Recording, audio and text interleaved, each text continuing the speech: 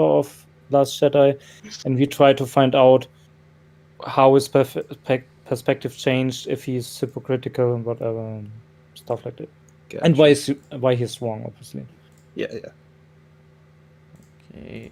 Okay, now we're live. How Let me bad? just share the... How far behind am I? I don't know if you have to reply to us when you hear it. You should maybe like type in the chat, like say something and we say something, and then you will see when it appears for you. Oh yeah. Wait, hold on. Does that make sense? Can you hear? I think I'm like 5 seconds behind you on audio. Wow, that sucks. I take like 5 seconds to get to you. Yeah. Oh, fuck me, I am. Okay, I shared the Shite. stream, shared on Discord as well.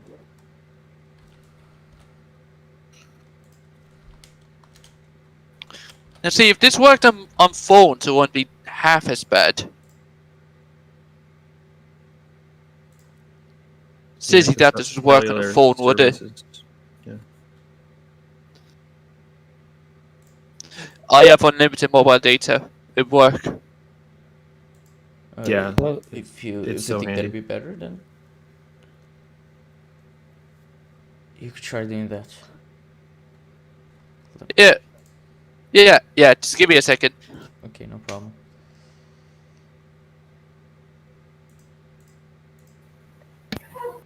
So this is the correct link this time, right? Yeah. Okay.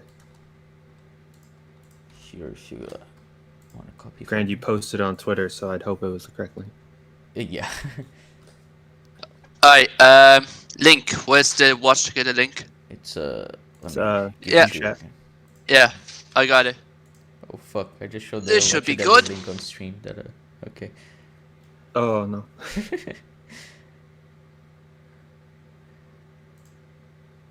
This is going to be good. Let me. Okay, let's just hope nobody enters it. So we're not big enough for people to want to raid our stream. Looks.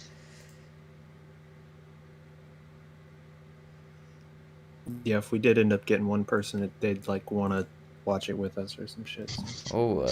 Oh great. Neb said he'd do a thumbnail. Awesome.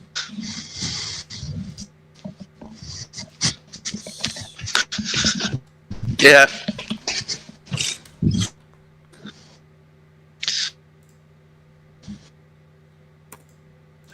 So, where's the watch to get a... here we go.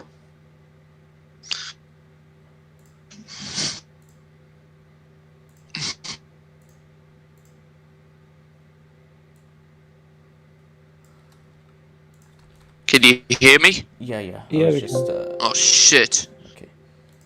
Oh shit, what? Chat. Oh, are people talking chat? Because chat isn't work. People are saying stuff on live chat. It's Oh, true. then I gotta. Let me. Oh shit! Yeah, they are. Let me. Sorry, I'm gonna need you.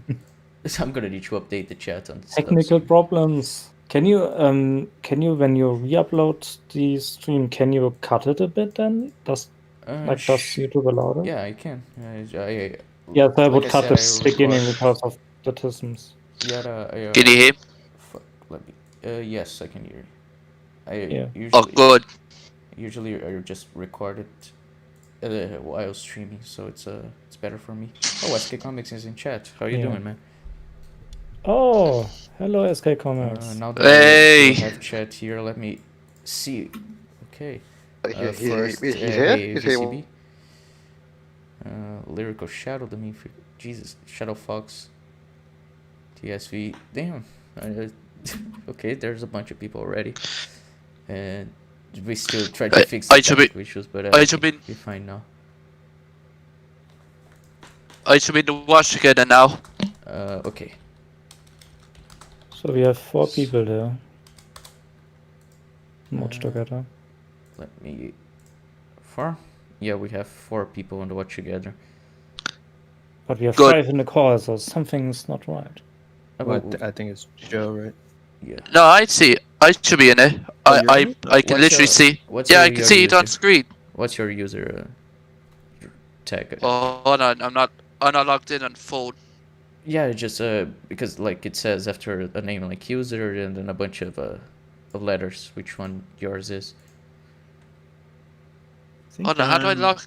Spizon. Gonna maybe? watch that and critique it, or yeah, we'll watch this video and then watch another video from the same creator, because they're, oh shit, just went on dark mode. They're kind of these videos are kind of antithetical, and we're gonna see how. Oh, did I change it to dark mode? I don't know. We just changed to dark mode, but yeah, okay, that's because of me. I didn't think that it would change for you as well. I just changed the background color to black because white sucks, and so I didn't know that it would change for you as well. Shall I change back, or I mean, I would have expected that it's only from. Okay, so it's okay. Now it only shows 3 people here. That's not good. Sorry. I'm trying to log in, but I can't see where okay. I can. Oh, no, I just changed my name real quick. Yeah, I changed my name. Oh, yeah, you can change your nickname. Tin, are you in? There you go. Yeah, there you go. That should be me. I'm in. Yeah. That's weird. Okay, so Joe.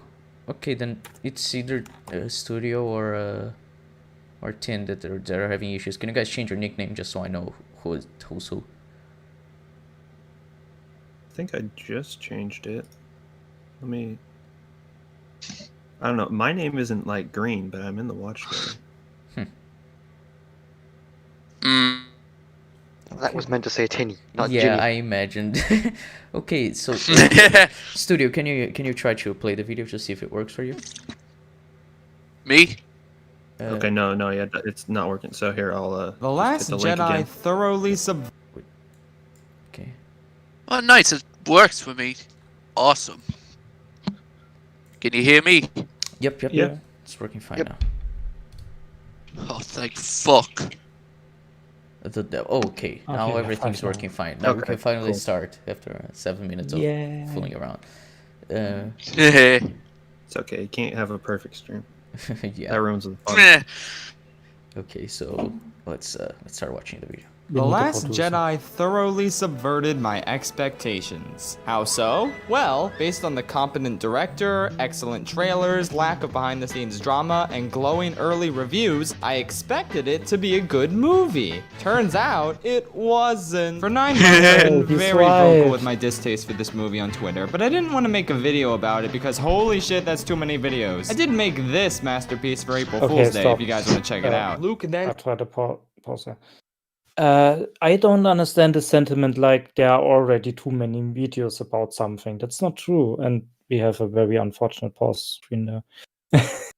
I mean, that's beautiful. Yeah, but like, why do people think that? I mean, sure, sometimes it's feel like, oh, these persons have made a video about it. Why should I say something about it? I don't agree to that. If you have to say something about something, then make a video about it. Yeah, I don't agree with that. Maybe it's the idea that people say that, oh, there are already too many videos like this. Like, sure, it may the thing may have been covered extensively, but if you're passionate about it, then you should do a video on it for yourself. And also when I'm a fan of someone and I want to make them video doing on it, it's because I want to hear them talking about it, not other people.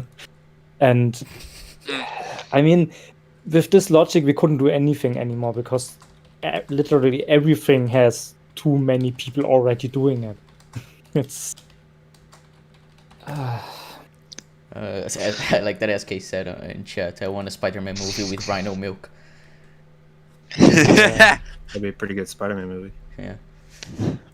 And squeezes the milk, the green milk, out into a bottle. representing how he bottled up all his emotions he felt during the events of A New Hope. What are they teaching kids these days? Anyway though, my reasons for disliking this movie are, quite frankly, reasons you've probably heard before. I think the directing is solid and the actors are all doing their best to make this garbage script work. And there's a couple of really, really good scenes. But yeah, no, this movie's No. poop. Wait. No. Did he call That's not a good Did he scene. call the fucking hyperspace kamikaze a good scene? Just I agree that it visually looks good, but fuck off. If you're gonna criticize TLJ, are you really gonna defend the fucking the hyperspace kamikaze scene? That's not a good hill to die on. No. Yeah, some people pick the weirdest things to defend. Oh yeah. I mean, Like, I mean, like, oh, I didn't like visually the it movie, looks. but, yeah. I mean, like, visually it looks amazing, but fuck off, it is not a good scene. Yeah. Okay, sorry. Yeah. Yeah, I was fixing the audio here, but yeah, it really isn't a good scene at all. It doesn't make any sense in the universe, and it fucks with a lot of stuff. Meanwhile, we have Infinity War. I was excited for this movie, but also kinda cautious and not too overhyped. I mean, this was an unprecedented, gigantic cinematic event, and I don't know if the Russo boys could handle something like this. Their two previous movies, Winter Soldier and Civil War, while both great, are some of the most grounded in reality films out of the MCU. Oh, Could they I thought you really would say pull that. off a massive two-part space odyssey that incorporates Thor, the Guardians of the Galaxy, Doctor Strange, and 50 other characters into a coherent film? Yes, I love this movie, and unlike Last Jedi, I plan to talk about it extensively in the future. But for now, let's talk about subverting expectation. Everybody likes to throw those terms around when talking about why this movie is a cinematic masterpiece on the same level as Empire or Shrek 2. But does The Last Jedi subvert expectations in a satisfying and coherent way? Well, let's see. What do you guys think about that question?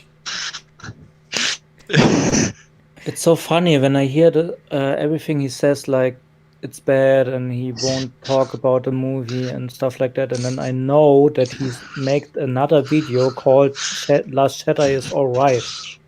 It's so funny to he hear. also- Yeah, he talked about Last Jedi like twice more after this, and he never said a word about Infinity War after it. It's like, What the?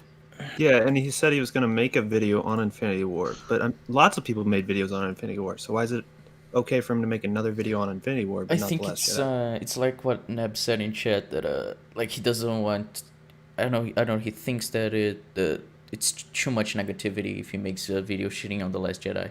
So like making a video on Infinity War is just more positivity, and more positivity is never bad. That's true, but more negativity is also not bad. Oh yeah, but I'm just simply saying But, yeah. how he probably thinks about it. Like, oh, true. People are already piling on onto SK, TLG. no. Yeah. No, SK, you're wrong. Sorry, but the plot is not nonsense. No, the it plot has isn't very problems, good. but it's not nonsense. I don't know. I'd The say plot in objectively Infinity the writing Oh, is you're like talking a about Infinity 5 War? or 6 out Yeah. of 10. It has Yeah, but a it lot still of makes sense. So I want to make it clear. Like I have to think more about the plot of Infinity War because I personally love the movie, but it has problems, but it's not nonsensical. I mean, I want to it, make it, that it clear. depends There's on most- how you mean nonsensical, because like if it has one plot hole, then you could already say that it falls under the category of nonsensical because it is interrupting the flow of the story because its internal consistency is broken, which means it doesn't make sense. Yeah, okay. But like if you just say as nonsense as it, like none of it makes any sense, or just say that nonsense categorizes when most of the stuff makes no sense, then sure, I'd say that Infinity War Yeah. is on the category of it makes sense most of the time, so it's not nonsensical. But yeah,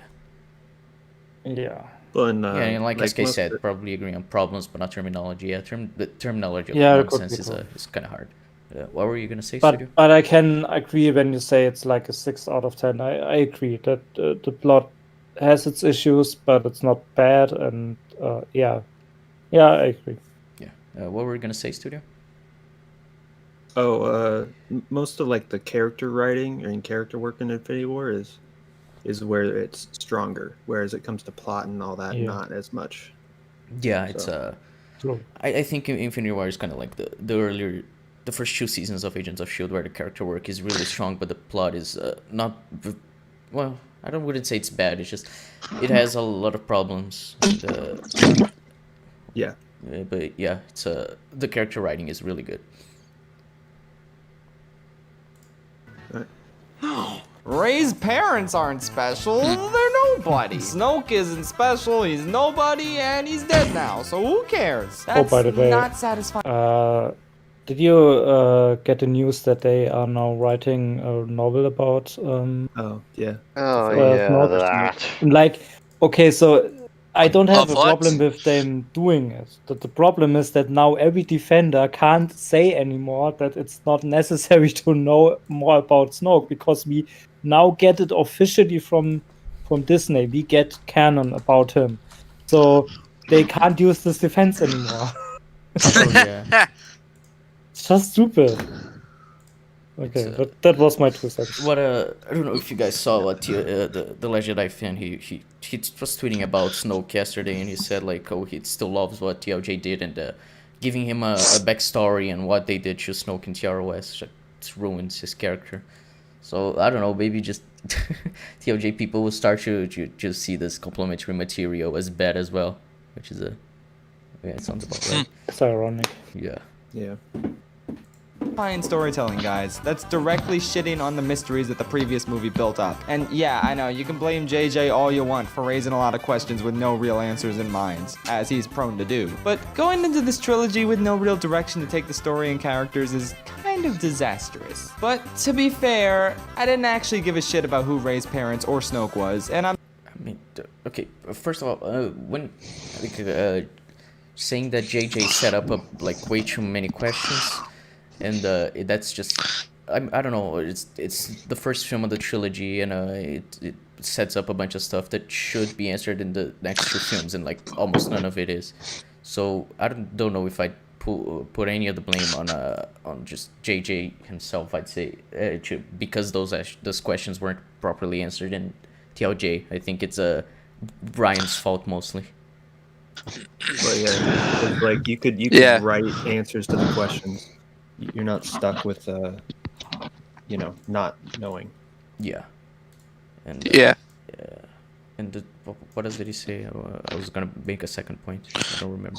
say all you want for raising a lot of questions with no real answers in mind, as he's prone to do. But going into this trilogy with no real direction to take the story and characters is... Oh yeah, it's just apparently JJ did have a plan for the story, so it's like Ryan Johnson was the one that didn't listen, that didn't follow those that plan, which is bad from Disney as well, from a them planning out standpoint, stuff like that. But it's also a problem for just like putting more blame onto Ryan instead of putting it all on just like saying that, oh, JJ didn't plan anything for Ryan to work with, because he actually did.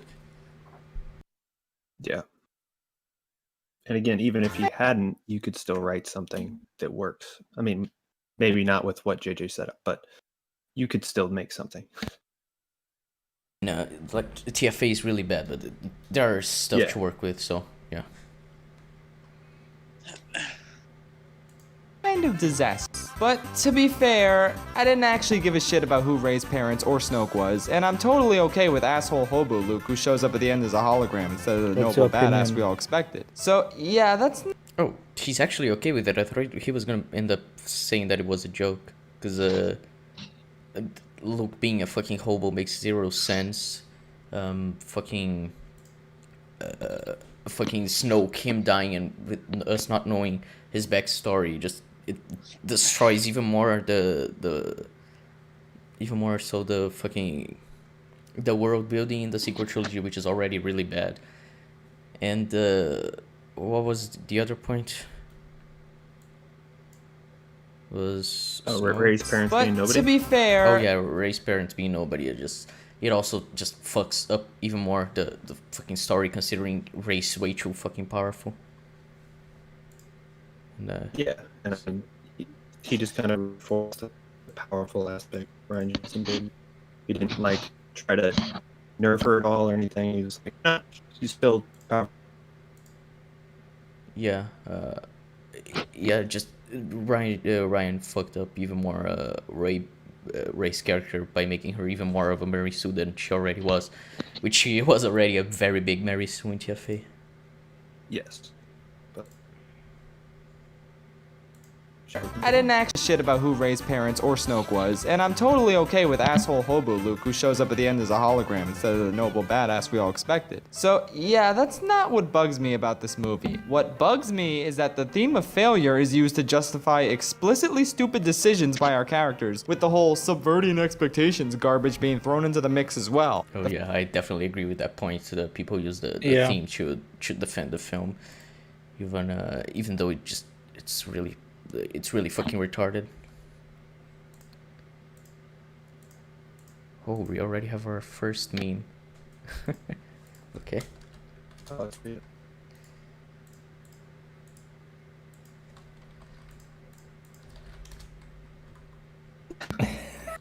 That's a great one.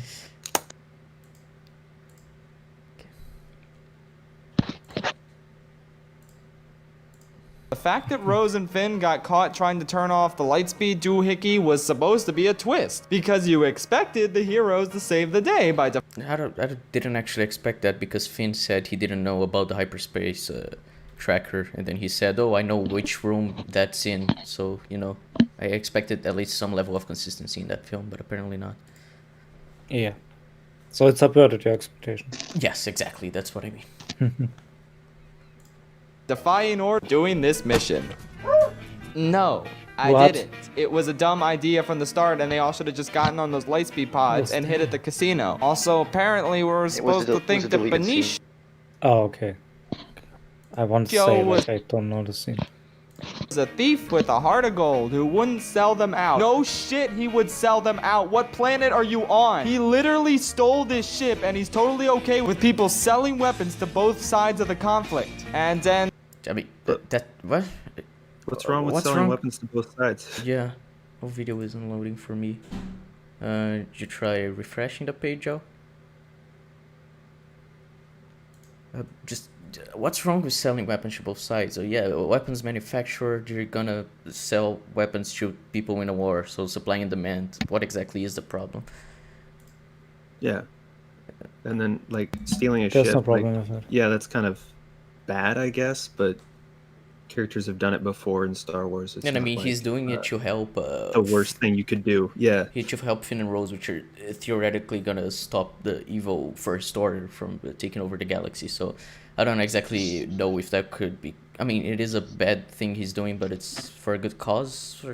Well, but one way just or more on his point of, like, of course he betrayed him when he stole a ship earlier and is okay with selling weapons to both sides. It's like, that doesn't.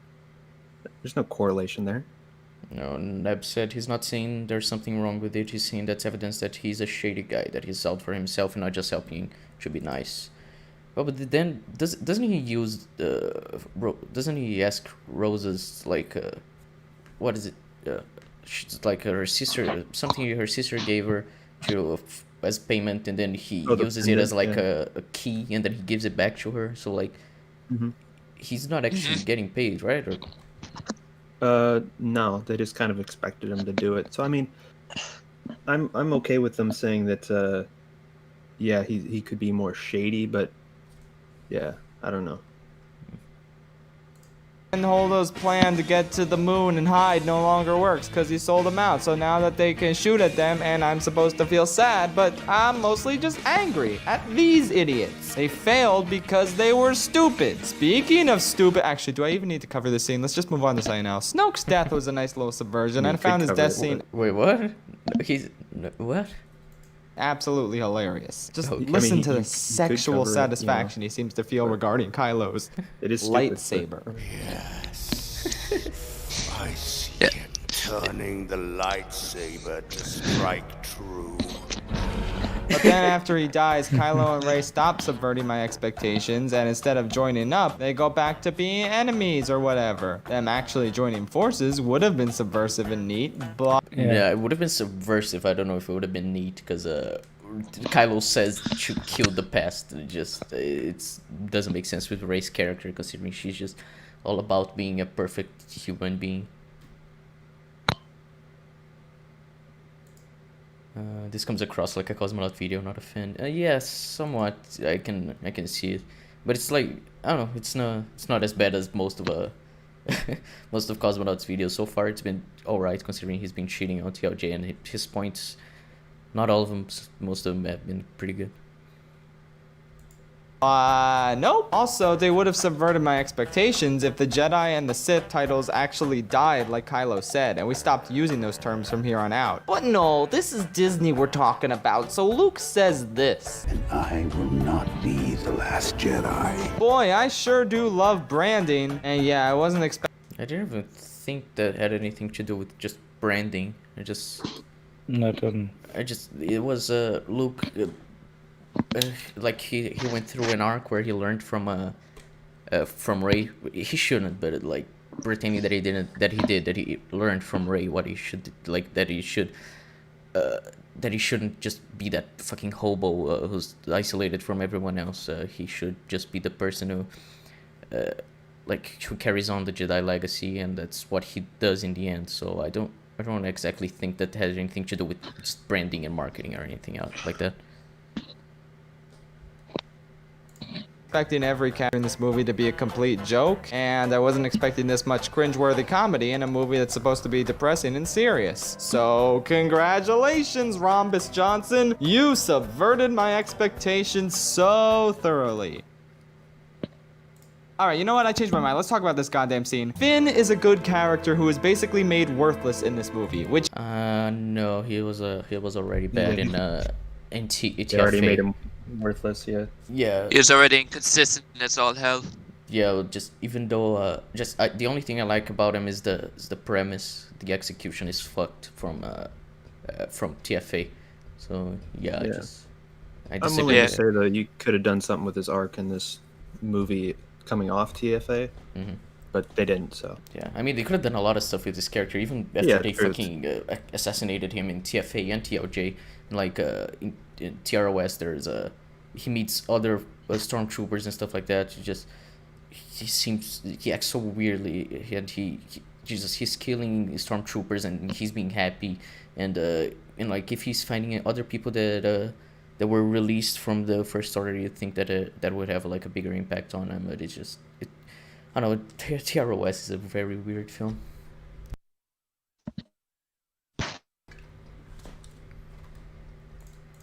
which seems to be a running. Here he has a chance to do something noble and sacrifice himself for the greater good, something he clearly hasn't wanted to do throughout both of these movies. But his character has grown now, and considering how he basically killed his main rival already after 3 minutes of screen time, oh yeah, another great subversion there, Ryan. His character doesn't. I mean, he killed her twice. He already killed her in TFA. Like, as Neb said in chat, they repeat the arc Finn had in TFA and TLJ, so it's basically the same thing he goes through in both films. It's really weird.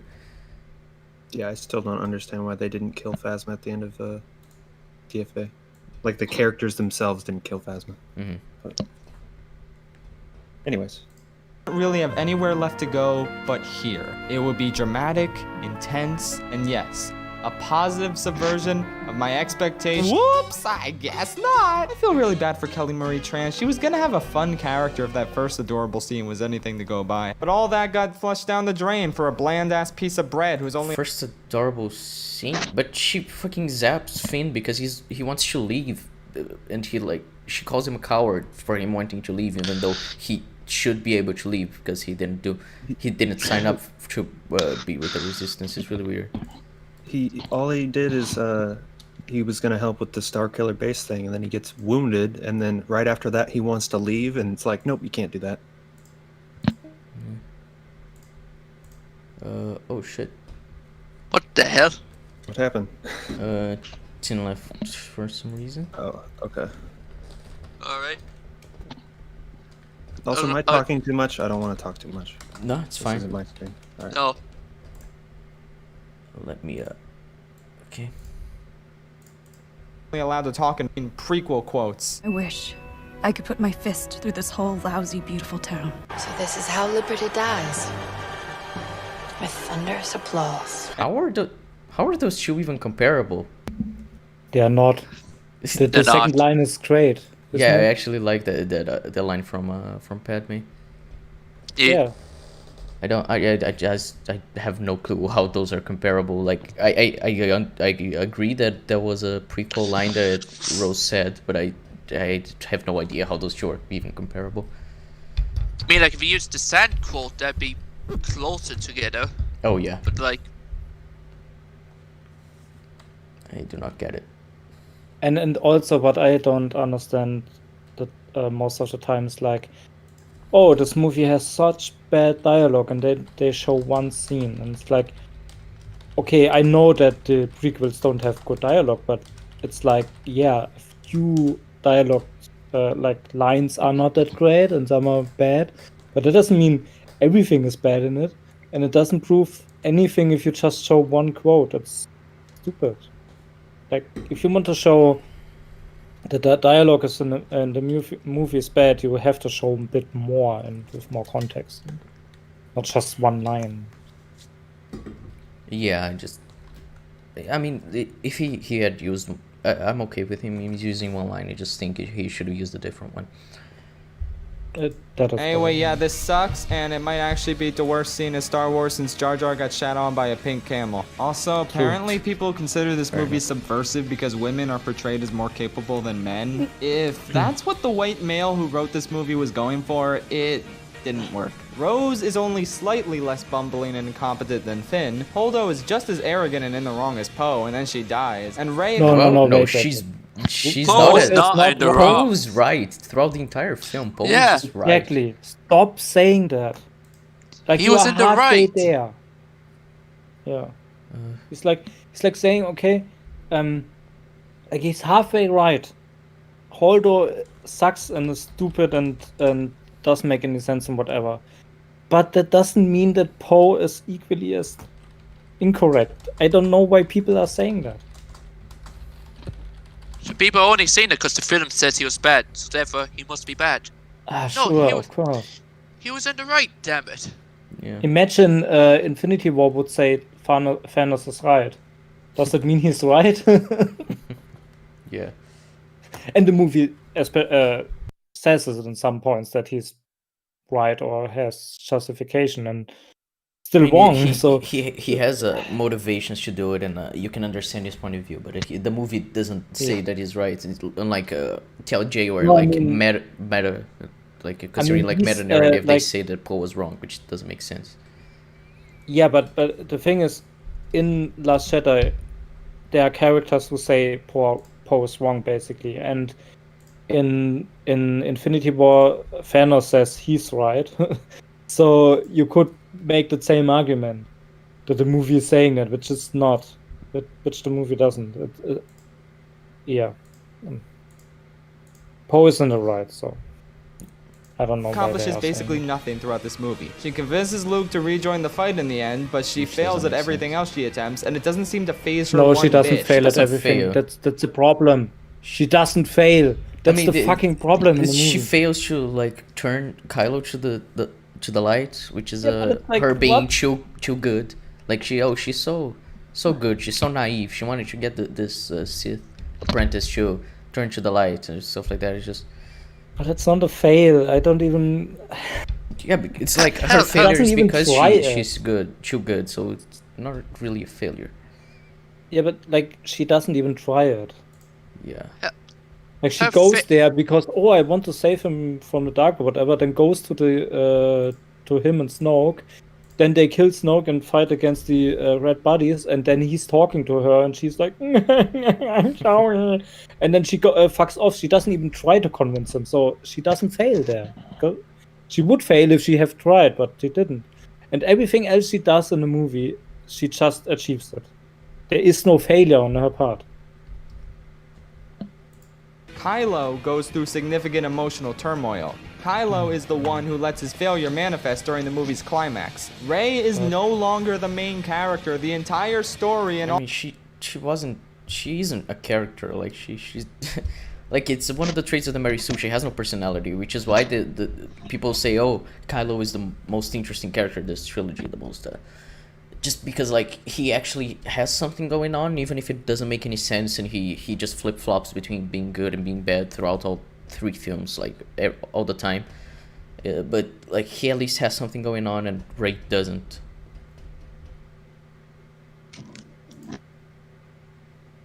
I agree. All the events revolve around Kylo, not the woman, the man. How did you fuck this up so badly? How? Why If you're are you satisfied with the- using this epilepsy-inducing thing? Just a Seriously, joke, I guess. dude. Yeah, but it's either first it's not funny, and second it's very distracting and like, my brain, stop doing stuff like this. Yeah.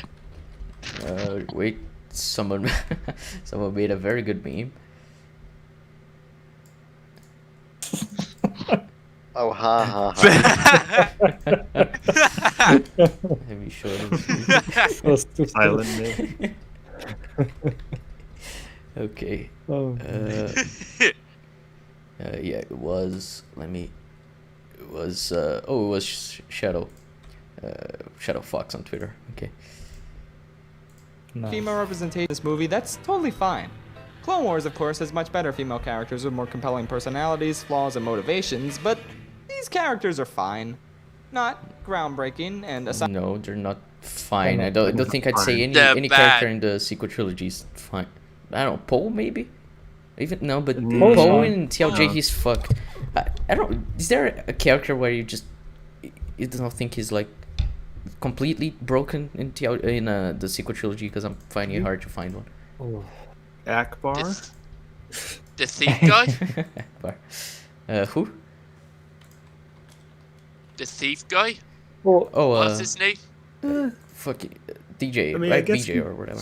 He is kind of consistent, Yeah. maybe? Sure. Yeah. I mean, he is portrayed as a like morally dubious and just wanting to get money no matter what. So, I guess you could say him. Yeah, he's a. and there's another character, the girl in the beginning, the sister of Rose. Oh yeah, she's Yeah. very consistent. She's not yeah. broken. Yeah. because she has like 1 I mean, minute I of would screen have liked to see more of her, but yeah, she is not broken. Yeah. So what we're looking for is very limited screen time for decent characters. Yeah, Exactly. Yeah. like you said, fucking Akbar, he's the best option. He Yeah. just shows up The in the less background and time- dies, so there's no way he can his character can be Yeah. destroyed. Except that they say he's dead, which is stupid. But yeah, Yeah. like the less screen time you have in the sequel movies, the better, because they can't fuck you up. Yeah, Neb said Babu Freak. Yeah, the only decent character in the sequels. Ah, Oh, right. yes. Sorry. Yeah, you're right. The best Perfect character, character. Babu Freak. How could I forget?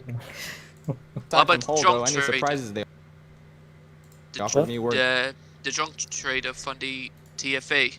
The Oh, guy yeah. who owned Rey. Who? That's a good one. Okay. Yeah. Who? I'm fine with that. The guy in the beginning when Ankar they're Plutt. Oh, one car on plot. Jakku. Okay, yeah. I guess so. Can't see anything wrong with this character. Yeah. So yeah, Sankar Blood is Except objectively that the he's best. like greedy, but Yeah, it's basically we're just looking for consistency. So limited screen time, Yeah. Yeah. more consistent. Yeah, basically, Yeah. if you show up in only one film, you're probably gonna be the most consistent. And the characters like Rey and Finn, Poe, Kylo that show up in all three, they're destroyed. Then there's Luke, which doesn't do anything in a TFA, and he's dead in TROS, and he's still fucking destroyed in basically all three films. But anyway. negative. So I don't consider their roles in the story to be positive subversions, especially Rey, whose character I adored in the previous movie. well, I like her as well. I have to admit, and I Yeah. think she's cute. But Same. I thought like when Finn first meets her, until Finn meets her and they get in the Falcon. After that, I stopped liking her. She stopped being a character. She didn't get any. I mean, I character. really like the scene where they fly over the like rainforest thingy on the other planet, where they meet Maskanata. However, is this the name of the orange lady? Mas, yeah. Yeah, Maz Kanata. Yeah. So they fly over to her thingy, to the bar or whatever, and they fly over the forest and the river and stuff, and she's like, "Oh, how beautiful," whatever, because she lives on a desert planet for her whole life. So that was a really great moment. But yeah, the rest of the movie, it was like, yeah, I would have liked to see more of that and not the other stuff we got then. We got a bit of that in TLJ when she was feeling for the rain, but like that was underhanded when she just knew how to swim. But an hour later on, It's super. Yeah, it's super. Yeah, why have her swim? That's so dumb. I was so disappointed to see her become a side character in what really should have been her story. Also, Well, it should have been Finn's story, but okay. I find should have Finn the been most Luke's interesting. story. I mean, sure, but like if you wanna do like start a new trilogy with new characters, I think Finn is the one that has the most Oh, yeah. potential. He's the one who, Absolutely. yeah, having like not have Rey at all, just have Finn and Poe, their friendship developing, and Finn learning that he like learning how to use the Force, and he becomes the Jedi. It would have been really interesting. So I'm gonna say this one time and one time only. If your biggest problem with this movie is that it panders to the SJWs, grow the fuck up. There's plenty to No. hate about this movie Sure, even after I you agree. drop your fragile male egos. Okay, I'm done talking. Okay. I don't agree. If that's your biggest problem, that's not problem in of itself. Like, you can have this problem as your biggest. It's I just sure. I mean, like what your biggest problem is with a movie is subjective. yeah, And that's what I if was you gonna say. really hate the SJW stuff, then I don't have a problem with that being your biggest problem. There are bigger problems in the movie, objectively, yes, but it doesn't mean you can't see that as your personal biggest problem. If that makes sense. Yeah, I agree. It's like I don't know, well, whatever like your biggest problem with the film is, that subjective. It doesn't matter. But yeah, I find the people that like they use the argument that it panders through SJWs or stuff like that. It's just I don't know. It's not a very Yeah. valuable argument. I think talking about the film and the writing and stuff like that is way more substantive. Sure, but I think you could say that a lot of the writing choices are a result of those SJW ideologies. So I can see why someone says it's the biggest problem for them, because it's the cause of everything else in the movie, or potentially. Talking about this movie forever, hopefully, probably not really. Infinity War, meanwhile, is a mastercraft on how to make a thorough... Yeah, that's why he stops talking about Star Wars now. Yep. Good. He does. Yeah. We don't need to watch the rest of this, do we? Yeah, considering his other videos on It's on The Last Jedi as well, yeah. I don't know, Soap, you're the one who said for us to watch the 2 videos. Tell us what you think. Oh no, I did. No, Yeah. then it was you. Then okay, then sure. Yeah. I just I need the link for the other video then. But I will give it to you. Just continue playing. thoroughly depressing, poignant story about failure, completely satisfying and fun, and powerful, and heartfelt, and horrifying, and hilarious, and subversive. And okay, let's move on to the first reason this movie subverts expectations in a good way. okay, a beautiful mess and why it's alright. Ooh, okay. Oh. Okay, yeah, I wanted to hear what he said, because he said about it that it was a mastercraft, and I disagree, but I don't know. Okay, beautiful mess. Funding for Schaffrillas is provided by... Oh, he also said his name, so you don't have to call him Shrimp, Joe. Yeah. But yeah, this video is can you see it on screen, guys? Oh, you can. Yeah, it's like almost 40 minutes long. Yeah. So yeah, it's Oh god. we'll take a It's while on something it. else. Let's yeah, okay. All right. So okay. Okay, so let's start watching it. I'm not prepared for that. Funding for Schaffrillas is provided by Skillshare. Tune until the end to find out how you can try Skillshare absolutely free. That's right, partner. Live free and join.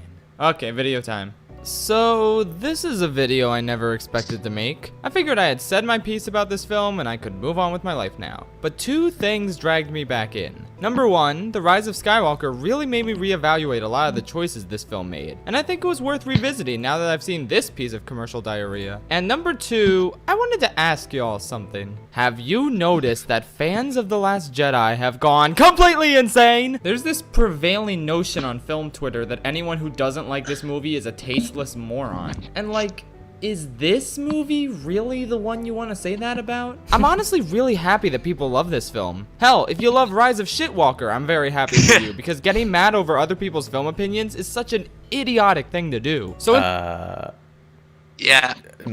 Okay. Depends on what he means. If you just, I don't know. I don't know. I find it weird to say something like that. And oh, okay. Neb made the thumbnail. Let me change that for a while. But yeah, like, I don't know. Saying that just getting mad at people's opinions, unless you mean to get actually mad or to just argue with people, is just two different things. But I know those two get conflated a lot, especially for especially on Twitter. So I don't know. And yeah, we'll see how he develops that thought. instead of disregarding someone's opinions on cinema and politics because they don't like an awkward casino space horse movie, how about we all take a chill pill and recognize that as long as you're not a racist, sexist piece of garbage, your opinion on this movie is valid. If you think this is the best Star Wars movie, that's valid. But even if you are a sexist, racist, whatever, your opinion is still valid. It just, like, you may what you say about the film can still be valid and can still be valuable criticism towards the film. So, like, you being a racist has nothing to do with your arguments, unless your arguments are only based on those ideologies that of being racist and sexist or whatever. Or you started the next video already. I thought. Yeah. I thought we. Okay. Don't worry, we're not that far in. As long as you're not a racist, sexist piece of garbage, your opinion on this movie is valid. If you think this is the best Star Wars movie, that's valid. If you think this is the worst Star Wars movie, that's valid. If you disagree with either of those two statements, then you can leave my video now because I am making this video exclusively for sane people. Wait. Okay, then. Let me just... It's valid. If you think this is the worst Star Wars movie, that's valid. If you Loving... Okay, if you disagree with these statements, so yeah, okay. I agree. If you disagree with these statements, you're a moron. It's fine. You can like whatever you like. Subjectivity is a... Why the fuck? Sorry, but I tried to minimize the video again on Watch Together, and I don't know how I had to do that. Like, I could make it full screen, but I don't know how to make it. Wait. What are you asking? To make the video full screen on Watch Together? No, I did it myself. So anybody can make it full screen for themselves, but I don't know how I undo that. Oh, it's on the little gear, like for the settings. It has a thing where you exactly. That's where how I got to full screen, but there is no gear anymore to go back. Oh, okay. then I don't know. Okay, but I got back now because I. If you press click the link there, it should work. Or whatever. And, okay, what is? Oh, okay. Someone asked in chat, why is it called ECUM? It means every cool underappreciated moment. It's the name someone suggested in our server. My idea. Yeah. That was my idea. I didn't remember if it actually was. Oh, don't be so smug about it. It's a play with words. So. It was either that or E-Dad. What the Zodiac came up with E-Dad. E I'm Daddy. pretty sure I came up with that. It was every delay a deadline. Yeah. Every Yeah. deadline a delay. Every It deadline. kept on deadline. delaying everything. Like the critique was delayed, the fanfic was delayed. It Oh was just yeah, I delayed. think like I just it was after I delayed my video on Zodiac. He said that he was gonna delay his critique as well, and just everything was being delayed. And we just came up with that name. Just Tin suggested it. That was like very early stuff in the. That was like server. a week or two into Yeah. the server, right? German words, I love it. I'm supposed to talk. Ich rede Deutsch, yay! Okay. Okay, so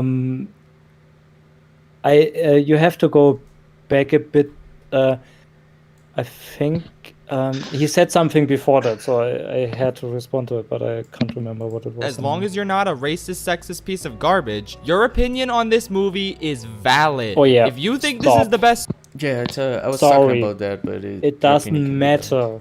Oh, you already. Sorry, but like. valid. No problem. We can talk about it. I can. The problem is, it doesn't matter what your opinion on politics, and religion and race and gender and whatever is. It doesn't. If Hitler would have said this movie is garbage, he would have been right. Yeah, his opinion would be literally valid. doesn't matter what you think about anything else. If you make a statement of fact and that statement of fact is correct, doesn't matter what your opinion on everything else is. The only thing you can say is that maybe if you say this movie is garbage, but like let's say TLJ is garbage, but Knives Out not, then you would have to justify it because both are garbage and both have the same problems and stuff like that, right? So we would want to know what your standard is. But it doesn't matter what your ideology is. It just doesn't matter. And I hate when people say, oh, you're just a bunch of sexists. I am a sexist. I openly admit it. I acknowledge that there are differences between both genders. That makes me sexist, and I accept that.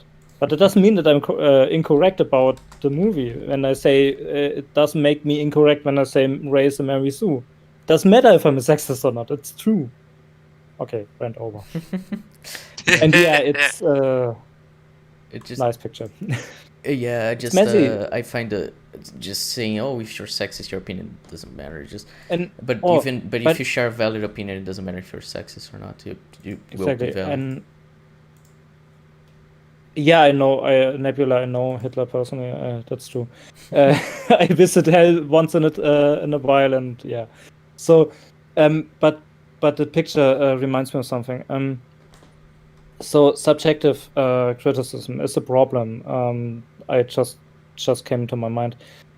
Because when someone says I like this movie, you should watch it, and I don't like they say it's, in my opinion, it's good.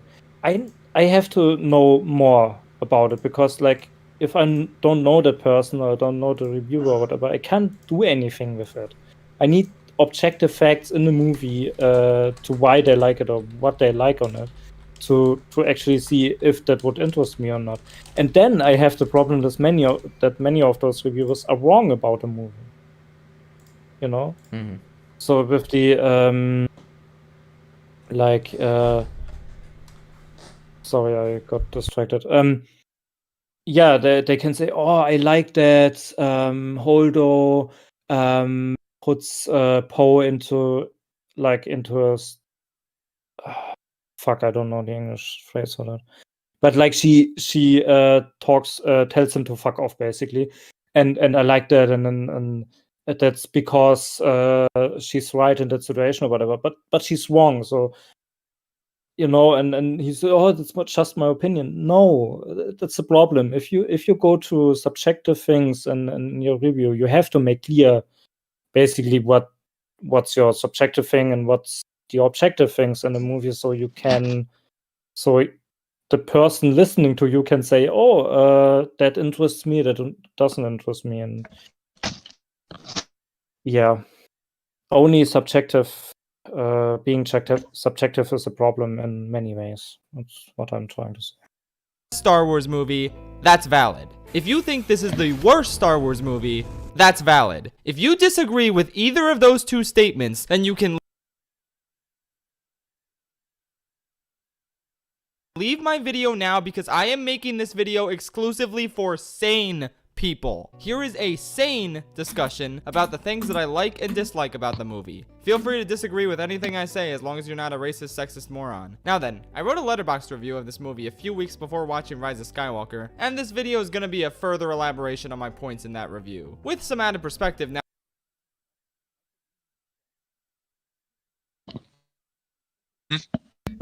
Who paused and by?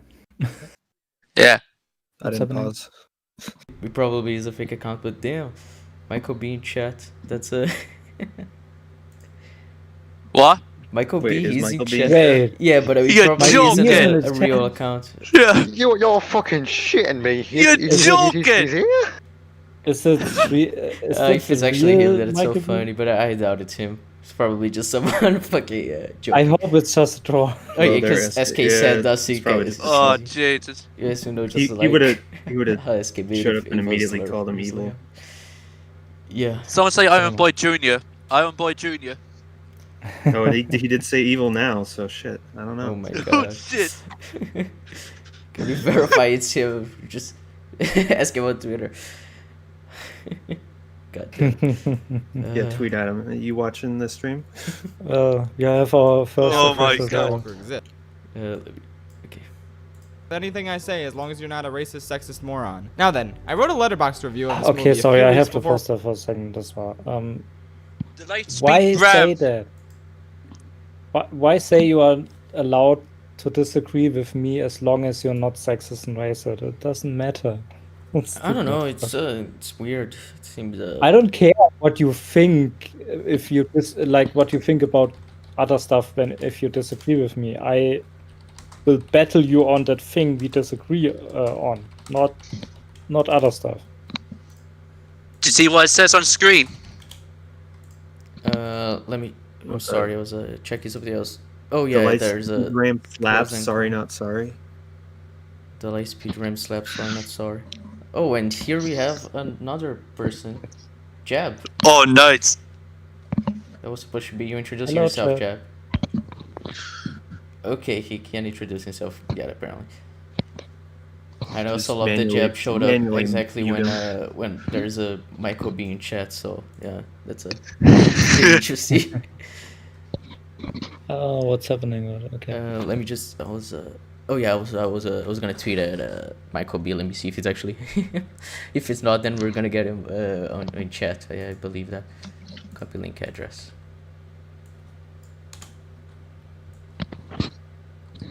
And Jeb, we can't hear you.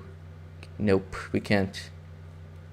What? Maybe try Oh. leaving the call and joining again. Sometimes that helps. Okay. Hello? Hello? Oh, hey, now Yeah, we we can hear can you. hear Oh, yes. Fucking Jeb late as 1 hour late. Oh my god, how dare Oh, you? dear God. Dear But we are God. in the beginning of the relevant video, so you're Yeah, he basically said that sexist, racist people's opinions don't matter. So you should just Yeah. you shouldn't even have come here because we know you're racist and sexist and ableist. yeah. Oh, yeah, especially the Oh, with your ableist. ableist Yeah, very slurs. ableist. Any disabled people, get out. Apparently, Oh you shit, are Kara allowed is to on play the Kara's in chat. Yeah, I gave it a What? link. Oh, hello. Okay. Did you apparently- you need to get into the watch together? The link is above in the chat, Jeb. Alright, let's find this. Yeah, I'll be a second. All right. Okay, so first you watched this guy's other video where he said that TLJ doesn't do subversions correctly, but Infinity War does, and he actually defended the lightspeed ramp in TLJ, which is never a good sign. If you see on screen, this is a letterboxd review he made of TLJ before he watched TROS, and before cons there are pros, and the last pro is the lightspeed ram slaps. Sorry, not sorry. So, be prepared for this type of stuff. This is I'm going to be a just shit curious show. because Yeah, it is. Okay. All right then. So can we continue with the video? No, but we Yeah. gotta talk about how that lightsaber slaps. Oh yeah, That it's shit slaps, bro. Slaps hard. yeah, it slaps every fucking viewer in the face with how retarded it is. but, Yeah. Hey, I'm back. What I miss? Nothing. I just summarized the other video to Jeb. Oh, there is another. Right. Meme. Okay, wait. More memes. What the?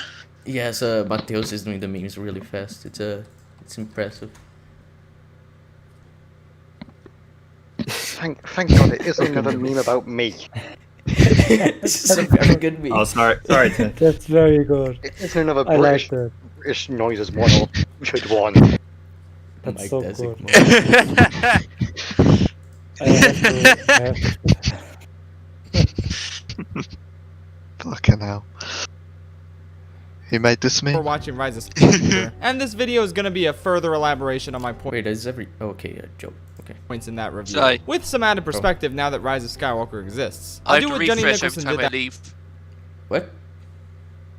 Every time I leave to go to the Discord, I have to refresh the page. Yeah. Just don't leave to Discord then. Gonna have to miss the memes. How am I meant? unfortunately. How am I meant to see the memes?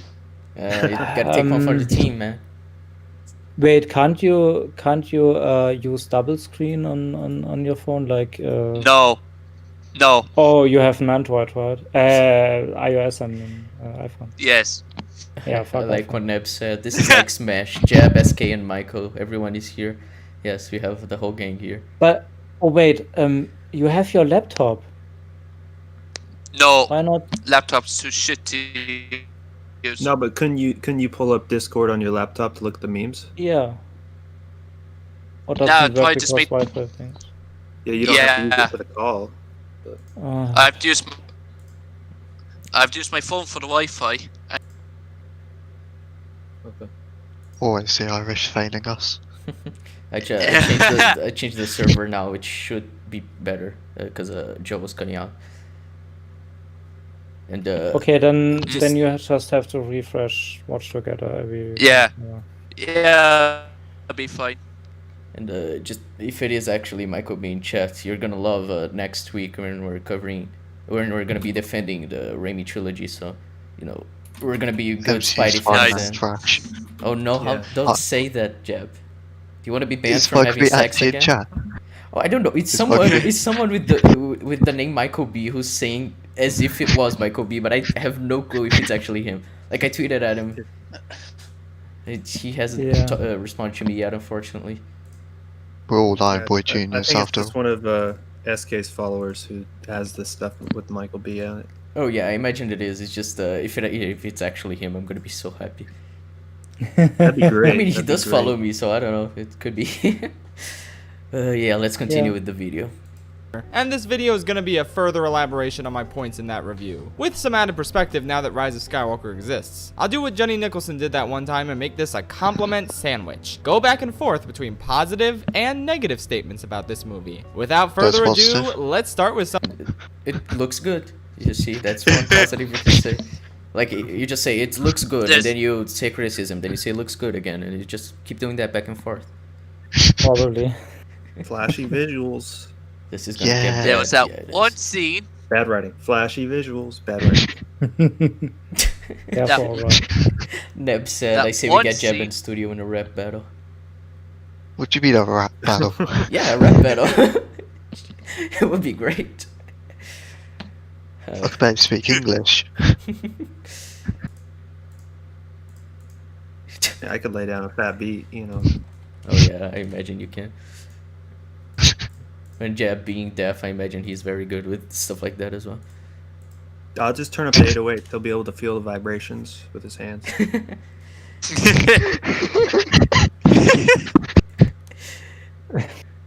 something completely non-controversial. Fuck off. Is this really? No. Really? Luke's No. is pretty red.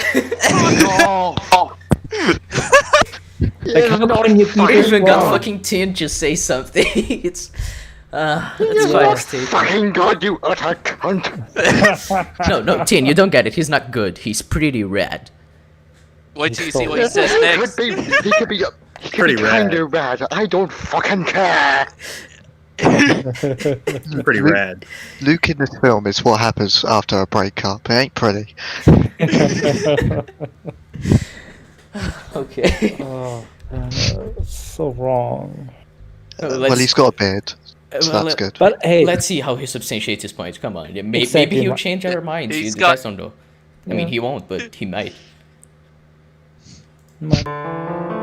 I may have gone too far in a few places. But oh well. Luke in this movie is friggin' awesome in my humble opinion that you can disagree with because no one is objectively right about whether or not. Oh, God. fuck no. you! No! he's saying it. No. Is he actually using the subjectivity defense? Fuck off. Oh, Shame it's a shit opinion. I only. It's in my opinion that an absolute coward looks awesome in this film. Exactly. God damn it. Okay, come on. I remember. The- Do you that's a remember hell of when an Luke opinion. reacted? Do you remember when Luke reacted to Han's death? I don't. Oh yes, Oh, because yeah, we that was didn't ahead need of that time. scene. That scene wasn't necessary in the film. It's just filler. It's It just was- filler, yeah. At So least he got important. titty milk. Needed, Mm. you know. Really adds to its awesomeness. Him drinking the titty milk makes him so badass. Oh yes. Instead of breaking down and crying at Han's death. Gives him strength. Of course. So I mean, badass. he drinks the milk and he looks like a no shits given face. Isn't that awesome? It's so much better than mourning at his best friend dying after he hasn't talked to him for years and just being killed by the person he failed to control because he was his apprentice and he tried to kill. You know, I'm getting angry. Let's just continue with the video. No. I'm already pissed. That's your weakness. That's your weakness in its awesomeness. No, we gotta have the green titty milks. Luke's Yeah. just a Mary Sue in the original trilogy, that's why. Oh, yeah. True. Luke said, Luke is pretty red. Well, yes, I am. Oh yeah, Yeah, he's talking about yeah. Luke Nukem. Everyone knows that. Just we Exactly. didn't get it at first. Wait. Yeah. Well, wait a second. Michael B and SK are arguing about math now. From a mess standpoint. Oh no. Oh my god. Am I? Oh. Jesus. Oh, that's a good companion, Shadow. Oh yeah, Shadow Fox. Fox. Your opinion is Great correct. opinion. Yeah. Michael B can seem to figure out how to add SK in chat. It's a it has a period after S and K, dot. bro. It's a S dot K dot comics. You get it. You know, it might I may actually have be Michael B with that if he's being confused with that. You know, That being- Yeah. Yeah. yeah. I really hope it is. You have no clue how happy that it makes me. Too far in a few places. But oh well. Luke in this movie is friggin' awesome in my humble opinion that you could disagree with because no one is objectively right about whether or not this was a good direction to take his character. No. Yes. Hold on, You're what? wrong. Objectively Brother, shite, you twat. Fucking hell. If So- I I just hear British noises. if I have a character that has one established trait, let's say I have a character that is established to have arachnophobia, right? So he's really afraid of spiders. And then I have him later in the movie walk into a cave full of spiders, and he's like, "Yo, what's up there? We're having a party, yeah, woohoo." That's objectively bad. It objectively contradicts with the character. That's not like you can like it, okay? He's having a party there, it's cool, and I like spiders. It doesn't matter. It's objectively bad. Just two things. First, Michael B's almost got the adding SK right, so you know, good for him. Yay! And Bloody. second, AVCB is told us Any day now. to let him finish what he's saying. So maybe he says something else here. So let's see. Maybe it's not Let's as bad see. as we think. Friggin' awesome in my humble opinion that you could disagree with because no one is objectively right about whether or not this was a good direction to take his character. But I don't know. I think it was. I like him here. Luke. Yeah, you're wrong. Oh, I'm- okay. Yeah. So okay. All right. Thanks, AVCB. That really elaborated a lot on his point. But yeah, it's yeah. He doesn't agree with objectivity, which is Yeah, but like Bean on our server points out, he says that The Lion King has the objectively best soundtrack of all time, and he specifies that that is the objectively best soundtrack. So he's acknowledging objectivity earlier, but now he's saying that doesn't exist. See, he'll only acknowledge it when it suits him. He'll only acknowledge it when it suits him. Of course. Otherwise, it just doesn't exist. Yeah. How can a character be awesome if it's a blatant contradiction of what's been established before? I don't Because he understand. likes it. Because he likes it. It was rad. Yeah, it was fucking rad. He's pretty okay? rad, man. He's super awesome in TLJ. Yeah. Yeah, he's so awesome. He went to an island to die for 30 years. Like, That's so rad. Awesome. Ain't That's that rad. rad? What's I the mean, issue? in the Oh, end, yeah. isn't he fucking badass in the end when he projects himself instead of actually going to crate to defend the people he cares about? Isn't that fucking awesome? And then he dies being a coward. Yeah. I could wrap up this film so quickly. Rey just knocks him out and takes him on the ship, flies over in the Falcon, done. Yeah, and I mean, they even show that she can fucking beat Luke. It's so easy for her to do that. I hate the Secret Trilogy so much. I just don't understand. Luke knows his sister needs his help, and he's like, nah. Yeah, screw that. She could die. But he's awesome, isn't he? So who cares if it doesn't make sense? He's rad. Okay. He can show love for his loved ones. That rub on his awesomeness. It's too awesome. He's like, you know what? I formed Kylo, so I'm going to leave it in case things get worse. But the only alternative is the Empire 2.0. So you know. I don't know, Luke. That don't make sense. Yes, but he made a bet, so all the Jedi should die. So he's not gonna help the people he loves. It makes perfect Lucas sense. Hitler. Lucas Hitler confirmed. Yes, he is. Oh yeah, this is a fake Michael B. He's this Michael B. He's been way too over the top, and SK said this is a fake Michael B. account. The real Michael B. trashed TLJ and said Holdo is the worst Star Wars character. Wow, Michael B's based. God damn. Oh yeah, he did say that. He hated Holdo. Damn. Nice. Damn, Michael B's Based actually pretty Michael based, B. man. We just can't rely on him on MCU and stuff like that. And TLJ is still trash, but Luke is still great. Now he's backpedaling. Yes. Spidey haters. It's unfortunate, man. But that was a good try. I'm happy that you almost fooled us into thinking it was a Michael B.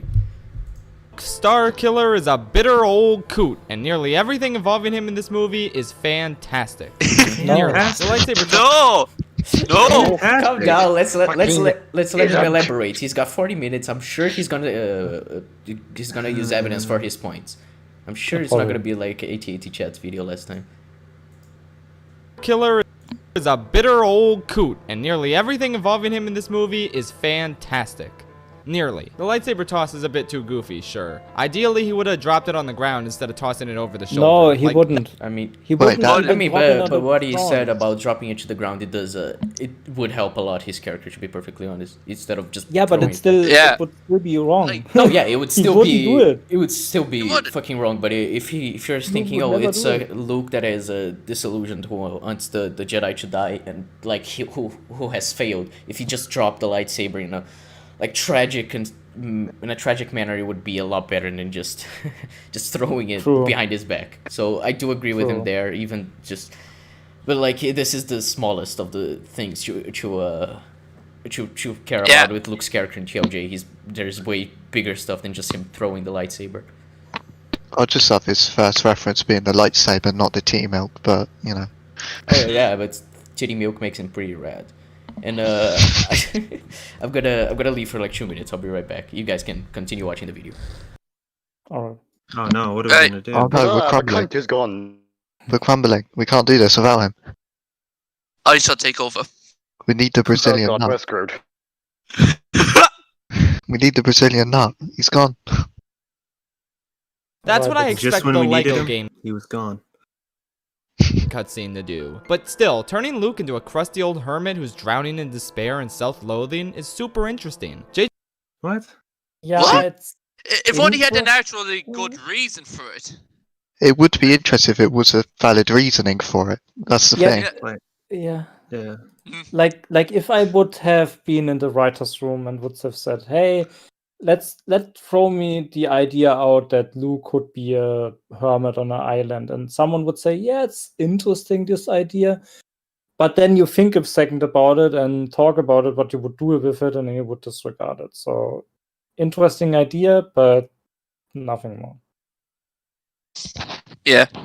Yeah, so that's about right. J.J. Abrams gave us inherently uncreative choices for Han and Leia in this new trilogy. What's Han doing 30 years later? He's still smuggling and stuff. What's Leia doing? She's still generaling and stuff. Wow, that's so riveting. Granted, both of them are entertaining in those roles, but I'm glad Ryan decided to take Luke in a different direction. A different shit direction. Oh, and I will say that, like, Leia, I feel like that's in character for her. If there was I'm back. Not like with an evil Han. force, that she would be a part of going against it. So, not Han though. Han is not Han. He'd never be like that. And different doesn't necessarily mean good either. What did he say in the while I was away? He said Han and Leia were just doing the same as they were in the original trilogy, and he's glad that Luke had a different direction. Yeah, he said wrong. Yeah, he said Han was still smuggling and stuff. Leia was still generaling and stuff. But like, that's just wrong.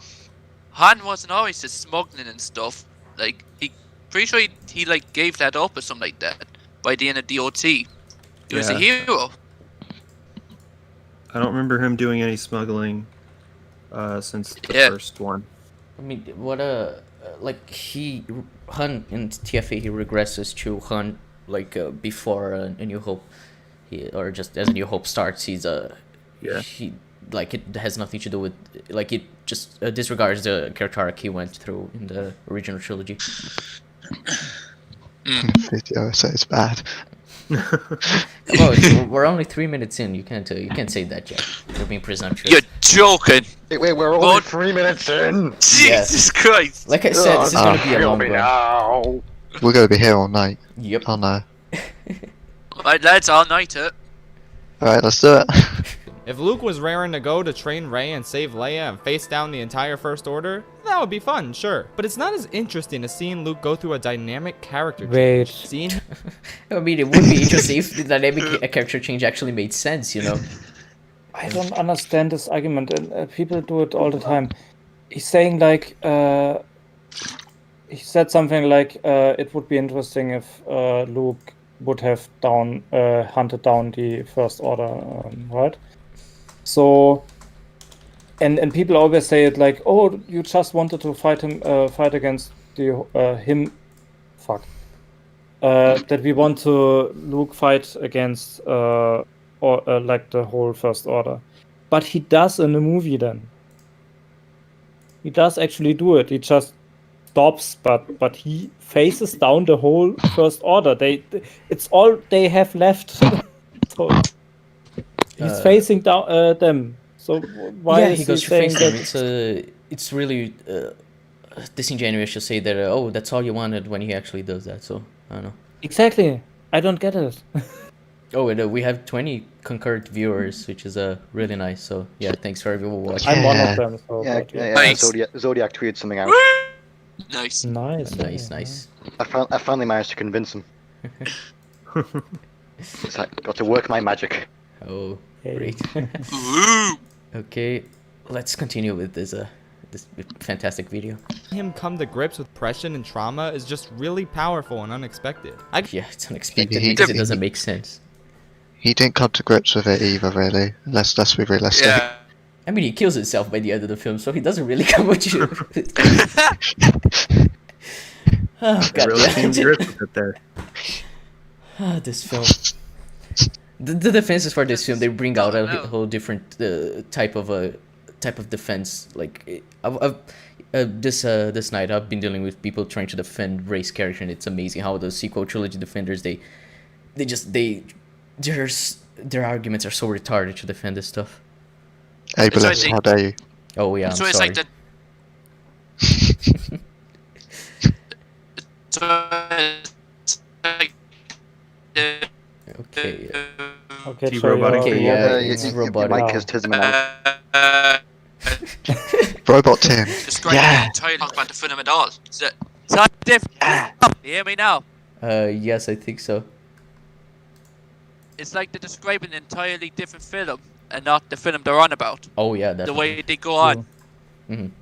Yeah, they just what I found mostly with debating these people on Twitter today, yesterday, it was just seeing that like their defenses for stuff in the sequel trilogy, they create more problems. So just like trying to defend Rey being Mary Sue, for example, someone said, "Oh yeah, but she dies." But then I just said, well, but she's brought back to life by new power that was introduced in this film that doesn't make sense. That just like fucks with the entire Star Wars, entire Star Wars series, which is basically the plot bending around the character so she can succeed, which is a trait of the Mary Sue. So like if you see it, you have a lot of most people defending the sequel trilogy. They don't actually have really good arguments, and I'd actually be really interested to have a discussion with the Last Jedi fan about this, considering like what he's been saying recently on Twitter. But yeah, I really don't think that like most people defending the sequel trilogy have good arguments at all. No, they don't. I mean, they can't have good arguments, because if they had, then the movie would be better, but it isn't. Yeah, I mean, I don't know. That's the problem. Yeah. Well, it's like you're not even defending like a mediocre or fine film. It's Yeah. like, no, it's really bad. So it's like you can't have any arguments that actually hold anything. Exactly. I can see why people didn't like it, but I think it's really neat. The most contentious element of You the said story. it's garbage. He already said know that he meme. said it's neat like twice. So can you please elaborate on it? He's like, this is his first point. He's been talking about it for what, like a minute and a half or something like that, and he repeated the same stuff like 3 times. Of course, is learning that he considered killing Kylo. Luke, the guy who saw the good in Darth Vader even when Obi-Wan and Yoda didn't, suddenly thinks his nephew is beyond saving and nearly kills him out of pure instinct. Oh, the horror! How could he Yes. do that? This Yeah. is easily the toughest. That's character assassination. How? Why are you mocking it? Yeah, he's trying to refute it by mocking it, but that doesn't work. Just because you say it in a funny way, and it's not funny, but just because you say it in this way, doesn't mean the point is wrong. It's a blatant. You need more than that. It's a blatant contradiction of character, and I want to say something that is often a defense by sequel fans when they go, "He was going to kill Darth Vader." No, he wasn't. He was disarming him. Yeah. He aims for the hand Literally. specifically. Yeah. Even so, he didn't he- kill him. Like, if he was going to, Yeah. he didn't. And Luke fucking ignites his lightsaber while Kylo is asleep. And Yeah, and Luke tried to make Vader good before they started fighting. So that's retarded.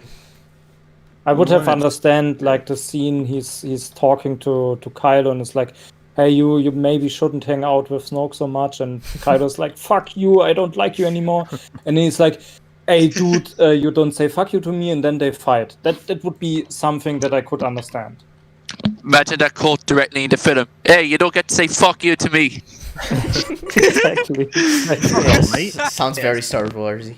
I come around here with Yeah. that. What you mean they don't say fuck in those movies? Alright. He kills him out of pure instinct. Oh, the horror! How could he do that? This is easily the toughest pill to swallow about the entire movie, and I definitely Yeah, I hated wonder this why. character choice for the longest time. But honestly, I've kind of come around to it now. Luke is not a perfect character. He's Yeah, he never was too been. good. We all Yes. kind of assume that he always makes the right choices because No, No, we we don't. didn't. No. Have you No. seen Return of the Why Jedi, are you you- Bad fucking decision, moron? He does it. There's not making the right choices, and then there's attempting to murder your nephew in his sleep. Yes, exactly. Fucked up Call in, it a bad in choice to be Empire. an undersea another fucking century. And he also makes decisions like normal fucking people would make. Trying to kill his nephew in his sleep is something a psychopath would do. Yeah. Yeah, and going back to that one point, even if like he was gonna go through with killing Vader, it's like, okay, he's gonna kill Space Hitler, Yeah. or he's gonna try to kill his sleeping nephew. Yeah. Yeah, he's either going to Completely kill different. Space Hitler, who just threatened his sister, or his sleeping nephew. And the Sure. choice is Seems pretty obvious. obvious to me. Yeah. Yeah, Yeah. Sleeping nephew. Yeah, obviously. yeah. Yeah, screw the nephew. Yeah, Hitler was right. So. of course, yes. Hitler, Good to know we're on the Hitler same did page. nothing wrong. Yes, we have a German Hit- here to confirm that Hitler did nothing wrong. Yes. Yeah, Totally. that's just good. The thing is, Can't wait for the, this video the to be thing taken down. is, when they go, we think Luke's perfect, they ignore the entire Dagobah scene with Yoda. Mm. Oh, it just Yeah. the beginning of Return of the Jedi, him going to Jabba. That's not him being perfect, like at all. So No, we he don't makes think that. mistakes. yeah, We like Luke because he's not perfect. If he would be perfect like Rey, we wouldn't like him. Oh no. He Yeah. makes his mistakes. He is hot-headed sometimes. He's and whatnot. But and that's why we like him. We want to see him grow. We want to see what he does because of the traits he has. And that doesn't mean that, fuck. I mean, what Neb said Yeah. here, Empire is nothing but Luke making mistakes and getting beaten up, and it just, yeah, that's true. Like him in Empire is him being a very flawed person who fucks up through the entire film, and that's the best fucking Star Wars film by, as most people say, and it's just the most well written and the one people remember the most outside of potentially Return of the Jedi. And his point is that people think Luke is perfect, but in Empire he isn't perfect, and that's what makes Empire such a fascinating film to watch. Pretty much. He's Luke Skywalker, Jedi Master. This untouchable deity who's grown so wise and powerful that he's completely infallible. Nobody thinks he's a deity and untouchable and whatever. I don't. He's saying this stuff, but we aren't actually shown any of this. Like him becoming so powerful that he becomes a god. Like he became a legend for some reason, and people didn't know if he was real after 30 years, which doesn't make sense. So like every justification for Luke's character in the sequel trilogy and in TLJ, it doesn't make any sense at all. This is the Luke Skywalker that everyone in The Force Awakens is extremely excited to find. This is the Luke Skywalker that's gonna single-handedly turn the tide of the war and save the day. Yeah, that is retarded, and it's a problem with fucking TFA as well. Yeah. And Soapy, say something in chat so I can give you a mod. Oh, actually, Neb, you're a mod now, so yeah, moderate it. Do we trust Neb as a mod? Well, we're gonna have to. I don't trust him with many things, but a mod, maybe. I don't know. I mean, like, it's either Neb or the German. Pick a poison. I gave SK mod by mistake. I wanted to give it to Soapy. Oh shit. Okay. SK, Soapy, that's the same. SK's the Hitler of Spidey Twitter, you can't give it to him. He's evil. Jabula. Yes, that is the ship name. Neb is shipped with basically everyone in the server, so... Okay. We're only 4 minutes in this video, oh no. Yeah, but it's just been... Like, on this video alone, I think we just spent like 30 minutes, so I think we're good. Oh no. Hopefully you go much quicker when he gets to shitting on it again. Oh yeah, we'll most likely agree with him when he starts shitting on it. Or at least I hope so. This is the Luke Skywalker that doesn't exist. This portion of the movie is about rejecting the myth and coming to terms with the harsh reality of who this guy really is. Yeah, but What? who he really is, according to the film, is not who he actually is, as we've seen for 3 films 30 years ago, and there's a complete 180 of what his character was all about. I still have a couple of times he's retarded in this film, so... Yes, he developed some sort of brain damage throughout the 30 years, and just the film didn't have the balls to show it, but it's implied. The Team Milk had that side effect. That leaves him high all the time, and that's why he tried to kill Kylo. Makes sense. I can get behind that. Hashtag Jack Caro. Yes. I Oh, support that as well. oh no, they're fighting over me. Oh no. Oh no! Man, I wish people would fight over me. I've just got one person. Oh! Wow. Try saying that to Zodiac. Don't you dare say that to him! You say Right, that to that's him it. and I am dead! Time to turn. You say that to him and I am sleeping on the sofa tonight. Interesting. He slipped up. He did something He so slipped up. That's so demeaning of what he actually did. Like, oh yeah, he just tried to kill his nephew. He slipped up. It's a common mistake. No, everybody's like, made that mistake. Yeah, everyone does it every once in a while. You just try to kill a loved one in their sleep. Who doesn't do that?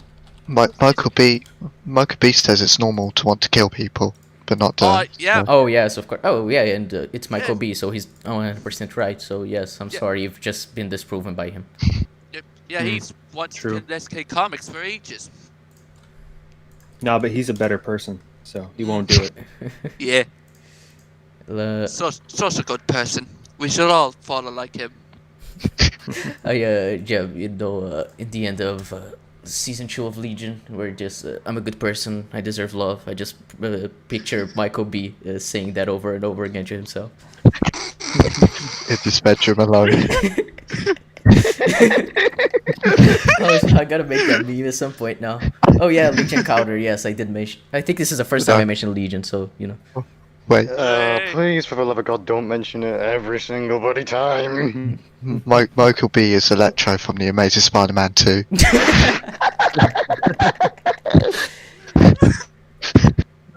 Oh, hi, Spider-Man. I think the real conversation we should be having here is Transformers 3 is better than Frozen. who this guy really is. He slipped up. He did something so ill-befitting of his character that it ruined everything and haunted. He just admitted that it's inconsistent with his character. It's something he shouldn't have done, but he did it.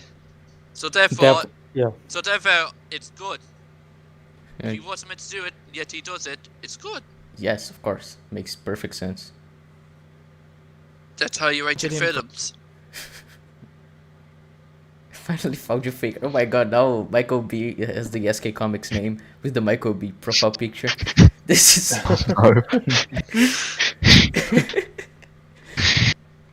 for years, and hinging the entire story on such an egregious contradiction of the person we think Luke is brilliant. It's brilliant! Oh my god, how can you actually say that? I'm sorry. What the actual fuck? No. I can't believe this is something an actual person said. I said it sarcastically. I didn't expect you to say it. No. Oh my god. It's fucking brilliant, okay? Of course, my yes, it's God. brilliant. You're just racist and sexist, okay? Yeah, It's but pretty that's besides the Not liking point. Luke. Just no, I can't believe he's the fake SK, I'm the real one. Yes, I believe so. Just What's happening in chat at this point? Oh no, it's more interesting the video. So. oh yes, of course. I can't see chat. Fucking mobile.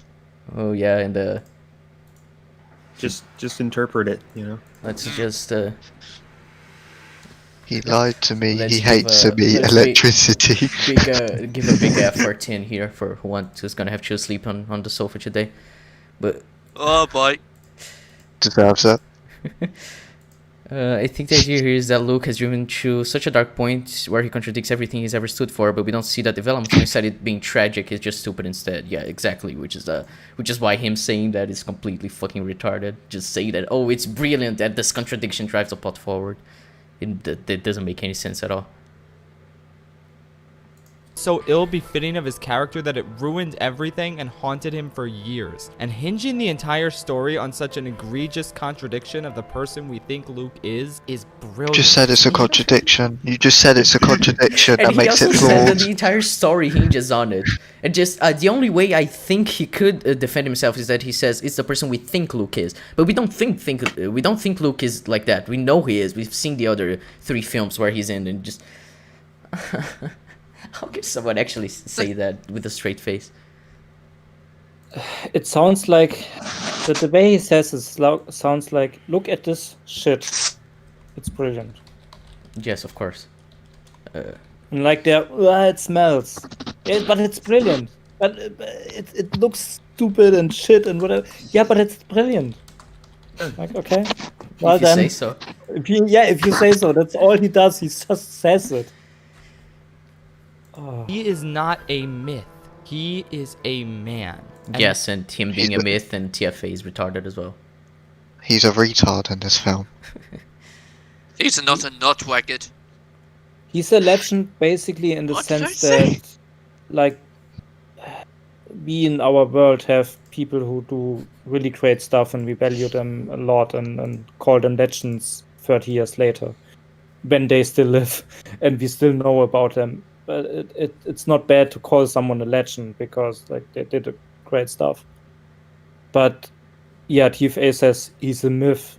Like nobody really knows if he actually existed or not, which is really retarded. Yeah. No man is infallible, as difficult to accept as that is. It is difficult to accept. We've seen the original trilogy, you fucking moron. I just like the shot where she just hits him in the back of the head when he's walking away. That could be the moment where Rey knocks him out and just takes him to help the resistance, as Jeb said.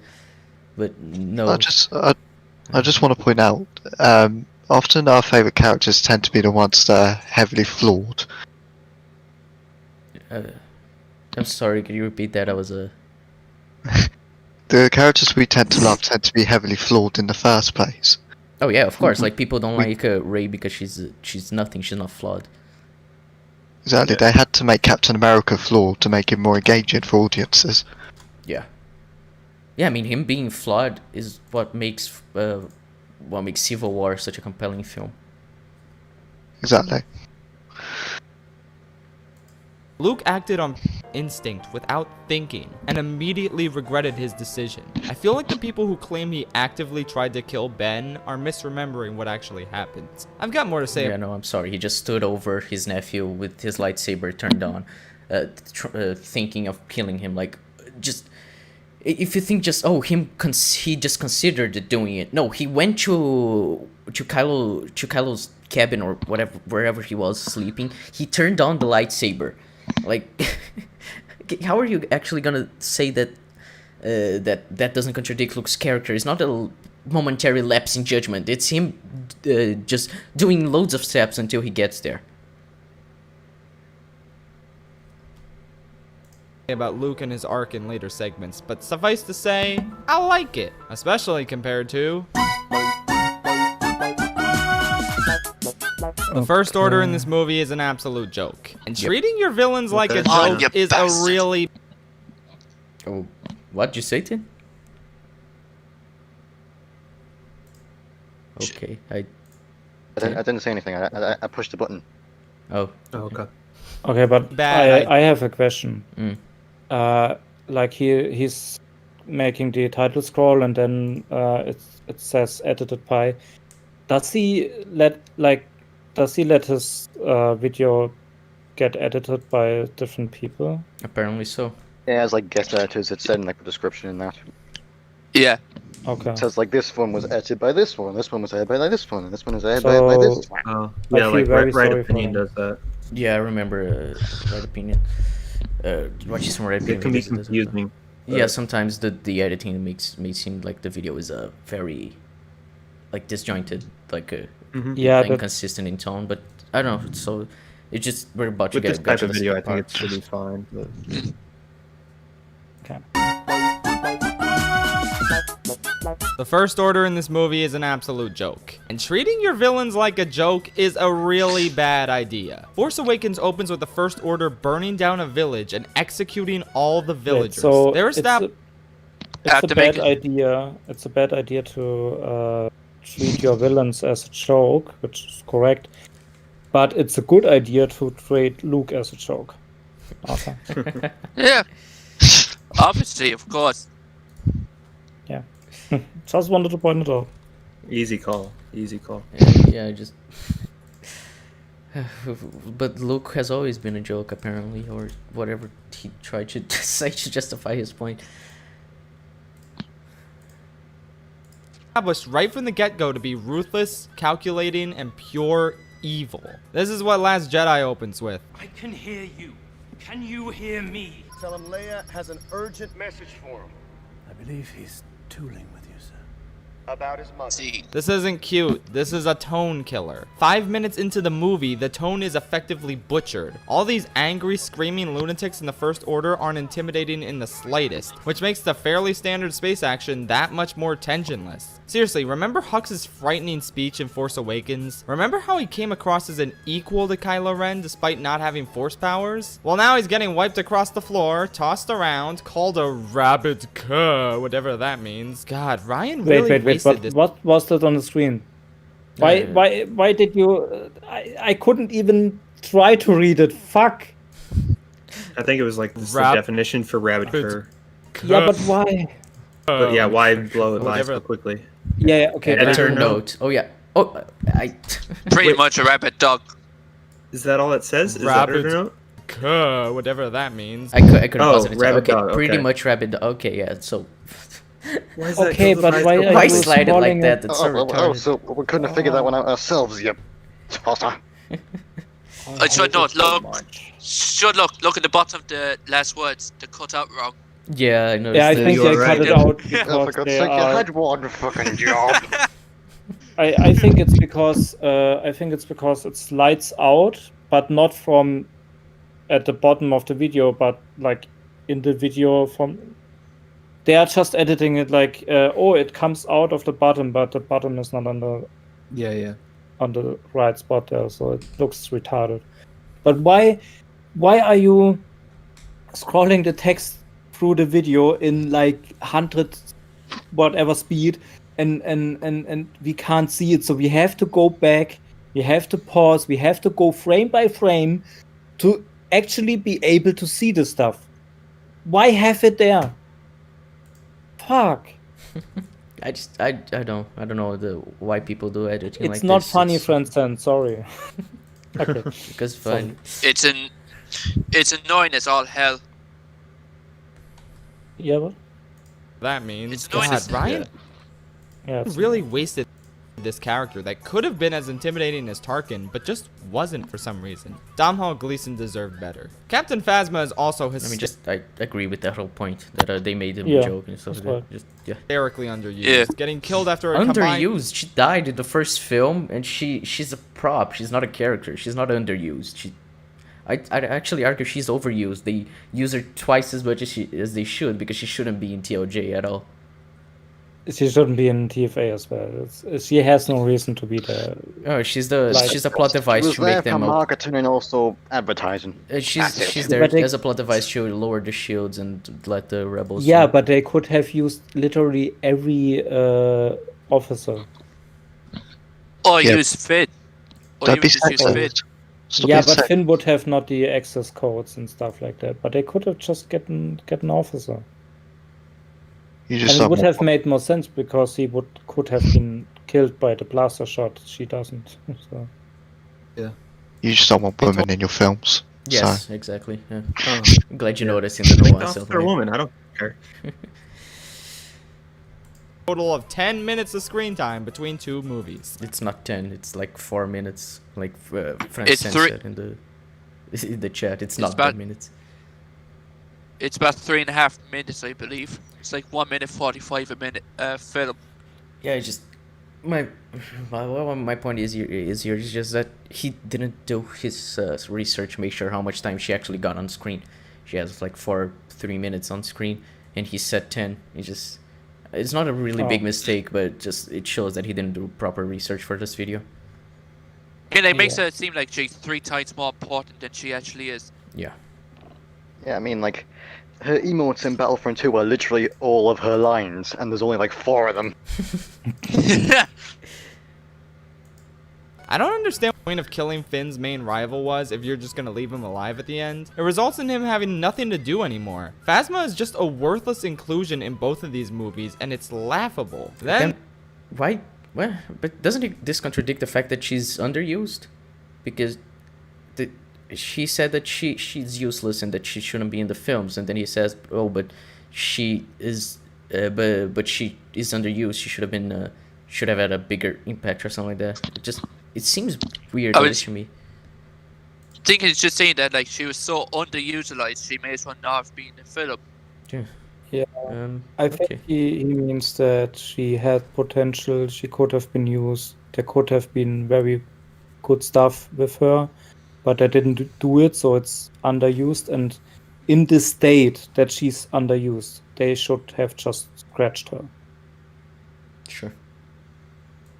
there's Big Boy Snoke, whose death was actually one of the story beats I liked on my first viewing. I also like his death scene because it's so hilarious and idiotic that it's great. I've said it before, No. the sexual... Not a good reason to like it.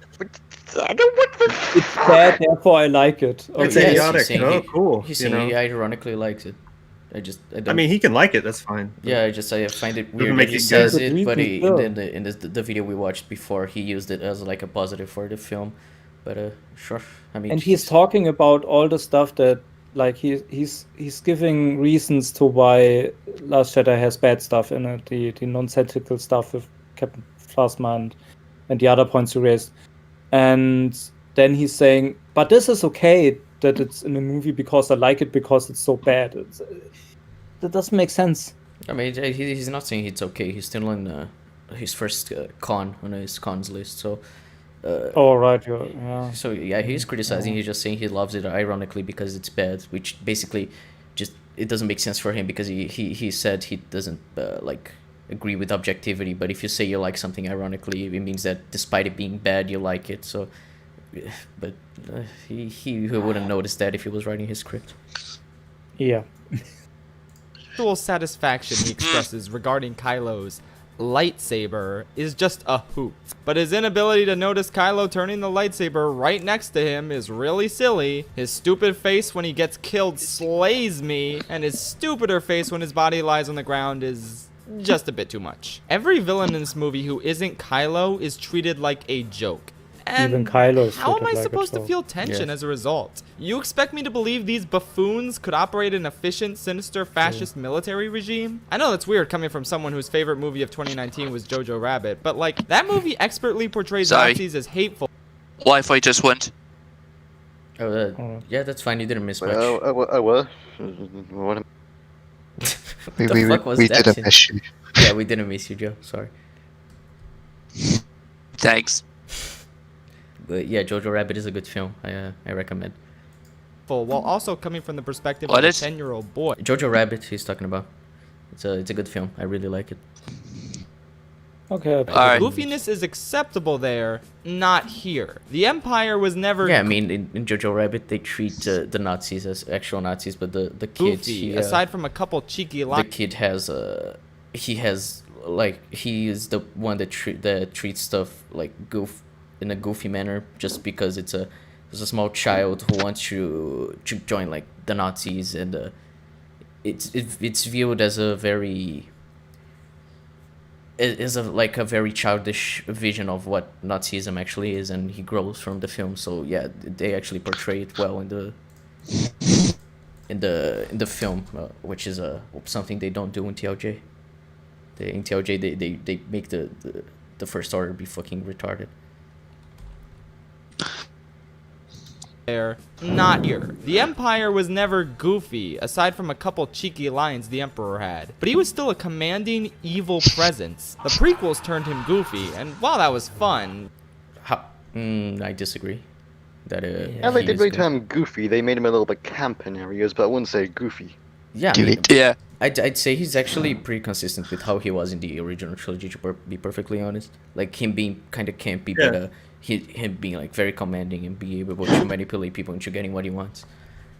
He's Yeah, a I mean, groomer. Yeah, he was has still fun very while doing it. calculating stuff. I mean, he effectively groomed Anakin for like 10 years. I wouldn't say that's goofy. Yeah. Nonce. Yeah. Oh, can I just say that it's weird that he's using I mean, this is an editing thing. But he's using a Barry White instrumental for a Star Wars video. I just find that weird. I don't know. I didn't notice that. Okay, well, I'm a music guy, so I noticed.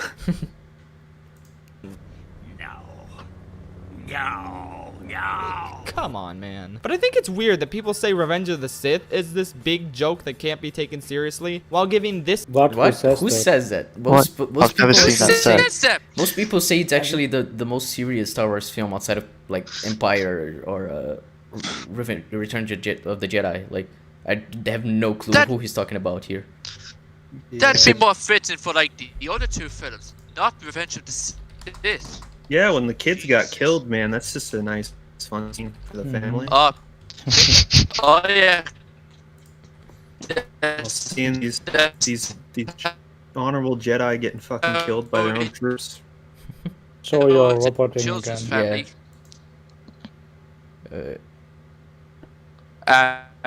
Joe, your Sorry. audio's... What about now? Am I still roboting? I think you're it's bugging fine. out again. No, Right, yeah, I'm it's just still going to fine. dip. Right, give me a second. Alright, yeah, a second. I just imagine now Joe being in his home and putting up the phone like in one of the Trying to get corners of the service. room. Or have a better reception there? Can I tries to look at the screen to watch the video and Yeah, oh but- damn, get better internet, seriously. Yeah, Revenge of the Sith's regarded as most guilty pleasure. I don't understand. Yeah. Yeah, I don't really understand. Like, it was really dark compared to the others. Like the first the Phantom Menace is basically the goofiest film of all of them. Yeah. Yeah, so that's the thing with prequels. It starts off goofy, then it gets really fucking dark. Yeah, I'm pretty sure that's like what George was going for. Yeah, in Yeah. Attack of the Clones, fucking Anakin kills the Sand people, so there are some really dark scenes in the prequels, Well- especially Revenge of the Sith. mean, I not just kind of women, want to watch the Can you hear prequels me? now. Yeah, we need to do a Unicum movie night with the prequels. I love those films. Probably do. Yeah. Well, I'll gladly show up there. I mean, I fucking love that shit. Yeah. Revenge of the Sith's my favorite film of Star Oh Wars. yes, you fucking base. Yeah. I mean, I really like it, but just Return of the Jedi and Empire, I just like them a lot more. After growing up with Clone Wars and the prequels for 10 years, I'm pretty sure it's not my favorite. Rise of Skywalker Clone for me. Wars. Rise of Wars, Skywalker. Fuck you. Let's watch all of Clone Wars. I mean, like, yeah, Revenge of the Sith's my favorite, but I'll admit the Empire Strikes Back and and Return Last of the Jedi. Jedi. Return of the Jedi are better films. I just want to say. I don't yeah, know, like I'd say the originals Return of are the- definitely the I'd say originals Return of are the definitely Jedi the better and film. I'd say Return of the Jedi and Revenge of the Sith are like on the same level in terms of writing, but Empire and A New Hope, they're really well written, especially Empire. Yeah. Yeah. This movie a pass. Its yeah. humor is genuinely on the same level as the prequels to me. It destroys the tone of what should be What? intense No. or dramatic No. scenes. No. And really Did he just say that the jokes are on the same level as the prequels? No. No. Except What for did except for Jar Jar in some parts. Honestly, the prequels actually had some pretty kind of clever humor. Like, it wasn't really full-on jokes. It was more like just clever lines. But yeah. Some good banter between like Obi-Wan and Anakin. And, you know, like Especially most of in Obi-Wan's Revenge lines are of the fucking Sith. hilarious. Yeah. Oh yeah. Hello there. And like another happy landing. I love that. Obi-Wan Another happy landing. MVP. Yeah, what Laura Jean said on Discord, to be honest, I might say Revenge of the Sith does a rather good job at balancing humor and tone. While campy and a bit silly, Palpatine and the antagonists are still incredibly threatening villains while balancing a dark tone. Yeah, I agree. It's just I find this Schaffrillas his example with Palpatine. I don't think it was well founded. But like here saying that the humor is like the prequels. I mean, he did say it's like the prequels to me, so there isn't really much we can do. It's just him saying like from his experience, which yeah. In his subjective opinion. Yes. See, yeah, he can still say it's his opinion, but we can still, criticize it. Oh yeah, definitely. I'm So we not, can I'm still not saying see it isn't why- criticizable. While giving this movie a pass, its humor is genuinely on the same level as the prequels to me. It destroys the tone of what should be intense or dramatic scenes and really takes me out of the film. There's a cute line here or there and a couple things I chuckled at, but for the most part, this movie constantly feels like a weak attempt to be Marvel. But even the best Marvel movies know to let dramatic moments play out and really leave an impact. This movie by the does way, too in key. I have to say, because people say that Thor Ragnarok is good, and I know that some people on EFAP say that as well. The humor boy. sucks. The humor sucks in we Thor said this Ragnarok. on- Sorry, but the jokes are not funny, and everybody who finds them funny, I don't know. They maybe were in a better mood back then when they watched it. I don't know, but they are not funny. They are hilarious. And they are objectively stupid. There are so many stupid jokes in Thor Ragnarok that don't make any sense. The Ragnarok Like the is first great. Fuck scene. you. No, it's not. Oh, the jeez. first scene. No, it's not. Okay, the Agreed. first scene. You have like Thor hanging on a chain and talking to Satan, and then he's like, "Oh, I'm talking to you," and then he's like turning a bit. So, "Oh, I can't see you anymore. Wait half a minute so I turn back to you and we can talk again." And they do it 3 times, and it's not funny in the first time, and it's annoying in the third time. Like, I don't want to wait half a minute so you can talk again, and then it's so stupid. And What there's about so Cole? many other jokes. I really hate this movie. Sorry, I love What about movie is Cole? not good. Ragnarok, but I will fight you on that. Okay, I'd say it's good, but not Wait. very. Like have a debate 6 or about it 7. at some point. Oh, I yeah. don't get Yeah. why people say this movie is good. It's not. We interrupt this ECUM to Same. bring you Soapy ranting about Thor Ragnarok. Yes. But what about Korg? Well, Yeah, our say- Star Wars Korg is hilarious. stream, everyone. Korg's amazing. And he's Yeah. voiced by No. Taika Waititi. It's awesome. Piss For me, off, it's guys. everything on what is that planet? Nowhere. I don't remember. No, I think not it's Nowhere. Sakaar. No It's way. not nowhere. Nowhere is Guardians. Yeah. Yeah. Yeah, but Sakaar. Everything on Sakaar, I just love. No. Key Just a moments. piss and I Anyway, off appreciate roast. Okay, go on. Go on. Marvel movies know to let dramatic moments play out and really leave an impact. This movie does too in key moments, and I appreciate that. But again, shirtless Kylo Ren is what I expect from the Lego adaptation. Stop stealing their joke ideas. Oh well, back to the good stuff. Boy. As if there is any. But let's see. What? Oh no. Oh, I'm scared. What the? Spider Rey is pretty awesome in this movie. I like Oh, Oh, no. fuck off. Okay, come on, let's let him Wait. develop his thoughts. Did Wait, he so say Rey is awesome? Yes, is he this what said. is this what he's going to say? She's not Mary Sue or something like that. I'm calling it now. He is going to say that. Or maybe he will just said intentionally because he just said that she's awesome. So she is awesome, but that's one of the problems. Oh no, Tin lied or died. Yeah. Oh, but It isn't out again, probably. Yeah. Zodiac must be trying to kill him now. Oh, He's yes. getting locked up. Probably. Not I like like how that she for a week. constantly overestimates her own abilities for a change. She completely fails to turn Kylo back to the light, and Snoke kinda wipes the floor with her. I think this movie affects. Oh. What? Oh, Did you see this? Wait, what? No, let me. No, okay, come now. Go back. Joke idea. Wait, what have I missed? Oh well, back to the good stuff. You'll see, Tim. Oh, this music sucks. Rey is pretty awesome in this movie. I like how she constantly Okay, what the overestimates her fuck? own abilities for a change. She can What's a Ouch. what?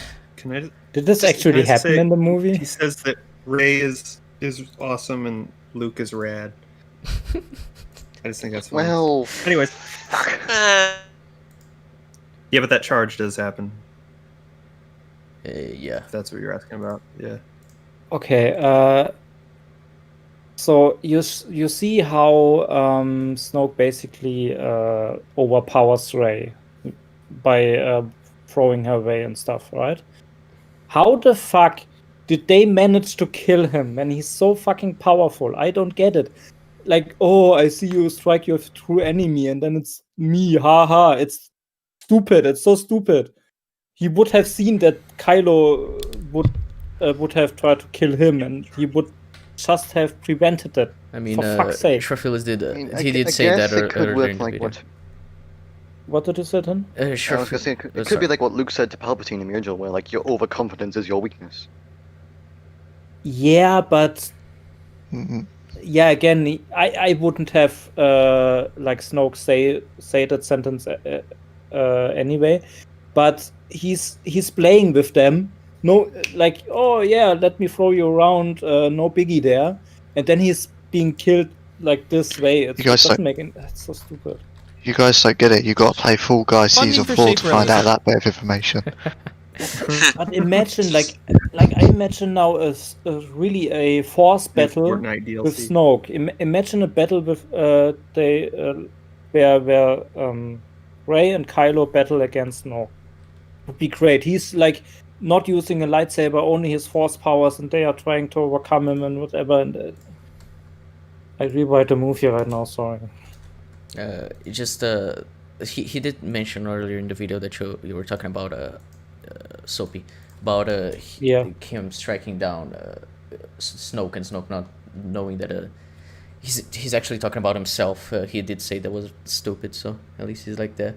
And I really liked his art from Strike, where he's just I assume that his jab with his ass up to the wind, fucking. Okay. Okay, let's get back to the video. Yeah.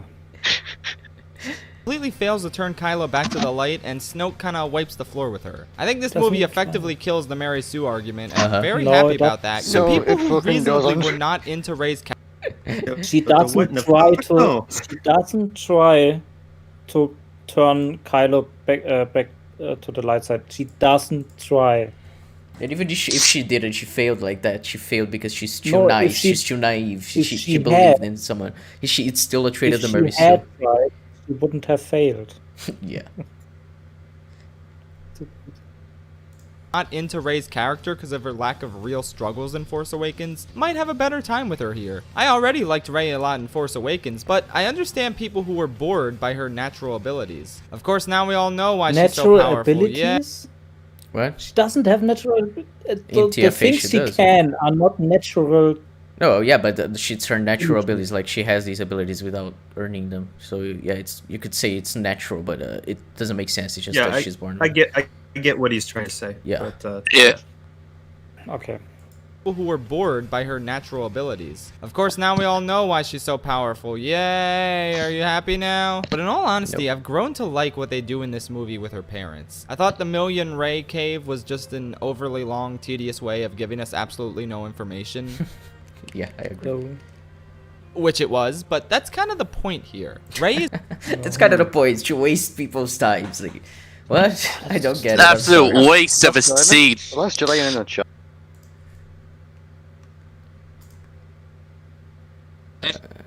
It's just Rey doesn't do anything that makes Kylo turn from the light. It's a mistake that she trusts Kylo, not a failure. It's a mistake founded in kindness, not overconfidence.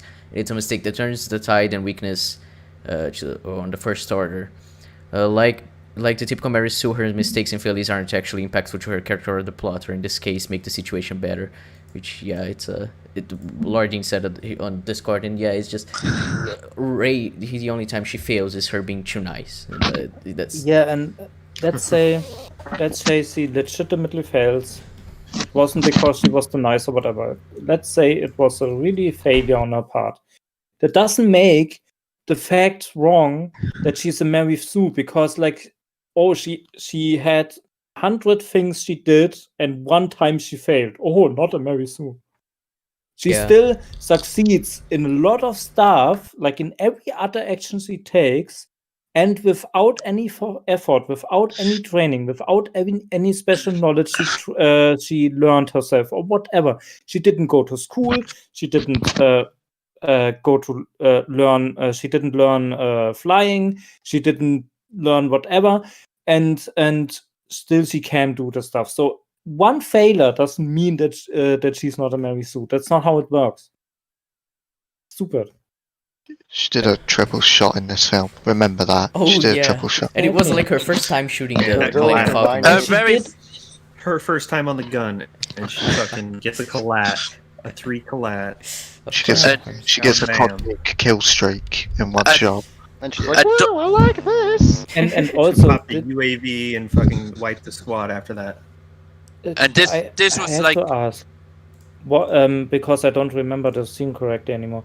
Was she in the flying in the Millennium Falcon or in the X-wing when she shot those 3 fighters? She was in the Millennium Falcon. Falcon. She was in the Falcon. The Falcon. So doesn't is she alone in the Falcon or was Chewie? Chewie was flying. Chewie was there. Uber driver. Yeah, her Okay, so Uber driver. Chewie flew the ship and she used the cannon. I was going to say, this was like pretty soon after she got the harrowing news that her parents are no one from Kylo Ren. And she's saying, And then she's like, woo! 3 collat! Yeah, but my point is, so why did Chewie fly the Millennium Falcon and not she? Because she's obviously the better pilot. And Chewie has been operating the gun since always, as we've seen in the original trilogy. Yeah, so the movie contradicts itself. Okay. Chewie's sexist. That's the answer. Yeah. He can't. They want her to be the one that's shooting all the TIE fighters. That's why. Is completely disappointed to learn nothing about where she came from or who her parents are. Everyone's expecting it to be someone famous like Luke or Obi-Wan or Watto or Dexter Jetster. This is one of the expectation subversions that I think actually pays off. Yes, of course, because if you actually... Okay, let me explain it to you, Schaffrillas. The reason why people expected her parents to be special people that we've seen in the films is because she's so powerful with the Force. That's the only explanation. If she wasn't so powerful, she hadn't beaten fucking Kylo without any training whatsoever, then it wouldn't have been such a problem. Then we wouldn't care that her parents are nobody, and then we later learned that they aren't nobody. But just talking about TLJ specifically, so the bigger problem isn't just it subverted the expectations. No, it's that the subversion of expectations fucks even more with TFA, which already has loads of issues. And also, don't forget the trippy lightsaber sequence, which was clearly meant to be showing up for something. Like when she went up to get Luke's lightsaber, and there was a whole sequence trip. That was clearly meant to be like something that explains her lineage or something like that. Set up. Yeah. Yeah. It just Matteo sent me this Mary Sue traits, and it's pretty interesting to see how Rey fits into these traits like so much. Yeah, she's not wise, but I mean, she turns Luke back from being a cunt, so you could argue that she is wise. Well, it's like she's not wise to us, but apparently she's wise to the characters in the film. Like, yeah, she's wise in universe, even though she actually isn't wise. But you know, it's kind of how like the universe treats Poe as being wrong when he was actually right. By making her parents nobodies, it's an absolutely crushing reveal. That's the last thing she wants to hear, that her parents really didn't care about her, that she truly does. I should point out there was the exact same reveal in TFA.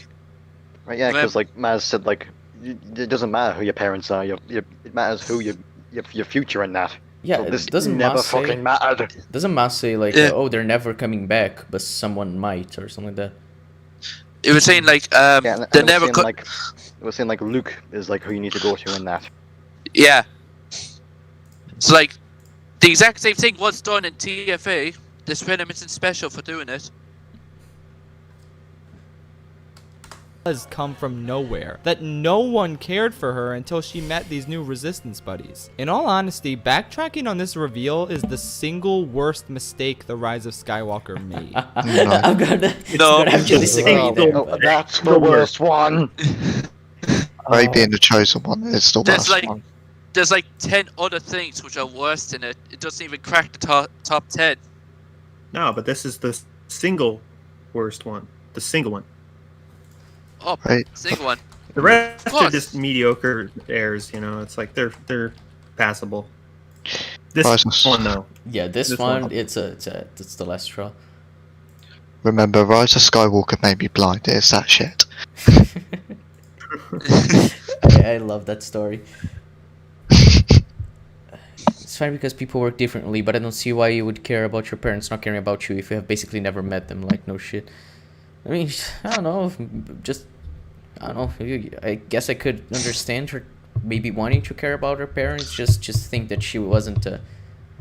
She's not completely alone, but still, I agree that it's weird her reaction.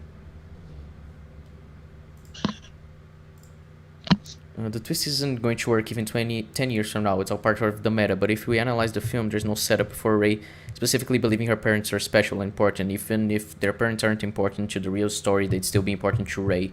Wanting to find her parents is a motivation, not a flaw. Yeah, her motivation, which also doesn't make sense in TFA. She says she doesn't want to leave Jakku, but she does, and that doesn't make sense. But Yeah, so It's kind of scary knowing she's related to the Star Wars equivalent of the Antichrist, but just knowing that her parents loved her and cared about her and sold her off to protect her just feels like such a cheap, easy way out. Again, I didn't realize what a good reveal Rey's parentage in Last Jedi was until because it isn't, but go on. It isn't. Rise of Skywalker shat the bed and made me reconsider the message here. Good people can come from anywhere to rise up against oppression. Oh no shit. Oh no! No. Fuck no. off, bro, boy. There was only the Fuck off. Skywalkers. Because Fuck some off, you reason- shrimp. This message never fucking happened, you utter tospotter. Nope. I just want to point out, this was already said in the original trilogy with the Rebels. Yeah. There were random people trying to help. What do you mean? And the prequel showed like millions of people and the Jedi and the kids who were trained to be Jedi. We knew that good people are everywhere all the Yeah. time. There was no doubt about it. And I mean, the Clone Wars also like backed it up with like, you know, them bringing in new younglings from all over the place of all different people. You know, it's like Exactly. no, it's all just Skywalker lineage. What? Yeah, this argument, I don't know why people are making this, that be like this torment that we think only Skywalkers can be the Jedi, important people, or bloodline is needed or whatever. Like Anakin didn't have a bloodline before, and he became the big guy here. So I would understand if there would be a prequel series where we see the grandparents of Anakin and they are special people and whatever. Then the argument has a point, but it doesn't. Anakin is a random dude on a random planet in the galaxy, and there is no bloodline thingy there. Just because his son is the one who does the stuff in DOT doesn't mean that we think it's only the bloodline that matters. Stupid. Although the sequels think that's just the bloodline that matters, based on the Rise of Skywalker. Yeah. Yeah. and your bloodline really doesn't matter. An explanation for Rey's natural force gift would be nice, but to me it really isn't necessary. Yeah, you're What? So your standards What? are very, very low then. That's what you're telling us. It doesn't Yeah. say anything about the Jesus film, it Christ. says about you. Yeah. I don't care about it, therefore it's not bad. Yeah. Okay. There you go. And if it's necessary to you, there you go. JJ's got you covered. But I think Yeah, but No. Oh, Rise of Skywalker is still that's not. She's It- Palpatine. it- Not a Skywalker. Should note, you know, Palpatine was part of the Palpatine bloodline, and he still had to train for it. That doesn't excuse Rey. So, Yeah, and remember, the most powerful Force user before Rey was Anakin, and he had to train. Yeah. You are not just powerful and can do everything because you have a powerful Force user before you, or your parent is a powerful Force user. You still have to train, and she doesn't. I mean, she does in Rise of In Skywalker Yeah, for but the first Skywalker. 2 She had minutes. those powers usage of it before and Oh didn't yeah, train. it's and retarded that she's Palpatine training in had trained. TROS. She's already perfect. She doesn't need to train. Yeah, fuck. The message of Ryan's story is far more compelling than offering a literal hereditary explanation for Rey's abilities. JJ Wait, seems what? more Okay, so giving no explanation, basically making the plot hole bigger, is better than trying to fix the plot hole. Like, I hate that Palpatine is back in Rise of Skywalker, and I hate that Rey is his granddaughter, but still, it's I'd say it's better than just Ryan saying, oh, there's nobody. I don't know. really isn't necessary. And if it's necessary to you, there you go, JJ's got you covered. But I think the message of Ryan's story is far more compelling than offering a literal hereditary explanation for Rey's abilities. JJ seems more concerned with the nitty gritty, while Ryan seems more interested in the mythos. What? What? What does this mean? Ryan said he didn't care about the mythos. What? I don't know.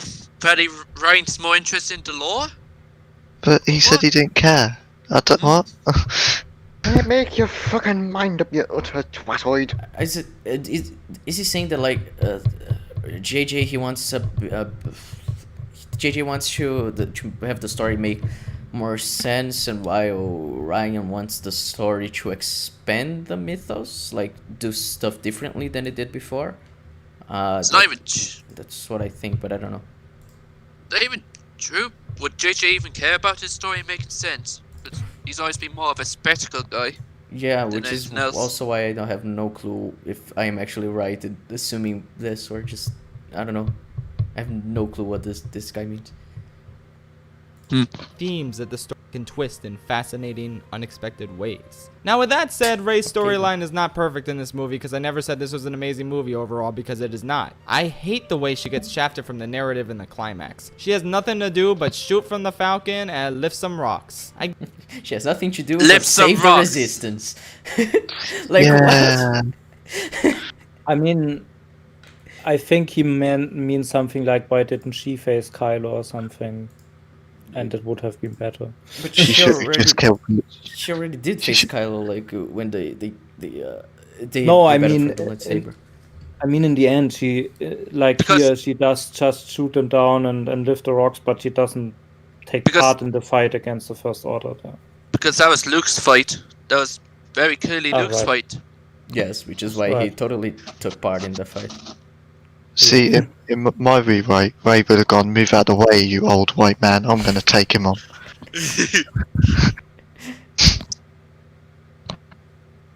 I get that the climax is focused on Luke and Kylo, but her excitement and upbeat attitude is so jarring when she was just hit with such a devastating truth. Maybe that's why the they were nobodies reveal didn't sink in for me. Because the movie promptly forgets about it in the climax, and that's wildly disappointing. Luke had to let the reality of his heritage sink in, and it devastated him. Rey seems pretty over it, even though finding out who her parents were was kind of the entire crux of her character for the past two movies. Yeah, I agree with this James, criticism. I was told to edit the pros, but all you're giving me right now are cons.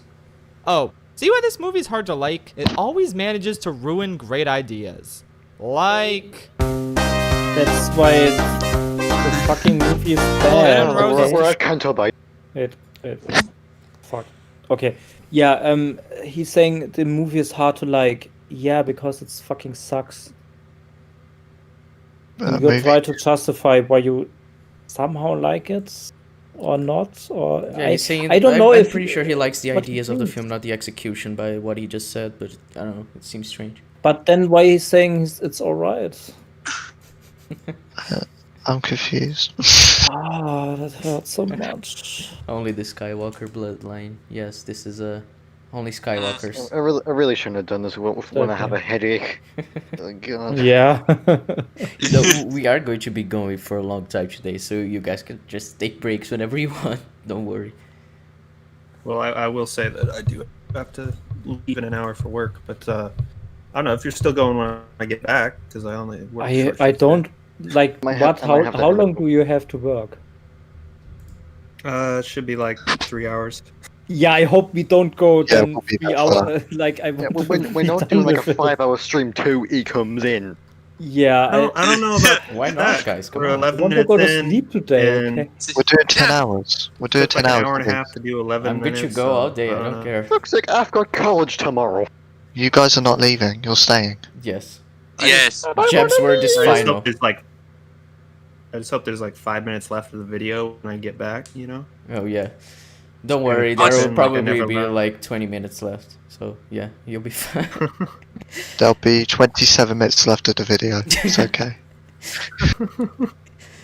Okay, come on. Now it's Canto Bight and he's criticizing it. This should be pretty quick. Oh Casino boy. subplot is honestly just as bad as people say it is, if not worse. I don't have a problem with a casino in Star Wars. It's a neat idea to see the 1% and see how they're exploiting the poor in an oppressed galaxy. Anyway, Yes, okay, let's see what he talks about and let me see if my point will actually make sense. let's talk about Rose real quick. I've said this before, but I love this first scene with her. It's powerful that she's mourning her dead sister, whose death I didn't care about because they waited until now, after she's dead, to establish their bonds, when one scene between the two of them before the mission started would have been perfect. I guess if Ryan... But it would ruin the pacing for the opening scene. And it's also, I think the bigger problem is that Rose isn't in TFA, so like, why should we care that her sister is dead? So she has the fucking medal or whatever the fuck that is, and she's like, oh, she's mourning, but why should I care? I have never seen this character before, and it's a casualty from a war, so that's normal. I don't know if you had something in TFA with them. I mean, it could have just been like a side thing you can kind of see in the background, and then they had him in this movie. I feel like it may have worked a little bit, but we just kind of bring it up and it's like, oh, this character's dead immediately. Okay. Yeah. Ryan added that scene, we wouldn't have time for Poe to prank call General Huckleberry. And we can't just not have that in the movie. Anyway, Paige's death does absolutely nothing for me, but I really feel for Rose here. And I love how adorable she is as this fangirl who's really starstruck by Finn. It's a cute character trait that is thrown in the garbage because she becomes action girl with nauseating dialogue for the rest of the movie. Anyway, I'm the sorry, device and this fangirl stuff doesn't make any sense. I mean, she know does say like, Finn oh, is. you're Finn, right, or something like that. Yeah, but she can't know it. The events are like one day or a few hours later. She can't know possibly who Finn is, what he has done, and even if, and she's a fan of him, why the fuck does she taser him when he's trying to get away?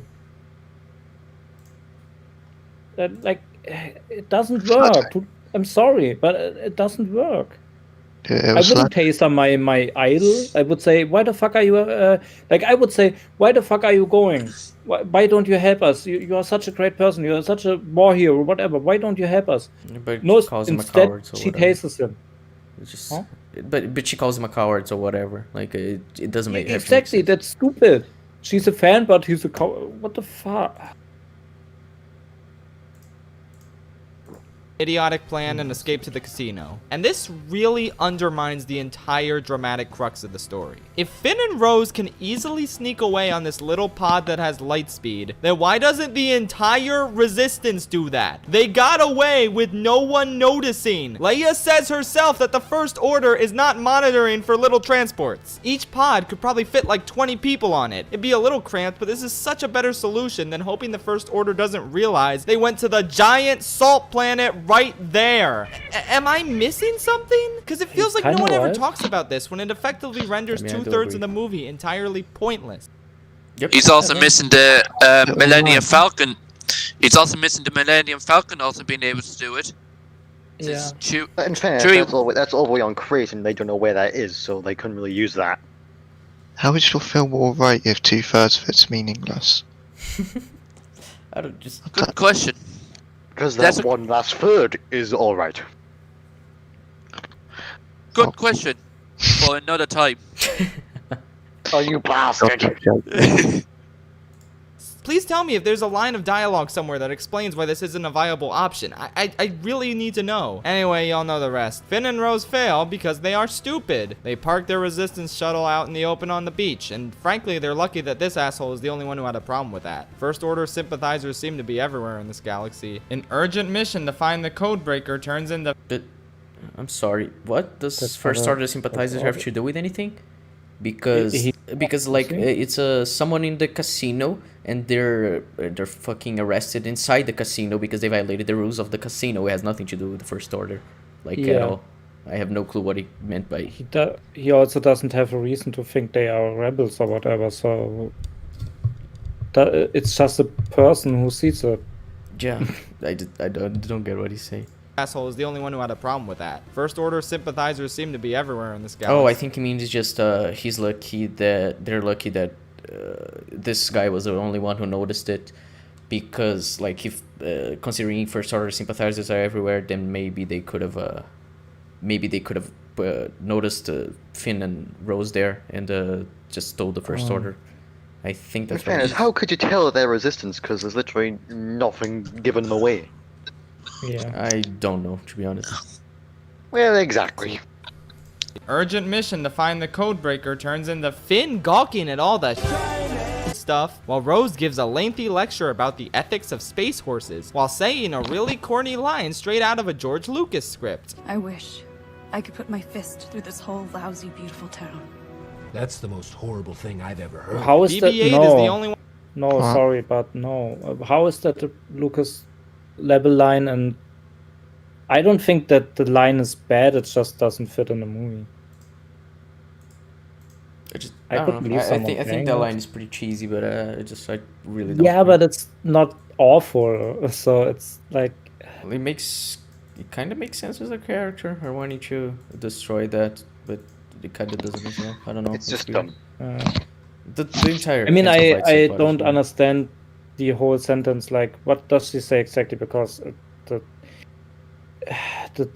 audio is kind of fucked when he's was playing it. So, what does she say exactly? I want to put my fist to this whole lousy, beautiful town or something like that. Yep. Yeah, okay, that's it, yeah. Yeah, I mean, it's cheesy, but whatever. It's not as bad. Like, no, I don't. Could say Oh she's no, trained. we get a way worse line later. Yeah. Oh, yeah. I don't know. Saving what we love. One concerned about this mission and actually doing his part. And again, this entire sequence is just so tonally inappropriate given the oppressive atmosphere in the other plot lines. Empire Strikes Back did not have awkward slapstick juxtaposed with Luke training on Dagobah and Han and Leia escaping the Empire. How exactly is this movie as good as Empire Strikes Back when a third of it is basically Attack of the Clones? The entire Wow, he's Wow. Attack of the Oh, Clones. he's Why are you he's hating on actually a Attack little of the bit based. Clones? Gotta get that prequel jab in. So that's how you do every sequel video. Yeah, I just Hey. hating on the prequels for no reason. I really don't get. It has nothing to do with the fucking prequels, you utter twat cock. Is that the best you can do? Something. Twat cot. Just shut up. Plot actively harms the pace, tone, atmosphere, and purpose of the other two plot lines. But you know what? It's okay, because Rose had fun. And it's all good, because they saved the animals. Oh, You know, I like the idea behind the final scene of the And then movie. show the In slave execution, it in just the feels next like an scene. ad for Galaxy's Edge. But still, ending the movie with some force-sensitive child looking out into space and standing as a new hope, that's really cool. Yeah, except it doesn't make sense because he is inspired by what Luke did, and there's literally no way he could know what Luke did in Who was gonna tell him? The fucking stormtroopers? Yeah, exactly. Yes. And the stormtroopers, they have no There was clue this guy what in happened. robes who just disappeared and then fucked about with Kylo. Oh Yeah. yeah, so inspiring. Yeah.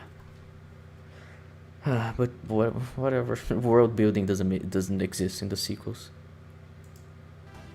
It's not worth this film-breaking nonsense. Oh, also, DJ is a stupid character. I hate his weird stutter. I hate that his betrayal is meant to be a subversion when it's so blatantly obvious. I hate that it's a waste of a great actor. Canto Bight sucks. Every time it cut back to Rey and Luke, I thought to myself, oh, thank God, we're back to the real movie. Oh no. Anyway, I mean, Is- that if isn't that's- much better than if that's Canto the Bight, to be honest. If that's the real movie, it's a really bad movie. Oh, yeah. Yeah. Who would want that as the real movie? What? Droid's back. Ian. Yep. The clanker's back.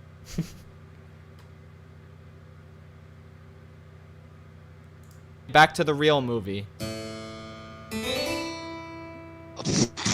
I mean, I'm sure I'll be able to agree with that. The directing is good, so I don't know. They had a lot of money. Well done. Like if this was like on a like imagine if it wasn't Disney doing this, wonder would this point be valid? No. Yeah, I don't know.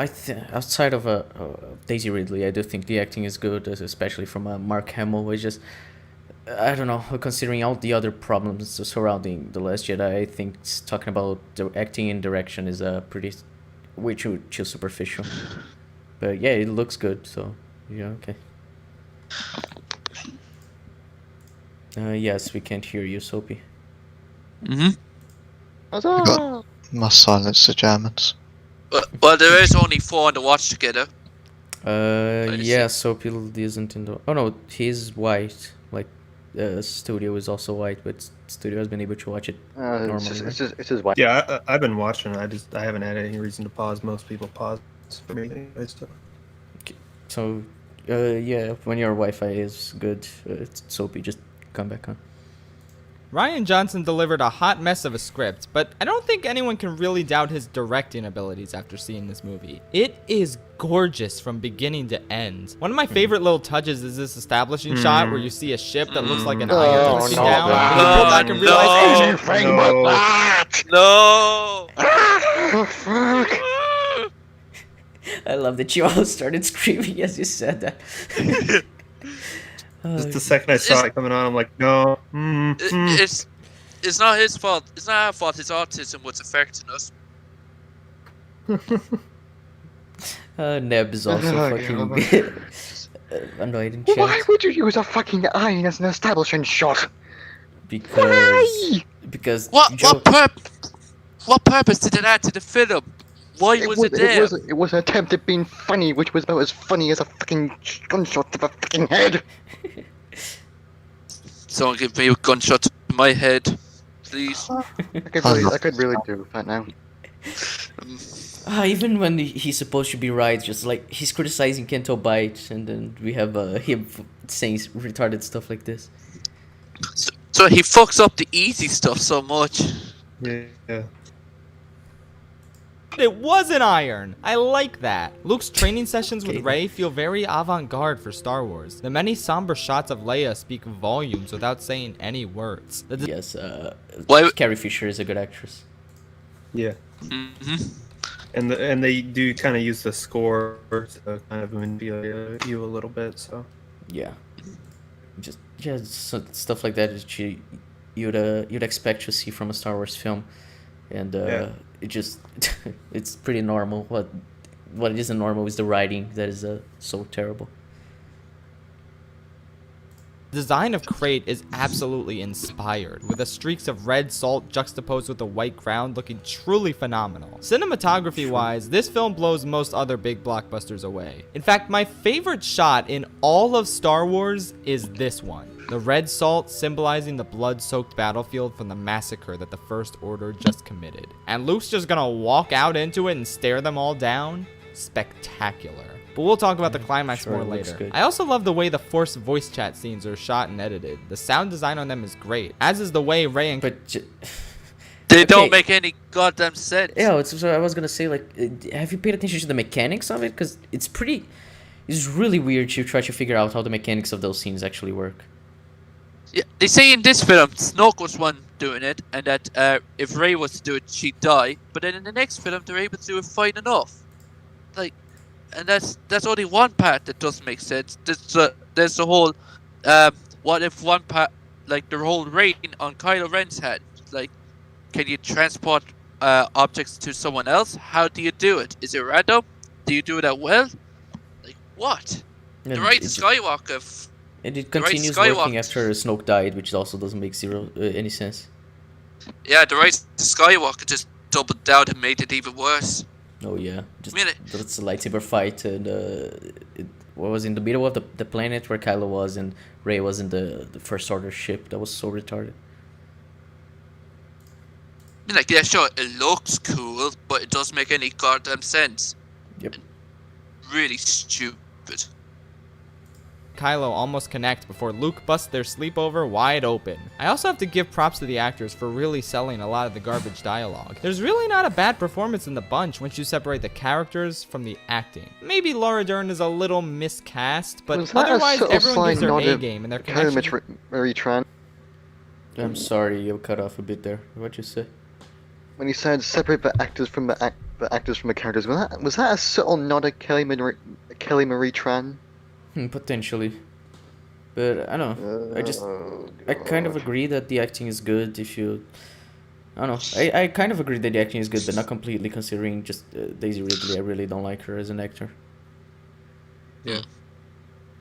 With each other feels so natural. Even Finn and Rose have good platonic chemistry before Ryan massacred the goodwill I have for their relationship. And I think it's no surprise that Adam Driver absolutely carries this franchise on his broad shoulders.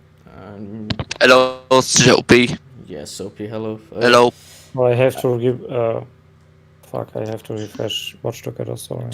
I really like Adam Driver as an actor. He's fucking brilliant in Marriage Story, but to say that he carries the film, I don't know, it's kind of weird. He's too over the top sometimes, which I think is mostly due to direction than his acting, because he's actually a good actor. But I could agree that his acting is like one of the best in the sequels. They just not a lot to work with, considering the other actors, they don't have anything to work with because their characters aren't characters. Yeah, I'd consider that I think Poe is someone that also carries the film, because you kind of root for him. Yeah. But I'd say that Adam Driver probably does the best with what he has, besides Mark Hamill and Carrie Fisher. But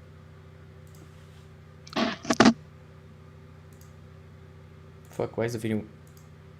Fuck, I think my internet is fucking up. Yep. Oh no. Nice. Can you guys hear me? Oh no. Yes. Okay, You've gone good. for the Watch Together, have you? I'm trying to play the video and it's not playing, and chat disconnected. And, yeah, don't worry. I will take over if you want me to. I think the live is still working properly. I still have it up. Yeah, everything's working fine. Yeah, back. Okay, yeah, I connected to the. Okay, did the stream do something weird to people watching? There's no errors on me watching it. Yeah, so. okay. He has and now I can play the video. Yeah, my internet isn't out for a bit there. Okay. Broad shoulders. He has the one consistently great character in all three of these movies. One consistently great character. Oh my god, how can you actually say that? He's the most inconsistent character in the entire trilogy. So he's falling for the trap. He's falling for the trap of amazing actor mixing up with terrible character. So you think that he's a good character, but no, it's the actor that's carrying him. It's like, yeah, he's getting the two mixed up now. Yeah.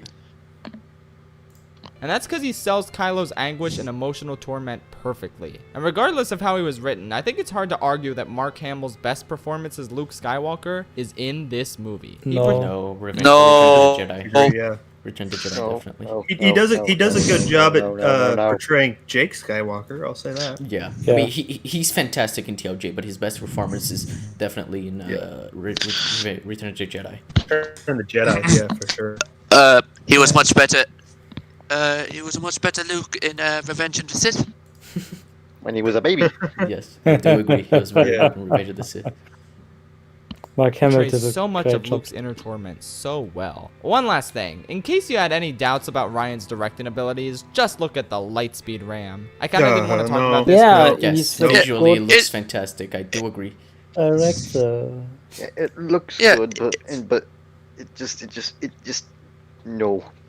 Like I would have Rian Johnson direct a Transformers movie, because someone actually writing it very well, and he just directing the CGI and stuff. That would work because Michael Bay sucks at this. No. I don't want him anywhere near Transformers. I'm not letting him touch my precious shit. only from the standpoint that They're he would remaking Transformers 3. make it look good, and we would actually see the transformations and whatever, and it would look really, really We great. just got a good Transformers film. We're not letting him touch it. I mean, we have Bumblebee. Just watch Bumblebee. Yes, The we movie is have great. that. We have an actually good director who actually likes this Yeah. shit. We don't want him. No. Okay, no. so good, but my point is that Rian Johnson has an eye for visual stuff, but for nothing Yeah. else. Yeah, I No, agree. there's no Unfortunately. denying that he's an Visual- amazing visual director, but when it comes to writing, just don't have him write shit. Yeah, Give leave him him far away from the writing. script. Exactly. Like, and you- he directs it, it'd be a good movie. He directed some episodes of Breaking Bad, and he even directed Ozymandias, which is arguably the best episode. And it's just, Yeah, arguably, because I don't think it is, but well, we can talk about that at some other point. I'd be interested to hear what you'd say is actually the best.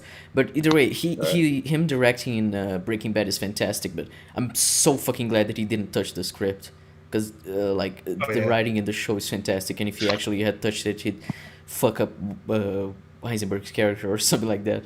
And but visually, it looks fantastic. So yeah, I would never hire him as a writer, but as a director, I would. I actually really like his directing in Knives Out as well. His directing. Yeah, Knives me Out? as well. Nice. He did the writing sucked and dialogues was stupid. But the directing, the way how it was shot and camera work and whatever, like it wasn't intense for me at least. I had very lot intense moments and stuff. So he can do this.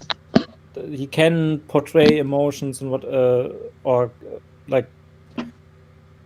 make you react the way he wants to. He can do that, but his writing sucks, and so it's not justified and not earned. Yeah, he's very good at directing. Yeah. Yeah, that is the conclusion. He's good at directing. Enough. Leave him far away from the writing. Let's continue with this horrible video. I truly don't have a defense for it from a lore perspective, but holy sh**, it's the most visually striking and astounding thing I've ever seen in a Star Wars movie. Having every dramatic beat converge in this one spectacular moment is unreal. From a filmmaking perspective, this scene is a 12 out of 10. If you hate What? What? Well, I get it. From a filmmaking Thinking, like, perspective, how purely does this have to do with filmmaking? well, because yeah. it looks pretty. It looks very, very pretty. I made a pretty Yeah. picture. Does that make me a good filmmaker? Yes. Yeah, and also isn't like filmmaking more than just putting a camera somewhere and have a scene? Like you have everything in filmmaking. You have the writing, you have the camera work, you have the post effects, you have all this stuff, and the only thing it does good is the CGI. That was it. That's not good from a filmmaking standpoint. That is good Yeah, like from a how can you say it's a CGI 12 out of producing 10 when standpoint. like I'd argue that the most important aspect of filmmaking is the writing, and the writing makes zero sense Yeah. in this scene. Exactly. Stupid. Well, I'll bring this up all the time. So like the original Tron movie, the effects are honestly really fucking dated. Like it's impressive Yeah. for what they did, but it's like really dated. But the story there is fine. So it's like I can say the movie is good, even though visually it's very, I guess, not good. Yeah. I mean, Yeah. The whole. Go on, Joe. Or don't. I would say like let's say you would watch the OT in 480p or even lower resolution. Mm-hmm. The visuals would suck, Yeah. but the movie is still great because there's good writing. I was gonna So- say, like, special effects ages. Good writing doesn't. Yes. Like, Yeah, and just what I was gonna say is Jeb can back me up here, and Neb as well in chat. In Legion, yes, I am mentioning Legion, no, but Legion. but My God. the special effects they aren't very good, I'm gonna especially go in to the season one. bathroom.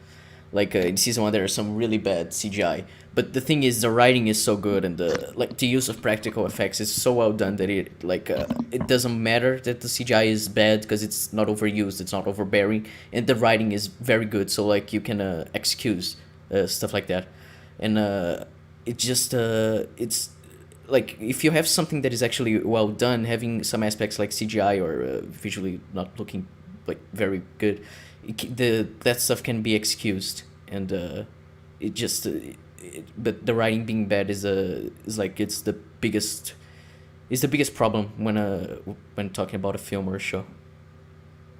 Just classic Who in general. Yeah, and even New Who, there are loads of episodes, like season 1 is of New Who, and like the earlier seasons, because I'd argue that visually too, like in terms of CGI, the only episodes that actually look really good, they are just the Chibnall episodes, which are terribly written, and now the only aspects that I actually think are good are the visuals instead of the writing, which is terrible now. Fuck Chibnall.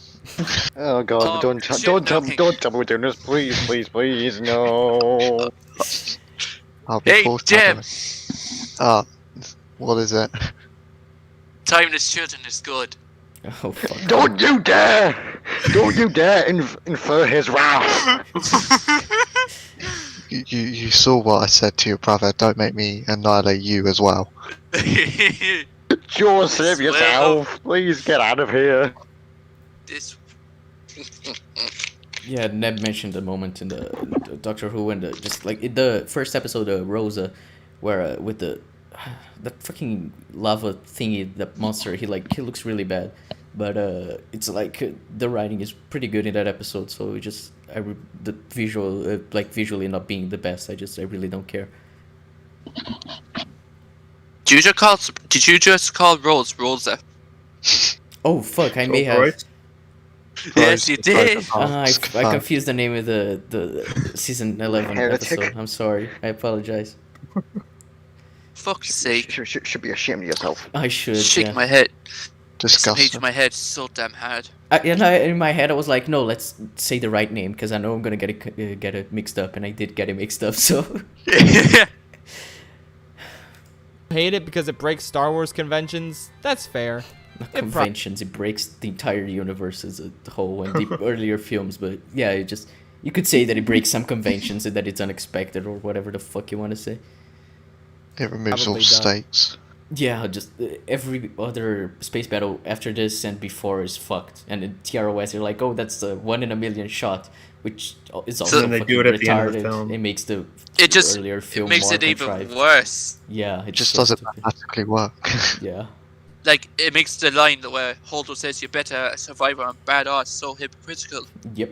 The right Skywalker just made this film so much worse on its own. And that's why Rise Skywalker's worse. Yep. It's amazing.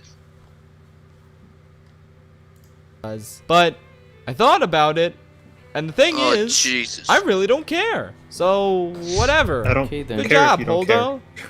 I wish I could say that about anything else you do. Poe and Holdo. Holdo and Poe's I do like plotline that. is ass. Yeah, I find it pretty funny. Earlier, I think someone mentioned in chat that it was pretty lazy. That he was getting one editor for each part of this video, but apparently from the third part onwards, he's been editing it himself. So yeah, probably just giving a chance to some friends of his or stuff like that. 9. I want this part over with as quickly as possible because this is easily the part of the movie I hate the most, and I don't feel like talking about it. Bottom line is, Poe was in the wrong. I get why Holdo didn't. God, No. you stupid shrimp! What? He said Poe was in the wrong. If Poe didn't do what he did, they'll all be dead. Stupid fucking shrimp. Poe saved the resistance. Poe was in the wrong. Okay, buddy, whatever you say. Yep. He did bad by doing everything right. I do like that meme. Let me show it on screen. It's too accurate. I think I had a good idea. We should ban him from making Legion references. Well, then I may as well just die. I can't not do Legion references. I have a stream dedicated to Legion. Oh yeah, please, we will have that at one point after After we get more people to watch Legion, because if it's just, Yeah, I mean, I even though I watch do think it. me and Jeb just talking about Legion, we could go on for like 5 hours. I bet Please, so, yeah. please let there be like a negative review of Legion to cover. Oh yeah. Oh, no. I tried to find because for my videos I tried to look up for Legion video essays and stuff like that. The only thing I could find was a Wisecrack video, which I already made a response video to, but it could be interesting to check it out with you, Jeb. It's a very bad video. Yeah. But you're saying nobody watches Legion and so nobody makes videos about it? Exactly.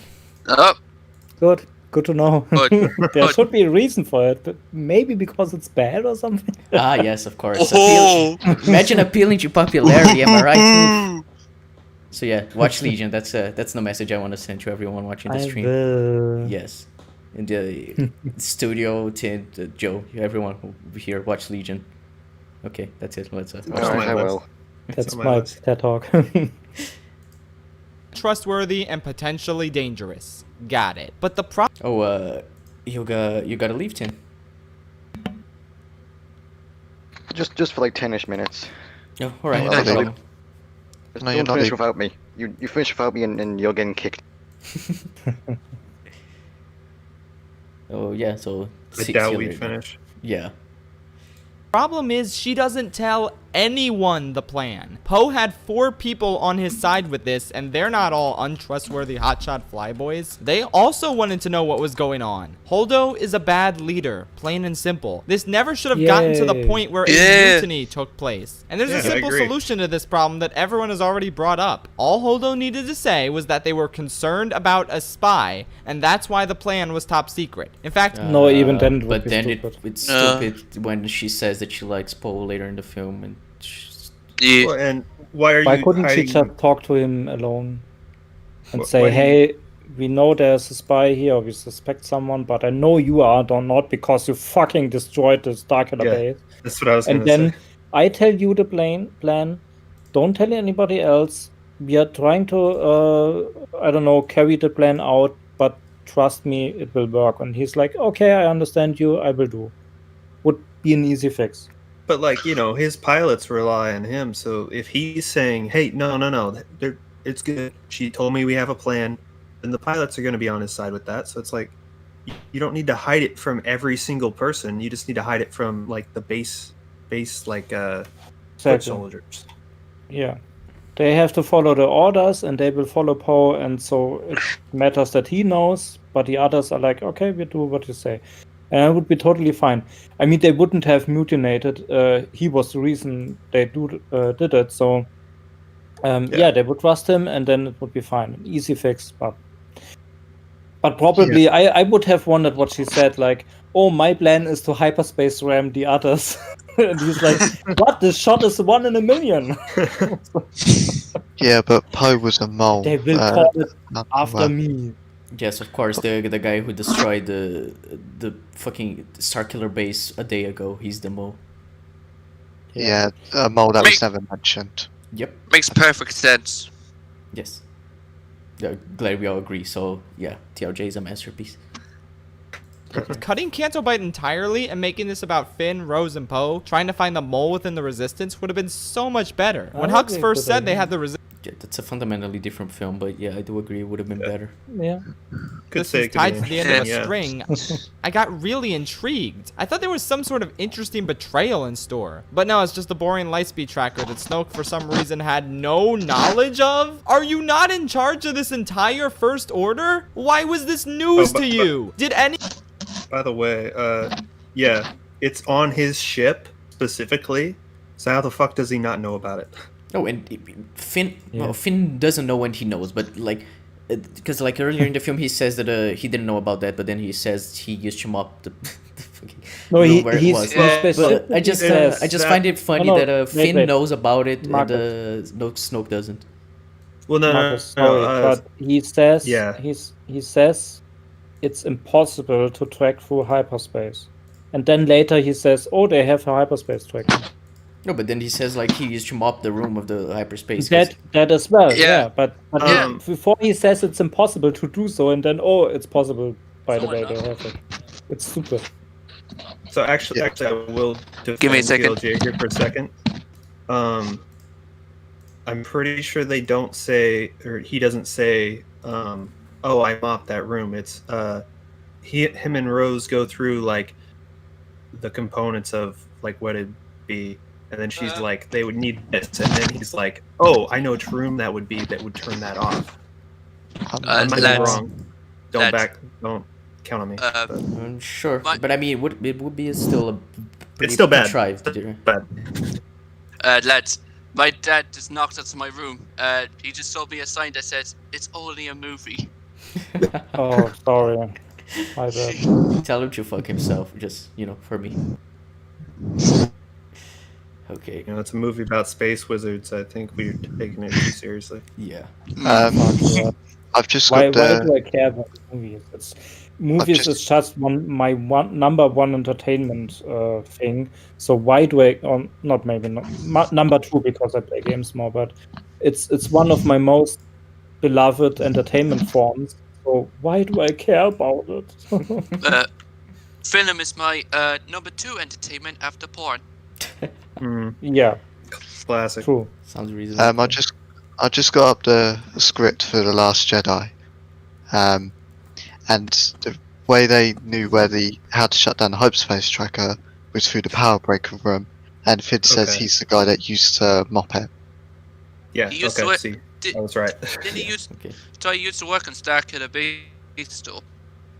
Yeah, it doesn't make sense, but yeah, he didn't mop the room and specifically know, hey, that's a hyperspace tracker. So, yeah, that's my point. But it's still bad. Yeah, it's contrived and it's a plot hole, and it's basically TLJ as a whole is just fucked from every angle you look at it. No. This movie's perfect. Oh yes, of course. I mean, it's all right. In my objectively subjective opinion, it is perfect. Remember, a janitor went on a assault mission for their first mission, apparently. That makes it perfect. Classic. Anyone proofread this script? Anyway, yeah, Poe and Holdo were both in the wrong as the story is now. But it was literally, the movie is firmly on. It was literally his first draft. How could you proofread something that was his first draft? It was 90% his first draft, so... TLJ is such a clusterfuck. It's firmly on the white lady's side instead of the Guatemalan man.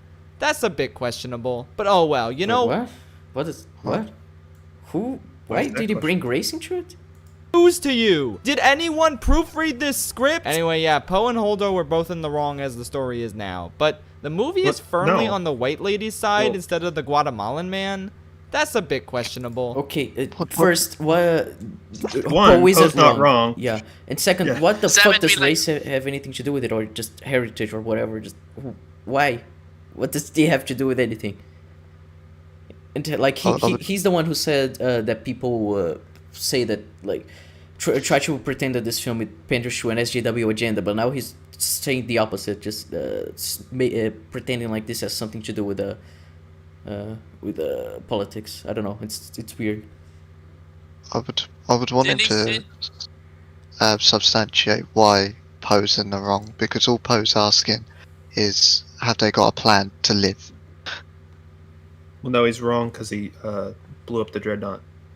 Yes. Okay. Yes, he's a fucking moron. How dare he save the resistance? Oh, and the AVCB said he thinks it's a joke, so potentially it's a...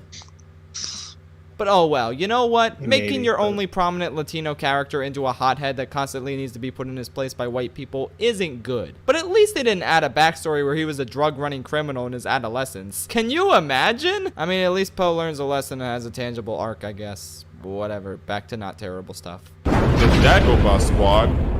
That was weird. I called this segment The Dagobah Squad because it's about the 3 characters who chilled on Dagobah at some point in time. Luke, Yoda, and R2-D2. These are some of the best scenes in Star Wars, not just this movie. I love Force Awakens, but boy does it love to throw nostalgia all over the place with no rhyme or reason. Oh boy, it's the training ball as seen in Attack of the Clones and some other movie I'm forgetting. Oh look, it's the chessboard as seen in Solo, a Star Wars story, and maybe something else, I'm not sure. nostalgia runs rampant in this movie, but Last Jedi is much more subdued and smart about it. When Luke...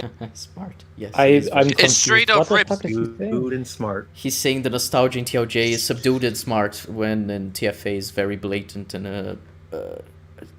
Even though manipulative. TLJ just straight up apes scenes from the original movies, like Episode 5, it loves to ape from that, from the start and the beginning, you know. Oh yeah. And the The entire whole throne Hoth room battle scene. thing. And the throne room from episode 6. And the ending.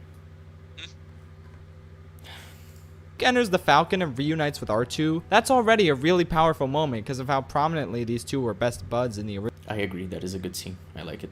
It is one of the few good things in this film. Yeah, he shows the hologram from A New Hope of Leia asking for help, and I really like that moment. Yeah, you know what I hate about this trilogy, though? That's the only interaction he has with R2. Oh, yeah, it's... Yeah. I hate that as well. Is it? Yep. Jesus, you're right. He touches him, and then later he dies in the film, and then in TROS he's a ghost who only talks to Rey, so yeah. Does he even interact with C-3PO at all? He does at the end of the film when he's talking to Leia. He does with the one nod that Mark actually had to go out of his way to add in, since Rey didn't want it. But he doesn't say anything. Yeah. Yeah, he just nods at him. Jesus. But like, this is his pal R2, and he has one conversation with him. And it's the best scene of the entire film, trilogy. Yeah, it's like, oh my god. And same with like the stuff with Leia. He has one interaction with Leia, and that's it. It's like, what? And they're like the best parts of the film. Yeah. This is what people wanted. The one thing he has with Han is he's mourning Han, and that's the best scene. Oh wait, that's not in the film. Yeah, that got deleted, unfortunately. Wasn't good enough. Yeah, it didn't reach Ryan's very high standard for what his films are.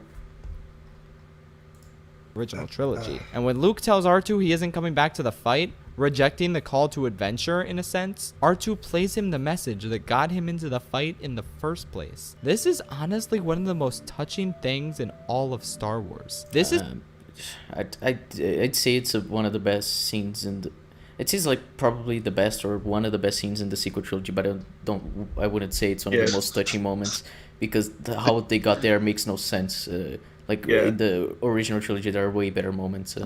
And just like Han Solo being frozen in a fucking carbonite at the end of Empire is way more touching than this, for example. But the issue is with this scene, it doesn't really lead to much, because he gives up training on Rey right away.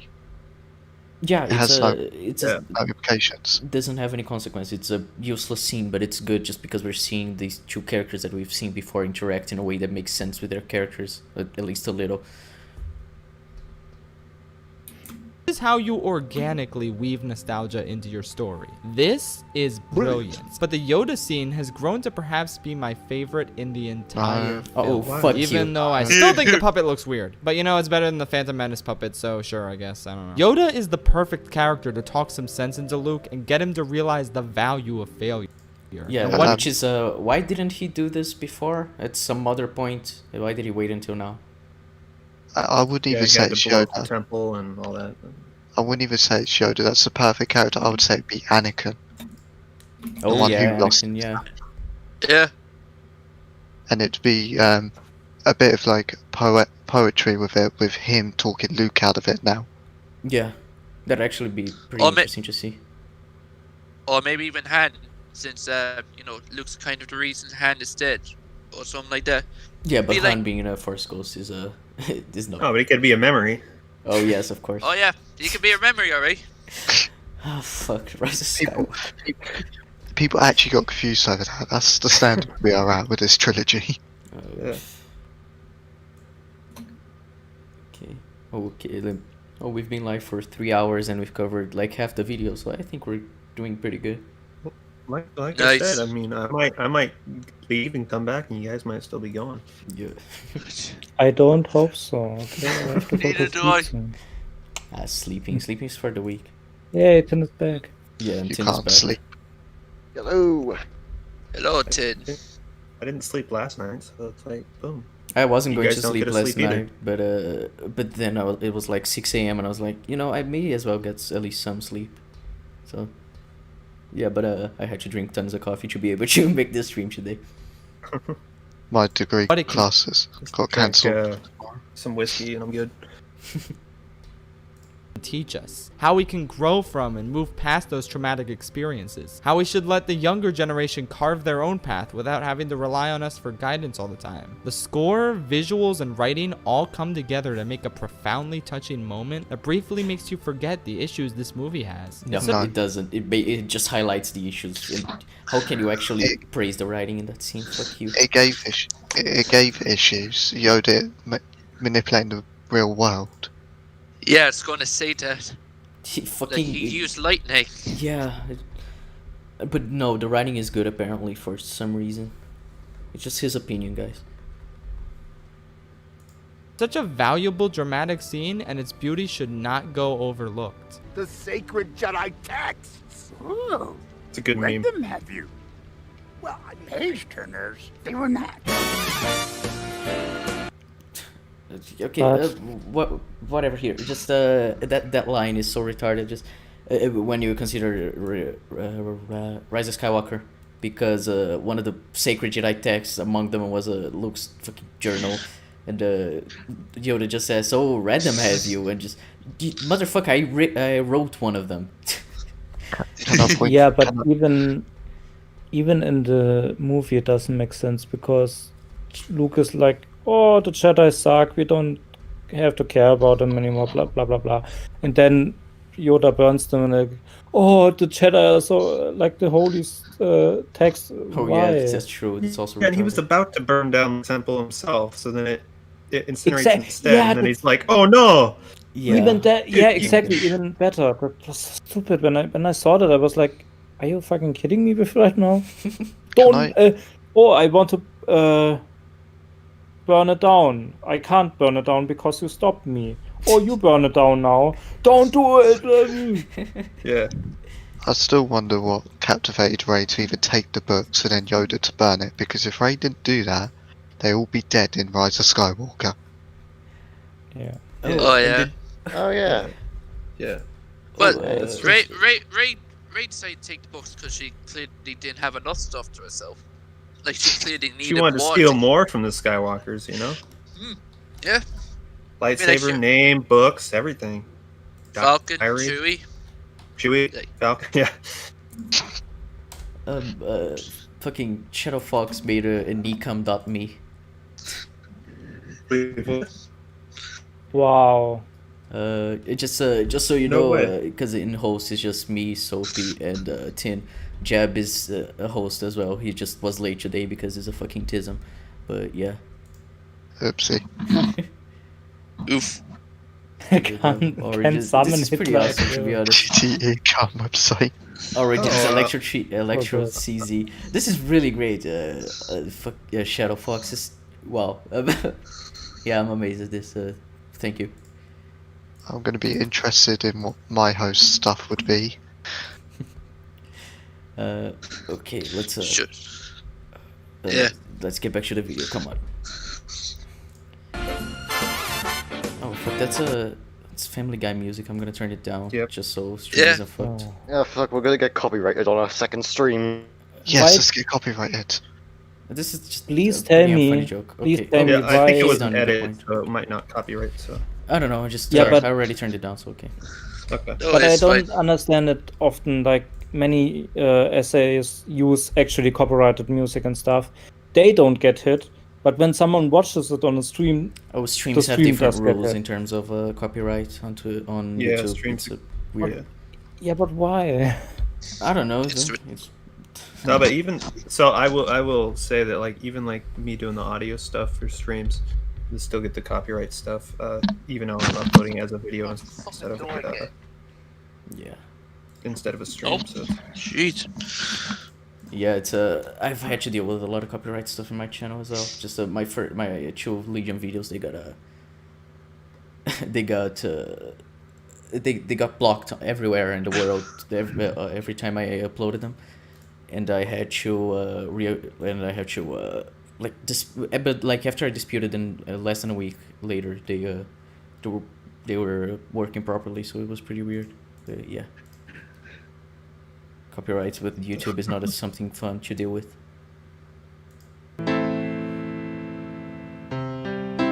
I think you people really misunderstand the problem with this scene. The fact that Leia knows how to use the Force and could survive space as a result is not the issue. I have no trouble believing her fight or flight Force reflexes kicked in here. It is an issue. Airlock Fight or flight. She should be dead. She shouldn't be able to have fight or flight. She was sucked out. Fight or flight in space. Yeah. What the How could she catch up with the ship? She should be running away from the guys. Surely No, the ship stopped the second the bridge blew up. Why? Oh, it just did. It just did. What, did the Empire just stop too? Oh, sorry, Yeah, First Order. yeah, yeah. No, everybody just stopped so she could fly back. Either that or she pulled the ship towards her. Because the ship was stopped while she's in space. The ship is stopped in that scene. Oh, that was it all happened stupid fast. I don't think so. They probably intended it that way, but it doesn't play out that way. The ship is literally basically... Yeah, no, it's literally stopped. Wouldn't it have been, logistical... But wouldn't it have been interesting if they killed Leia there and then? They should have. Considering Carrie Fisher died in real life, having her go away like that, just in the middle of the stars, just going out, it's a lot better than just having her break Star Wars even more. And then you have Kylo contemplating his role in all of that. Yeah. TLJ is really bad, guys. Problem, but I can get over that too. What I hate here is that such a potentially beautiful scene is ruined by such an awkward, unintentionally funny visual. Like, I don't know what they could do to make this look good, but holy guacamole, this is not how you do it. Again, I must stress, Leia surviving space using the Force is a-okay on paper. It just looks... Nope. Nobody's surviving space because they have the Force. That doesn't make sense. Oh no, on my book. My question would be, given we know Leia's power levels, what would be the power levels of Rey, Anakin, Obi-Wan, Yoda, etc. in these situations? If Leia could do that. Apparently they just survive. Yeah, like, think of like Attack of the Clones or something like that. You know, when Anakin got his arm cut off, why didn't he get a boost like that? He was in mortal power. Yeah, fight or flight. Yeah. He should be in Dooku right there, you know? Or even better, when he was like burning to death in Mustafar, why didn't he just get up on his one leg, start hopping towards Obi-Wan, and start fighting him then? You know, fight and flight. Yeah. Or like full force push him into the lava or something, you know? Yeah. Fight or flight. It's an excuse that people use for this scene, but not for other scenes that actually is just that could have this justification as well. They just think, we use this justification here, but we don't care about any other scene because the context doesn't matter, and so they don't realize how their standards are inconsistent. Looks like garbage, and on my first viewing, it was the moment I decided that this movie was not gonna work for me. Also, I will forever be disappointed with the deletion of two crucial scenes. Luke reacting to the death of Han, which is pretty self-explanatory. It's heartbreaking, and as is, he just asks, "Where's Han?" and it cuts to Kylo. Like the story just wants to get on with itself and not take any time for character drama. Really weird. Even worse is the deletion of Finn's confrontation with Captain Phasma, where he berates her for lowering the shields at Starkiller Base, leading her to kill her own troops before they turn on her. It's badass and gives one of the lamest scenes from Force Awakens a ton of retroactive purpose. It's such an awesome moment, but without it, Finn couldn't have called her Chrome Dome. I mean, sure, it's the scene to give a bit more nuance to what happened in the earlier film. I still wouldn't say if that's good. It's better than him just coming up from the underneath her, going up behind her and giving her a sucker punch, essentially. It's much better than that. Pulling a Back to the Future too. Yeah. Which he admitted was actually a copy. Oh, I saw that. Yeah, he's like steal from the best. You're not supposed to admit it, you round-headed numpty. Steal from the best because you can't come up with your own stuff. Yeah.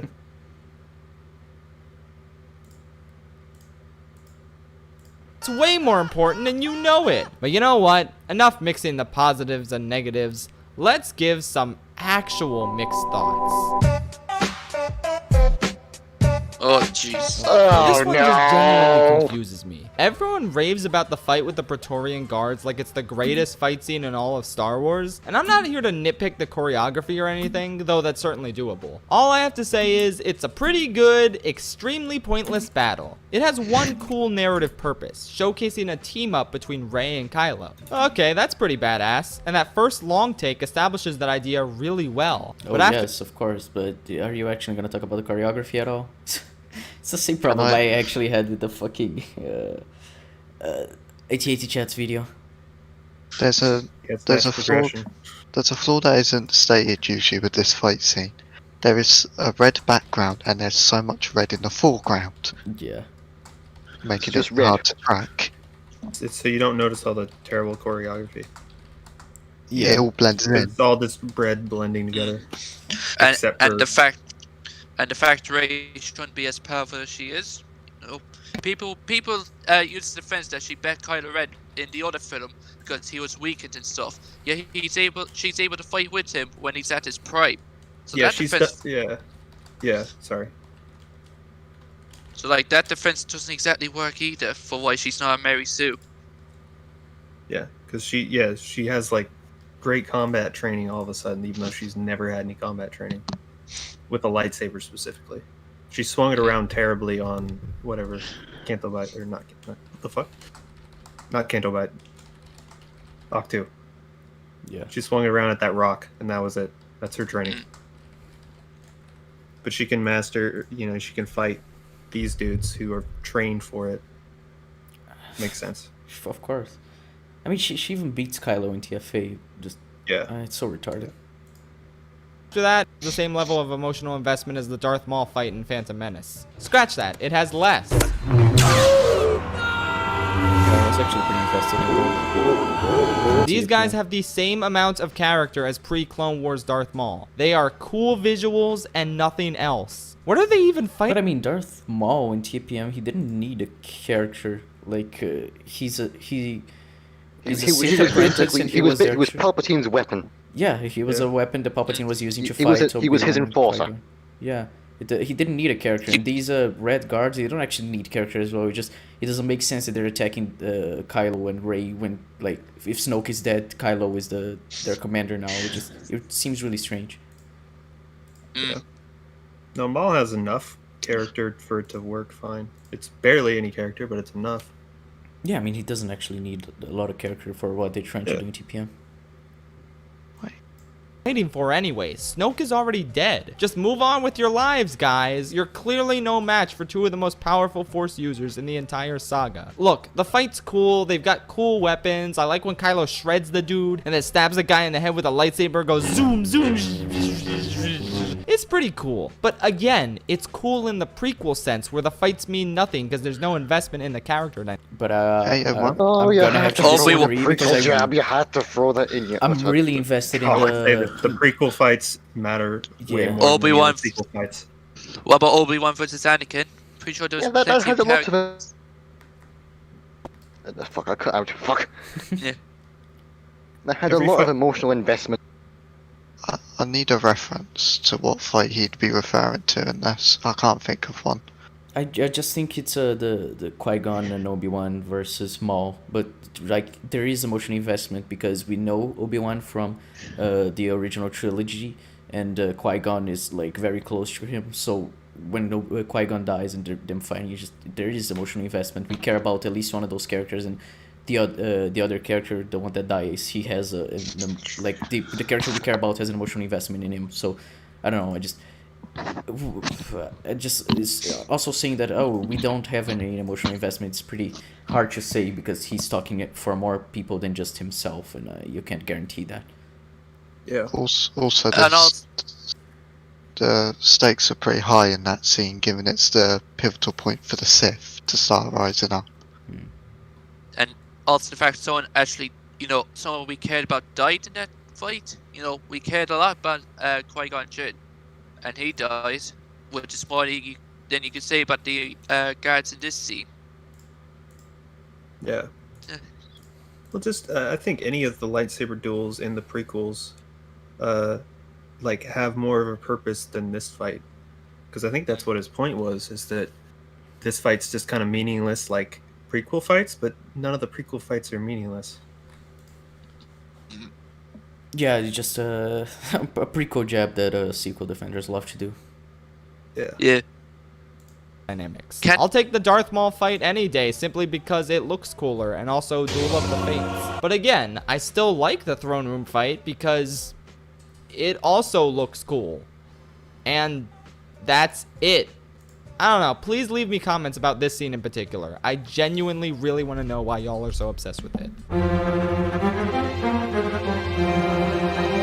So, the climax brings all of our characters together. Actually, let me be more specific, because there's kind of two climaxes. The first climax is amazing, like I said earlier. The second climax on Crate is amazing when it focuses on the characters who have been amazing the whole movie. It's not when amazing the whole film. The whole movie, yeah. Oh, how can he say that? Christ. Oh yeah, when he said Luke was rad and Rey is awesome. Neb made a when did he say fantastic that? one. But I don't know. He's just saying, oh, the characters, they're great, and when they focus on the characters, I don't know. I don't get it. He's stating stuff without actually backing up anything. Just the second climax is amazing when he focuses on the amazing characters. So yes, okay, that was very informative. Thank you for saying that.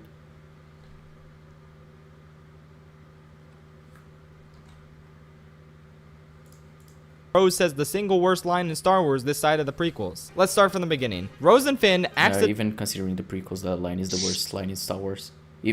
Potentially worst line is Nev can tell which way is up out there, which is one of the funniest lines I've ever heard. Or somehow Palpatine returned. Oh yeah. The delivery on that line was legendary. You could just tell he was fed up. You could just tell shit. Oscar Isaac has given up by that point. Oh, I mean, his favorite Star Wars film is Return of the Jedi, so you can only imagine how pissed he was to have to deliver that line. Yeah. Yeah. Been amazing Somehow the whole Palpatine movie. has returned. Not when Rose says the single worst line in Star Wars this side of the prequels. Let's start from the beginning. Rose and Finn accidentally their way into the base at the end, look around, and Rose says, "Is this all that's left?" Yeah. Thanks to you two. Side note though, isn't it kind of bonkers that their plan actually would have worked if it wasn't for BB-9E? Give that droid a raise. He effectively massacred 90. Yeah, I agree. Oh yeah. I have to go back. I have to go to the first before what he said. That the resistance all is left because of Finn and Rose. That's not true. Yeah, that was kind of weird. I don't really think it's just because of Holdo. Holdo fucked the resistance. Yeah, like Finn and Rose went went to do their plan on Canto Bight because of Holdo being a fucking cunt. So it's not their fault that Holdo was a retard. Yeah, it's not their fault. 90% of the resistance. But Finn and Rose don't learn a lesson at all, despite getting so many of their friends and comrades killed. Hell, even though Poe learned his lesson, he still gets no repercussions for this awful plan. Leia just says, yeah, you can follow him now. He learned his lesson. But like He didn't learn a lesson because there was no lesson to be learned. It's just like Holdo says, he didn't need. You were wrong, and and the film says that he's wrong, and that's it. Like, I don't know, I really don't get how people say Poe had an actual arc in this film, and yeah. I still find that scene funny because 5 seconds before, D3PO says there's not any secret entries. Yeah, he says that's the only way in or out, and then he says there may be another way, and you're just like, fuck you, C3PO, why did you keep that from us, you fucking cunt? If he had said like the only way out is smaller than a human or something like that, then it would have been like, oh, okay. Maybe. Or he said the only way out was completely covered by rocks. That'd been fine as well. But Here no, he was oh no, never mind, go on. repercussions for this awful plan. Leia just says, yeah, you can follow him now. He learned his lesson. But like earlier, he was demoted for letting 20 people die. He should be expelled from the Resistance Order. Anyway, the climax. Okay, that's retarded. He was expelled for saving the Resistance. Yeah, a few bombers died, but those bombers apparently are suicide bombers, considering how poorly designed they are. And the bomb, he didn't let them die because they followed him voluntarily. So, sorry to tell you, Schaffrillas, but you're just wrong there. Yeah, and it's like you're leading troops into a combat situation. Them dying is not your fault in that situation. It's fucking stupid. Especially if you achieve your goal, like it sucks that you lost a decent amount of your soldiers, but that's a casualty of war. It's either that or everyone. Yeah. Or let everyone die by the dreadnought. Yeah. Yeah, and Neb saying in chat, sorry to tell you, soldiers sacrifice their lives in a war. That's a concept that Rian Johnson can't grasp, apparently. So the action here is fine, blah blah blah. Then we get to Finn's big sacrifice. I'm glad he learned to lay down his life for the Resistance rather than running away. But apparently it's just the thought of doing that counts, because we get a fake out death, which should have killed Rose and Finn. But okay then. This is what effectively killed Rose for a lot of the sane, non-racist fans. She robs— Wait, sorry. Is that I do want non-racist. 2 points here. I do want to say, he said that he learned to not run away from the Resistance, not to run away and fight with the Resistance stuff in this film. He learned that in the other film when he stood up against Kylo Ren. Like, he already learned that in the other film. Surely. Oh yeah, where he stands up to Kylo. Yeah. Yeah, this film isn't special for doing it. Well, it is special, but in a very different way. Yeah, and the other thing I always wondered, why is he flying through the death ray? Why is he not like flying aside from it and then crashing into it? Why is he flying I can think of through two it? reasons. One, because he was already in front of it, so a straight line would be the quickest way to get there. Or second, because Just it looks go cool. 1 meter away and then go to straight line. Like just take a curve, slight turn. Yeah, but if and he then had done that, then Rose crash would into have missed him, and then she would have Oh, died on her own. Imagine that. Well, Rose so just might kills herself. not kill him instantly. I was going to say, could you make the argument that the AT-ATs just can't shoot to the side? Could you say that instead? I mean, No, like, the it's a guns really turn. bad argument. The guns Yeah. turn. They actually turn. So, Yeah, you Yeah. see that in Empire So- Strikes Back. So, like the no, head can swivel, basically. so And- that excuse doesn't work. And there's so many of them that they could physically turn the vehicle sideways to shoot. So Yeah. So didn't Howard Should then didn't bring this up? We have to go back a few Everybody's seconds probably because he brought it. said something utterly retarded as well. No, okay, yeah, that's pretty unusual for him. Order! Anyway, the climax. So the action here is fine, blah blah blah. Then we get to Finn's big sacrifice. I'm glad he learned to lay down his life for the Resistance rather than running away. But apparently it's just the thought of doing that counts, because we get a fake out death, which should have killed Rose and Finn. But okay then. This is what effectively killed Rose for a lot of the sane, non-racist fans. She robs Yeah, Finn exactly of a that. It's stupid. He didn't What need to does say. racist and sexist have to do with that? I don't know. I mean- he mentioned Yeah. racist, sexist fans like earlier Yeah, in the video it's twice like already. we don't like her. Like he's saying that before we would have liked her if we weren't racist and sexist, and now in this scene we don't like her anymore because she's retarded. And so, but the reason why we like her before, the reason why we don't like her before is not because we are sexist and racist, but because she's a stupid character. She's Nah, stupid before this. It does, She's- like all she's this too sexist and minorities. racist thing again. No, she's Sorry. two minorities, that's why. Yeah, of course. of course. Fat And minorities. women are not minorities, for fuck's sake. Yeah, they are now. They have to be. But Everyone isn't like says the it. population People on like Twitter say it, so it has to be true. yeah, but aren't women like 54% of the population or something like that? Like I'll have a look. Yeah. So I look it up. That's what I'm doing. Get the stats. what's his point? That's the People fact. who Apparently hate Rose are racist. 49.6 in 2017. Oh, sorry, the minority by 0.8%. Oh wow, that's crazy. That's very still big, counts. big margin. It is still less, so Yeah, it could be considered a Careful, minority. minority. Yeah. That's a statistical how do you call it? Like a margin that you can ignore, basically. 1.9% is nothing. It's just a statistical whatever error, whatever you call it. So basically, you can say 50-50. Significant difference, I think it is. You know what else is a minority? Ryan's incompetence making this film.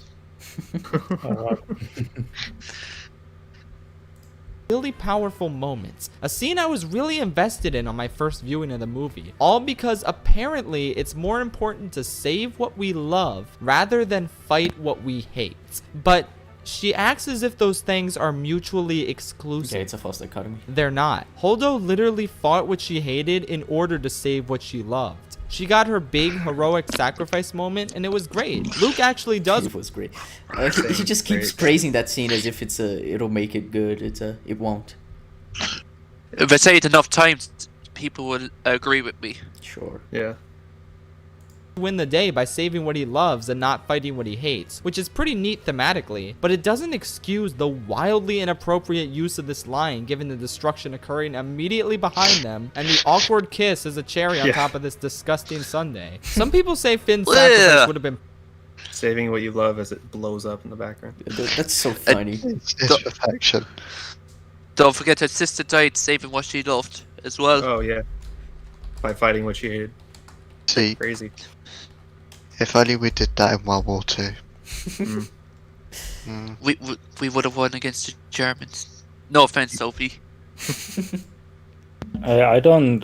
You know. You don't know our long-term plans. So Yeah, you've still got like the final solution.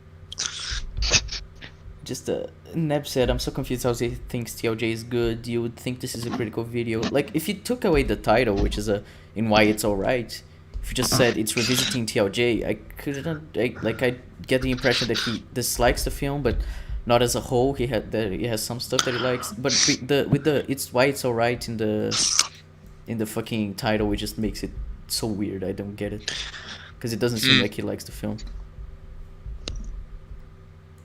pointless and his ship wouldn't have stopped the laser, but you could easily write it so it would. Rose is trying to convey that living to fight another day is more important than a short-term sacrifice, but it contradicts the actions of Holdo and Luke, whose sacrifices directly contribute to the survival of the Resistance. It is a line at war with itself. It's also important to consider where Finn and Rose end up in the next movie, taking this moment into account. I wholeheartedly contend that Finn dying here, with his main rival already dispatched and his arc fulfilled, would have been a stronger storytelling decision than keeping him alive. It would have... I mean, sure, they already assassinated his character in this film and they repeated the same arc he went through in TFA.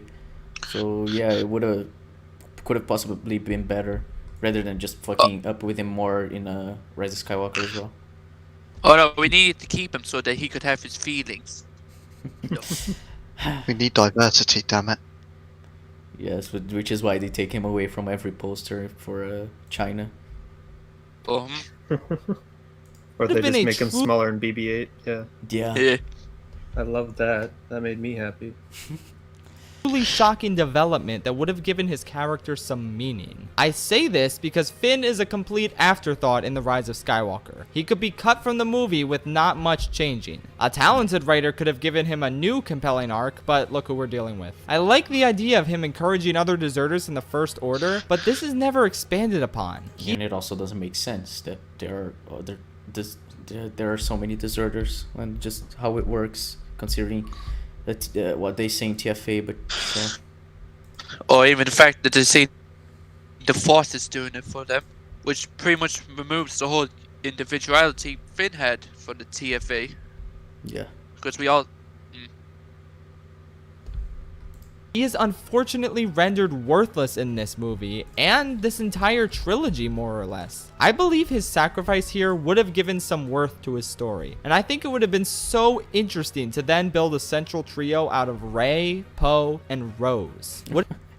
No, no, no. No. Keep Rose away. No. But they'd have only Rise of Skywalker to build a relationship. It doesn't make sense. It'd be the same. It'd be the same as it is right now with Poe, Rey, and Finn. Yeah, it It'd be better. It'd be better with Poe, Rey, and Luke. Yeah, like especially since Luke wouldn't have had to die since the ship was since the cannon was blown up, the door isn't broken through, and they're safe. Luke doesn't have to die for them. So Yeah. Would it be sad to never see Finn and Rey interact again, especially after Rey said they would see each other again in Force Awakens? Yes. Yes, it would. Which is exactly the same remorse we feel for Luke and Han. I think that's the profound sense of loss that this ending sorely lacked. All these nameless Resistance members are dead, but we don't know them personally. Luke died, but no one's ever... But, I mean... No one's ever really gonna... I don't know, the Resistance is downgraded to like 12 people by the end of the film.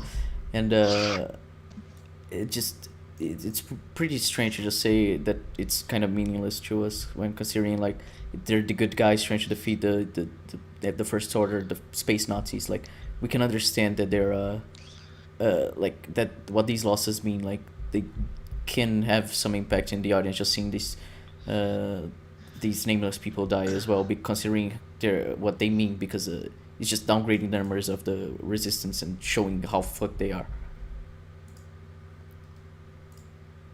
Really gone, so it's no biggie. He can just force ghost his way into the next movie. And sure, Holdo died, but that's enough about Finn. Wait, is that the first time we've seen his face? Yeah, it was. It was so weird. I'm pretty sure that's like Skulls for Wars, I think. Yeah, that's Scott. yeah, that's Scott the Was. That's not him. Oh, okay. Scott the Was. See, Scott the Was is gold. He's so much better than this guy. Well, I'd hope so. Why use a random clip of him? Just him shrugging. I don't know. Because Scott is actually a very funny man. He's very funny to take clips. Use an actual good joke instead of just a clip of him going. Get at anybody shrugging. I mean, he's used cartoon clips. So why not use one now instead of just have a random guy? That was weird. Well, I mean, I thought it was him for a second, and I was like, "That's weird." Yep. So. No biggie. He can just force ghost his way into the next movie. And sure, Holdo died, but that's enough about Finn, though. Let's talk about Rose. Undoubtedly the biggest victim of fan backlash in Star Wars history. No, not this shit. No. Yes, undoubtedly, because the actor who played Jar Jar Binks then almost killed himself. Nobody ever proved the allegations. They are just saying, "Oh, she left Twitter because of the toxic fans." No, nobody. Even if she did, even if she piece of evidence, the what he just said is wrong. It's just wrong, because he said she's the biggest victim of fan backlash in Star Wars. But you do know the actor who played Jar Jar Binks almost killed himself, and the actor who played young Anakin is fucking bullied his entire school life. He's just wrong. Like they received way worse backlash than the Kelly Mary Tran. I believe the venomous hatred for Rose Tico would not have been so significant if she were written better. Don't get me wrong, there's so many racist... I mean, oh, fuck off. Saying a character wouldn't be hated as much if she was actually written. If the character was good, people wouldn't hate her, yes. And it has nothing to do with racism. So a hated character wouldn't be hated if they weren't a bad character. Yeah, okay. You don't say. Crazy. Wow. That's a crazy concept right there. That's a hot take, I find. Would not have been so significant if she were written better. Don't get me wrong, there's so many racist, sexist pieces of garbage out there who exclusively hated her character because they're the scum of humanity. Actors... I love that he's using loads of evidence to back that up and not just accusing people of stuff like that without, just... Yeah, this is what frustrates me. It's the lack of referencing, and it paints a false narrative. Yeah, it's just people hated her because she's Asian. But do you have any reason to back that up, or are you just making that up because you want to make people who hate the Last Jedi seem like over the top racist outriders or whatever the fuck? Well, it's an easy way to get like undecided people on your side. Like, oh, the people that hate this movie are racist and sexist, and they bully people off Twitter and shit. Yeah, just a Like, generalization. Yeah, I guess they are bad, and it's like, no, not what it is. But and they all see Trump supporters as well. Of course, Oh, it's, yeah. labeling and That too. dismissing, just to talk, just trying to make these people's thoughts on the film not matter because they disagree with it and they can't counter it. So just that's well, the best because way. if they're racist, you don't have to listen to them. Yep. So, Yeah, they just use ad hominems to prove their point. Yep. Actors and writers never deserve to be. Since we're paused here, anyways, I do have to take off. So. Oh, okay, no problem. Alright. How dare you? Right. I'll put It's your great having you. what do you want, a channel or in description or Twitter or whatever you prefer. You send me and I'll put it. Yeah, I'll just send you one of the links. I'll figure it out. Okay. Yeah, thanks for being Hey. with us. It's been Yeah, fun. no, thanks for having me on. Yep. No, Cheers. I've had fun going through this terrible fucking video. So Hopefully we're done by the but- time you're finished working. But if we're not, you're welcome to join. yeah, if you aren't, Yeah. like, my God, like, It's only 10 I minutes don't left. want I to believe in spend us. another 3 hours on that shit. So, yeah. Well, but yeah, How long have yeah, we been see you on? next time then. I'm going for. Wait, can you check that? Actually, We've been going for 3 hours and 39 minutes. no, Jesus Jesus Christ. Oh no. that's great. Jesus you guys are bastard Christ. This- going longer in this each what hap- episode too. Yeah. This is what happens when we pick the 40-minute videos. We also watched the other video first, which we contributed to True, the that was yeah. set dressing. Yeah, but no, but good luck with the rest of the video. I might be in chat every once in a while if I have a break. So All right. Thanks. Cool. Yeah. Thanks for having me on. Of course. Cheers. See you soon. Cheers. Always welcome. See you. And now he's left. Oh. Okay, now we have 11 minutes of this video. Oh, less than 11 or so. Basically 10 minutes of this video left. Come on, we can do this in less than 3 hours. I don't think we can. You have too much hope. Don't forget to You cut off there, Joe. at the end, so it's probably like 7 or something like that. You cut off again. I couldn't understand you. Sorry, there's like, it doesn't matter, just play. Okay then. Yeah. Garbage out there who exclusively hated her character because they're the scum of humanity. Actors and writers never deserve to be harassed for portraying or writing a character that people don't like. Like, seriously, what is wrong with you people? But it's reasonable to claim that Rose was simply not a well-written character, and her inclusion drives an unnecessary wedge between Finn and Poe, two characters with great chemistry who many fans, myself included, were disappointed to see separated. I actually wrote in the very first draft I wrote of it, like Poe went with Finn on the mission to Canto Bight, and the two of them were going to be together on the mission. And it didn't work at all because those two get along too well, and so it was just really boring. I thought Rose was monologue. They get along too well, so it doesn't work. Alright. Have you seen the original trilogy with Han and Luke? Just I don't. What? Obi-Wan and Anakin. I don't. What the fuck? Ry Johnson is probably the most fucking retarded person I've seen in a long time. It's like he actively goes back on good ideas because they're good ideas. Like, what the hell? I don't get it. They're good fucking ideas, and he goes back on them because they're too good. My God. Yeah, just like Neb said, them together in TFA were like some of the best parts of the film, and it was them interacting with each other was pretty fun to actually see them.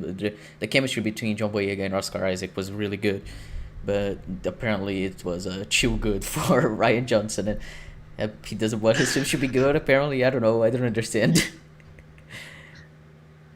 Dialogues and romantic inclinations towards Finn were inappropriate to the context of the dramatic story, and this line in the climax was truly the nail in the coffin for me. I did not consider Rose to be a well-written character, But I said the same thing about Elsa in Frozen 1, and oh look, I was excited at the prospect of her being written better in Frozen 2. And I thought... Alright. Oh, shit. Let's not go here. Wait, let's Do I rewind have just to a bring? tad. Do I have to bring Zodiac onto here?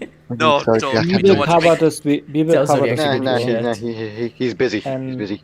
yeah, we will cover this video because it really sucked. Oh, And yeah. I don't even like Elsa that much. And I don't like Frozen. But this You need- video was wrong in so many levels. Oh, okay, so there's another shit take from him. Great to know. Well-written Yeah. character. Yeah. To add But I said the same thing about Elsa in Frozen 1, and oh look, I was excited at the prospect of her being written better in Frozen 2, and I thought she was. So I was actually mildly excited to see more of Rose Tico. I hoped she would win me over this time. Moreover, I was happy to see that she already won a lot of fans over in The Last Jedi. I didn't get it, but I also didn't care, because liking her character is a harmless and understandable opinion. Yes, you are allowed to have opinions. Thank you for letting us know that, Schaffrillas. We didn't know that before. Right. No, you're not. It has to be like mine. How dare they? Oh, fuck off. Anyway, I was excited to see Rose play a significant supporting role in The Rise of Skywalker, and she got less than 90 seconds of screen time. Why? Because, man... Oh, no. Oh, no. Is he really gonna sue you? I think he was. Remember when Anyway, I was JJ went, we I all did. like Asians? excited Yeah, to let's see see what Rose he play a says. Let's see what he says. Yeah, I just, significant let's see. supporting role in The Rise of Skywalker, and she got less than 90 seconds of screen time. Why? Because man babies on the internet didn't like her? What about the... You didn't like her as well, you Oh, fucking God, I'm a moron. no. man baby, of course. Oh, Jesus. How dare I don't like a character for any reason? Like, even if she would be the greatest character ever and I didn't like her, if she would be the worst character ever and I wouldn't like her, it doesn't matter. I'm not a man baby for not liking a character. Oh, yeah, I love that he says, you can like her character or whatever, but these people that disliked her character, the man babies, is the reason. And just like he himself, he said he didn't like the character as well, so I really don't get why he's just labeling it as missing. It's alright when I don't like the characters. It's when you don't like the characters that's the problem. Yep. It's a double standard that I really don't get. The people who fell in love with her character and wanted to see more of her? What about the people with reasonable complaints about her actions and dialogue who wanted to see her become better? This is the part where... What about the people that thought her character was so terribly written that keeping her out of the other film would have been better? Just is that group of people just gonna be ignored because the other group of people is better for some reason, for arbitrary reason that you decided? Fuck you, dude.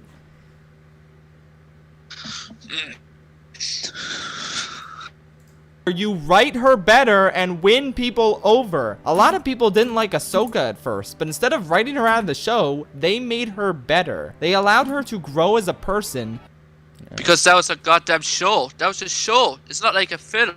It's like you get more time with a They show. evolved her over the course of 6 seasons and like 6 years. Yeah. We had rules for 2 hours, for fuck's sake. I mean, Rise of Don't Skywalker you was dare already such compare her to a... Ahsoka. Don't you fucking dare. Rise of Skywalker was already such a fucking bloated film that had so much stuff going on. Was it actually... Would it actually have been better if Rose was in it more? I really don't think so. It would have been worse, to be honest. Yeah, but don't tell him that. Otherwise you're a man baby, racist and sexist. Well, then he could fuck off for being a retard. Oh, and ableist then. How dare you say retard? Oh no, the disabled person's an ableist. What will we do? Oh no, what shall we do? No. Develop Okay. a less childish personality and become a more mature, well-rounded character. Yeah, to the point sounds where like she a is now character a arc. fan favorite. I It wanted sounds to... like a character arc developed through seasons of a show Hang on. instead of a character that has like 10 minutes of screen time and TLJ who has 1 minute of screen time in TROS. It's very different circumstances. Hang on, so we're all sexist for not liking Rose, but we like Ahsoka, who's a female. Don't think about it. Oh, It yeah, makes my that's- head hurt. No. She's an alien, so she doesn't count. She's alien. She doesn't count. For all we know, she might not be a she. Pretty sure she had She a could vagina. She has tits. That makes her a female. Are you misgendering her? Yeah, You see- did you see? Did you ask her what she identifies as? I think her being pretty. I don't know the word, but yeah, they were being pretty something. Have you seen Rule 34?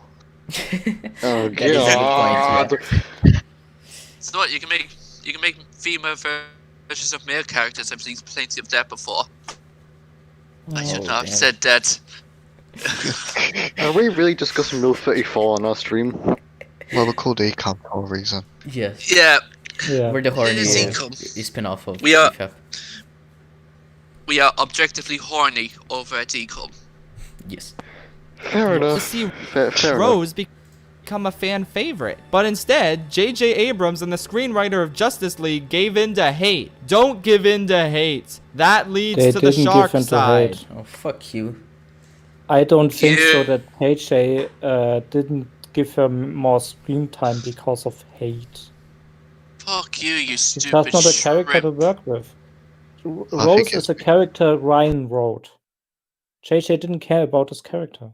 And I think it's Ryan just ignored because of fucking racist. Parkins in TLJ as well, which is a character that JJ wrote for TFA. So, is he gonna fucking Schaffrillas gonna say that Ryan gave into the hate, that people hated fucking Parkins in TFA, which is why he wasn't back? No, because it's just a weird double standard he has. As in the side of Shark Tale. As in, I'd rather rewatch Shark Tale than your shitty ass Stop movie, screaming. JJ. So Finn I completed do his entire story arc in the second movie, and Rose did something really stupid. Why do I like this climax again?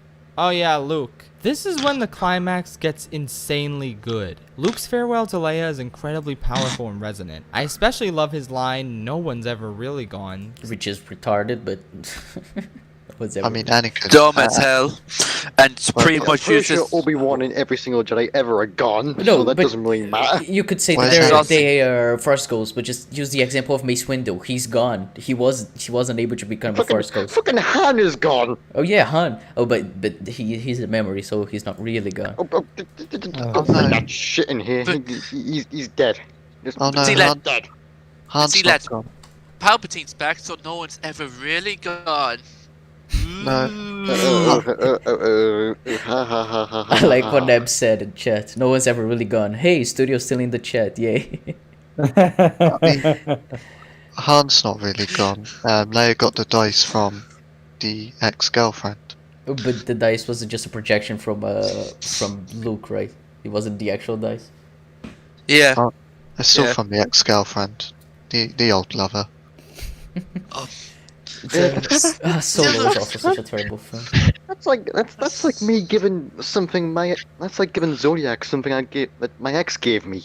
Just why would I? I'm very certain he'd appreciate it, man. Do it.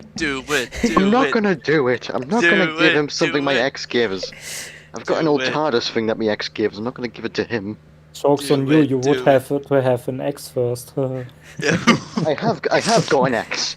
I hate the fucker. I don't. Fucking dying of fucking fire. But enough about my love life. Yeah. Yeah, you're talking too much, Tin. You gotta settle down. Yeah, I was gonna say, why are you not ER anymore? You're only meant to speak like nice speak.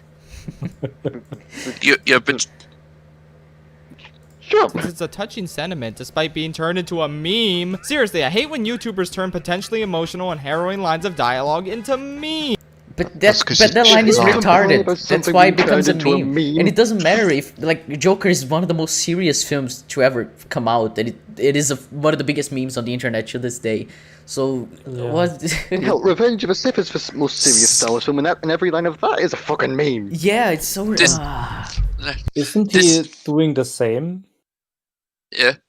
I bet I could find a line there he used as a meme as well. Oh, he said that the line in Revenge of the Sith, this is how liberty dies with thunderous applause. He said that it's as goofy as the Rose line. So you could say that he's turning it into a meme as well. So, okay. This is a true society moment. Ay. I mean, the entire Anakin versus Obi-Wan in Revenge of the Sith. Oh, jeez. teams. Like, come on, that was their mistake. Also, the wink to 3PO is everything I could have hoped for. So with that striking The wink Mark Hamill had to add in himself because Ryan Johnson didn't want it. Fucking of course he didn't. Do you think he had to drink? Do you think he had to drink the tea milk for that wink? Small price to pay for a wink. Just negotiating with Ryan in the boardroom, like, what if I drink the alien milk? Would that give me permission to wink at C-3PO? They just come to an agreement. Only if you drink from my favorite titty. Fuck's sake. See that one there? See that one there? That reminds me of my mother's titties. You are drinking from that one. I'm scared. I think Ryan has some very serious issues. Yes. Yes, Ryan, not Joe. Joe is the perfectly normal here. I am completely sane. Yes. Nah, he's Irish. He's already weird. Hey. Hey. Oh, shut up! I'm Photography British. and I can see it. So I'm British and I can see you drink tea for a living. Hey. Don't you bring tea into this, you potato man. I'm Irish, I'm allowed to do it. I'm Irish and British. This is a difficult situation. You just don't have fucking country. You're Switzerland in this situation. Oh no. Yes, Soapy, just see this, like, yeah, we totally get what's going on. That was their mistake. Also, the wink to 3PO is everything I could have hoped for. So with that striking cinematography and amazing score in tow, Luke prepares to face the entire First Order down in the ultimate power move. Kylo's rage and resentment is perfectly illustrated by the massive overkill he sets forth. Oh. Holy shit. Shit, Tin. And isn't it again? Okay, so what I was gonna say,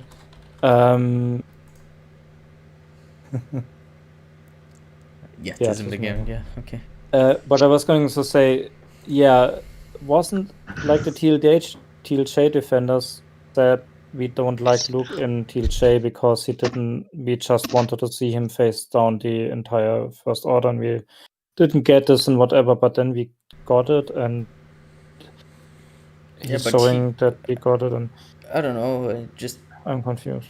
Yeah, but like Schaffrillas, he hasn't said that, so you could just most of the defenders there that contradicts their point, but yeah, the Schaffrillas at least hasn't said that, so at least we have that going on. That's right. Which inspires one of the 3 jokes in the movie I actually like. Do you think you got him?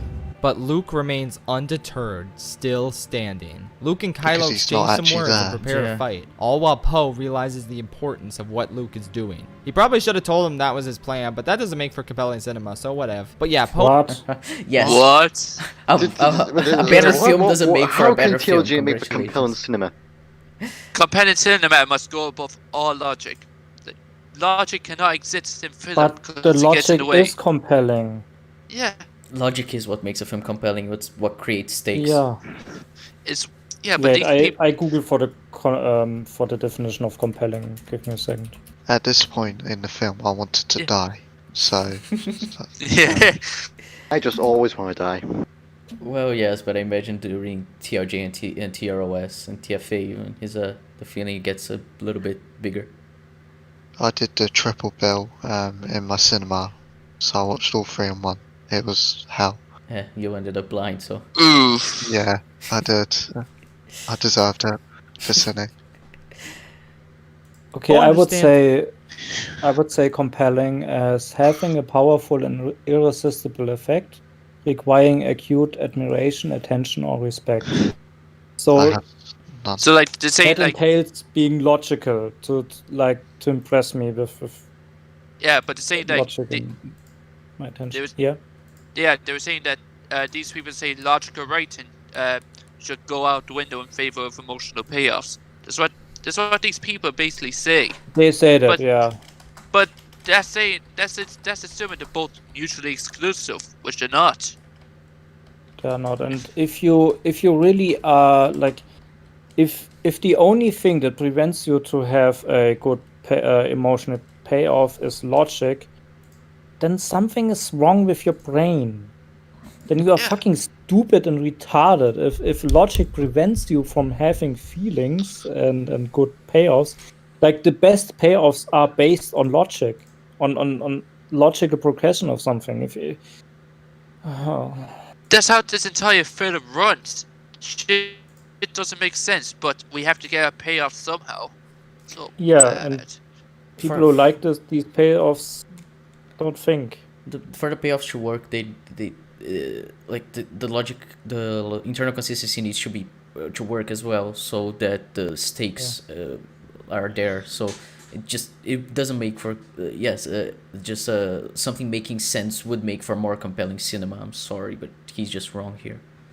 Yeah, like take the scene from Shaun of the Dead where they use the like they got the rifle in the Winchester bar, and Shaun gets tossed over and takes it and just beats the zombie guy with it instead of shooting him. And then the other guy's like, "Why didn't you shoot him?" And he's, "I told you, it's deactivated." And then it suddenly accidentally shoots them, and they realize, oh, it's not been deactivated. They can use it now. And this moment has such an impact because all the time in the movie they said this weapon doesn't work, and then, oh, it works. Fuck. And yeah, it's such a good payoff because you have this setup and the logical progression in it. I mean, yeah, when we watched Shaun of the Dead, there were so many moments that you noticed where it was just logical. And that's why the film is so fucking great, and why I can watch it all the time again, because I notice all the stuff that makes sense and funny as shit. And with TLJ, you are there and like, what? Yeah, and logical progression plays a huge part, or should play a huge part in payoffs and in emotional investment of people when they are not retarded. Yep. Daredevil Season 3 is pretty much dependent on that very fact. Oh, yeah. Yeah. Legion as well.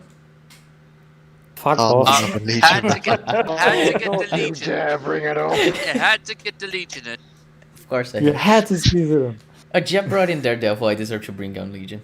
Yeah, but he is an obsessive Daredevil. Exactly. At least I hope not. I just want to bring in my Jaws thing. I'm just going to say Jaws because you guys get to say your stuff. I'm going to say mine. Yeah, Jaws is another one that logical progression is what makes the film so good. It's just like it should make you invested in the film in the third act. Yeah. I've got nothing good that I'm obsessed with. Sucks to be you.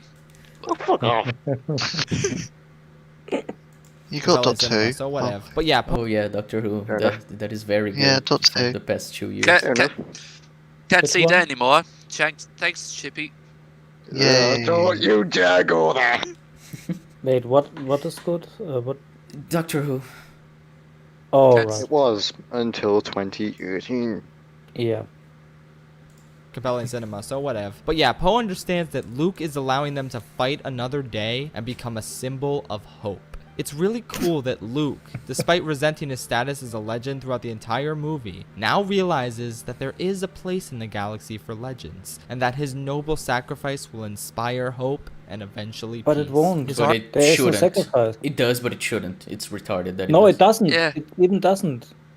It makes us. I don't see anything in Rise of Skywalker that says that this scene inspired hope or I mean, whatever. there's there's the broom boy in the end of TLJ, and that's it. Yeah, but that Roomba doesn't prove anything because he doesn't know who Luke is, and he didn't see those events, and nobody told him. I mean, yeah, it doesn't make sense that he knows that.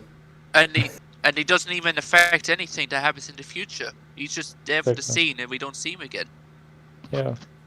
For all we know, like- he could have the scene could have been like 10 years earlier, 100 years later. Doesn't matter in any way. But yeah, Luke doesn't inspire any hope with the scene. This scene is retarded, and it doesn't make sense, and nobody witnesses it, despite some stormtroopers. Arc is absolutely beautiful, and it all comes to a head in this final showdown with Kylo. Now, while I personally would have loved to see the Jedi Order end with Rey forging a new order, there is something so powerful about Luke, emboldened with an optimistic view of the future, proudly stating that he will not be the last Jedi. This is the first movie in Star Wars history to drop its title within the film, and it does so masterfully. Luke. No. He gains an optimistic view of the world after losing it, for no reason at all. It's just he becomes optimistic out of nowhere because it doesn't make sense because he wasn't like what could have made him optimistic doesn't, so he just does a complete 180 out of nowhere, which is a problem that I have with the Boys season, the finale of the Boys season 2 as well. But yeah, it's just he does the 180 out of nowhere, and then he does another 180 out of nowhere in this film. Yep. So he does a 360. He becomes optimistic when nearly everyone is dead at this point, as well. Yeah, he becomes optimistic when it makes zero sense for him to do so. It's he goes completely against what should have happened, which is just shows how badly written the film is. I don't know. Maybe death makes him optimistic. Maybe the death of other people make him happy. Yes, of course. Is that why he wants to kill Kylo Ren? Yeah, because they don't make him happier. Well, would have made more sense in this film, so I don't care. That's my headcanon now. Luke then encourages Kylo to do what Vader did to Obi-Wan. Strike him down as a diversion. Kylo takes the bait, only to find... It's a hologram! That's right. Luke's astral projection ability is so cool. Why didn't he come... It's so cool. It's so cool. It's so awesome, dude. It's so awesome, dumb. guys. It's so rad. Yeah, but even the way he said it was like... He didn't really mean it, I think, the way he said it. It was so cool. So, what? It's so cool, but so goddamn stupid. But it's not even cool. It's stupid in general. To the planet himself? He would have got shot to pieces. Remember when Coleman Trevor tried to kill Count Dooku and then Jango Fett just shot him a couple times and he died? Imagine that, but with 10 AT-ATs. So you're telling me that instead of dying, he would have died? Huh. That is very different. That is true. He'd have just died sooner. But, like, would that make any difference? I mean, it's so weird. Luke's character in TLJ, he doesn't make any sense. I just like the analogy that instead of dying, he dies. Yes. It's a very different character arc it go. Neb is getting angry in chat. Oh my god, I hate this video. Why do people watch this person? Wait. Neb is actually capable of getting angry? Apparently. Is that even physically possible? This is the first I've seen. Yep. Nice. Give in to the rage, Neb. Yes. Give in. Good, give it. Showed off a cool force power and won the day. He probably would have died even if he did come down to the planet. What's the difference between him being or not being on the planet? Because one doesn't make him a coward. One doesn't make him just like pretend. One doesn't make him very anticlimactic and him just pretending to actually help people when he actually isn't. And one death actually makes sense while the other one doesn't. Yep. How does this death make sense? And let's just say they figure out he's not actually there beforehand. They would just advance and ignore him because there's not much he can do. Yep. The movie has so many problems, and yet you people complain about the weirdest things. And yeah, I've said this before, but I love Luke's death scene. I do like that he dies with the two sons. Like, it could have worked in a good film, but I was gonna say, he says we complain about the weird stuff. He's praising all the weird stuff too. Yeah. Yeah, I mean, he's the stuff he's praising it's also retarded, so could just throw the same argument back at him. Why he takes his robot hands with him to the afterlife. But this twin sons gazing is just so profound. It gives his story so much more meaning and beauty. Again. No, he could have done that if it was actually in a good film, but yeah. It's a scene that that only works out of context. A profound artistic use of nostalgia. I wish JJ knew the meaning of those words. I hate to end on a con, but that's how the movie Wait, ends. CGF movies. Isn't... Wait, am I retarded? No, yeah, CGF movies. He was the one who edited this part.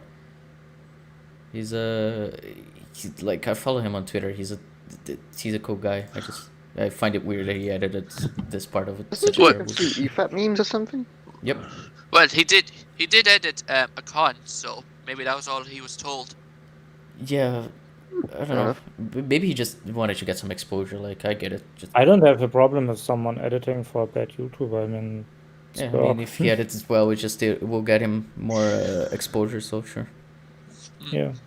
And so, yeah. The happy, feel-good reunion on the Falcon as it travels through Lightspeed just irks me. Rey, Finn, and Rose miserably failed, and it didn't seem to affect them whatsoever. And most of the Resistance died, and just the Millennium Falcon happy. It doesn't make any sense. % of the Resistance is dead, and everyone is happy. I famously made this comparison before, but imagine Infinity War ending with all the remaining Avengers hugging and congratulating themselves for surviving the snap. Imagine Tony and Nebula flying home super fast, playing paper football in good spirits. That's how Last Jedi ends. It shouldn't try to make you feel good. The reality of this horrific day should be setting in, and I wholeheartedly believe this is a byproduct of Disney's influence. Ending a Star Wars movie in a sad way is bad for business. Hyperspace adventure time. Marvel can do what they want, though. They already made us enough money that they earned one. I was going to say, he says that the happy good feel ending is a result of Disney's meddling, but he shows a film which actually has a bad sad ending for the heroes made by Disney. Rogue One, he showed it back there. Rogue One, which had loads of meddling and reshoots and stuff like that. Still had a bit of a tragic ending, so... Yeah, well, everyone died. That was awesome. That was an awesome scene. And yeah, like Neb said, it's bad regardless of whether it's studio mandated or not. It doesn't change if it's studio meddled or not. It's bad either way. And also, it's a bit kind of unfair comparison, because Marvel has, like, it doesn't have much. Like Disney doesn't say much for Marvel movies, but the reason also is kind of that they are separate entities. Like Marvel belongs to Disney, but Marvel is still its own company. But I mean, you could say the same thing about Lucasfilm, that it belongs to Disney, but it's still its own company. Yeah, exactly, and so Disney has the overarching control in some way. But I don't know how much they have say in certain stuff. Like I can imagine they have a bit more of say in LucasArts stuff than in Marvel, because of different reasons and whatever. So I can't always say is it Disney's fault or not fault or whatever. It's hard to tell because of how companies are structured. It's like. The same with Bethesda, with Fallout and Doom and whatnot. There are some different studios working on the stuff, and then it depends on the structure of the company, who has a say in certain for other certain studios and whatnot. So, I was also going to say the whole Disney meddling and not meddling stuff, right? You saw it on Twitter as well too, Soapy. It's like people will say for another comparison of games, right? The games they made. They'll say Disney had absolutely nothing to do with the debacle Battlefront 2 did. They had absolutely nothing to do with it, and they went back on it, right? But then they'll also say Disney was the main reason Fallen Order was amazing. Be like, there's a bit of a double standard there. Stupid, yeah. Because I think that Disney says, okay, you can give EA can get our license, they can do the stuff, and we maybe have prerequisites that the story has to tie in the canon and what not, right? And maybe someone supervises this and then says, okay, that works with our lore. I mean, yeah. And EA probably has still the most to say, because why should EA let Disney tell them what to do? I don't think that EA would do that. So, yeah. Neb raised a good point. Rogue One was under Disney as well, and that was a year or however long before Last Jedi. You know, a year Yeah. before, and he just refutes his own point. And yeah, something else Neb says. It's almost like they just go based on whether or not it's in favor of their point. It's incredibly childish how they do this. Just to defend, they use the evidence that would go for their point, but don't notice how that evidence would also go against their point in some other instance. Yeah. Yeah, I know Disney isn't a good company at all, but it is definitely skewed against them either way. Yep. One sad ending. Star Wars still has to meet its quota. But you know what? I'll end on something positive anyway. I know I said the Broom Boy ending was corny, which it is, but it still shows that a hero could rise from anywhere. From extremely... Something that the prequels and the original trilogy did. That's what I said before. Anakin was a random fucking dude on a random planet. It came from anywhere. Why are they... You stupid fucking shrimp! I wonder what the rebels were. I really wonder what the rebels were. Nah, they weren't heroes, Jeff. They were. No, they were not heroes. Oh, fuck. I don't get when people use that point to justify the Last Jedi being good. The video we covered on a Thought Theater stream made that same point as well, I think, which is it's amazing how many times they use that same point to justify the Last Jedi being good. Just saying, oh, it showed that a hero can come from anywhere. And we know that, and it's I think Rags raised that point a lot when talking about the Last Jedi. Is that something like that Ratatouille said is that not anyone can be a great cook, but a great cook can come from anywhere. So because of that, you can it's the message that is passed in the original trilogy and the prequels. This film isn't special for doing the stuff you say it does. Literally, all the other films have done it as well. It just does it less subtly, so you know it's more apparent. Also more shit. Oh shit! Subtly. Schaffrillas posted a video why BoJack Horseman is the best thing that ever happened, part 2. Oof. Yeah, I haven't seen BoJack Horseman, but from what I've heard from Efab, so yeah. And I talked with a buddy of mine as well, and I trust him very much on stuff like this. And I saw some scenes before when people recommended it, and I was like, "What's funny about that?" I don't know. But yeah, I don't want to watch the show. I just found it interesting that he's like, it's the best thing that ever happened. Yeah, I mean, the only thing I've heard from it was Jay saying it's good. That's the only thing I've heard from it. Oh yeah, I know Jay thinks BoJack Horseman is a good show, but yeah. But Jay has a lot of takes. Yes, sometimes. And I think he only said it, like he didn't really bring evidence. So if he only says I think it's good, then yeah, I can work with that. I think he likes it. I've seen him talk about it in his videos, but yeah. Yeah.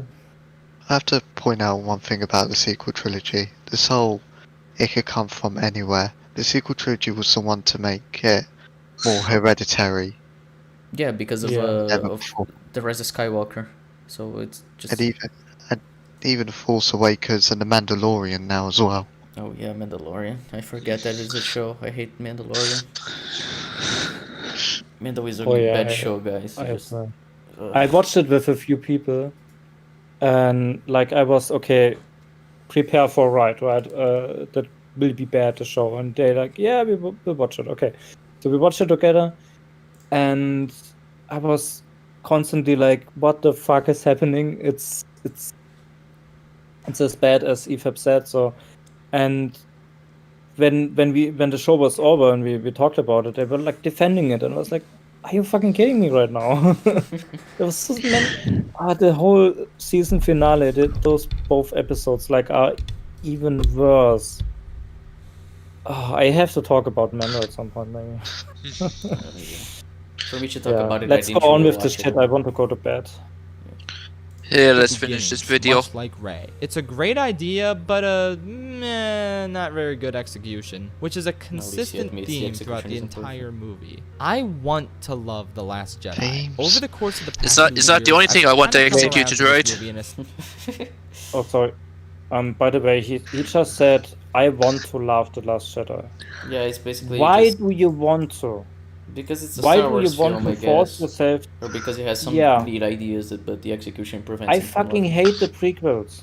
I don't really like them. I think they are really bad, and I don't like the Revenge of the Sith. I thought, like, when I watched it back then, I was like, what the fuck?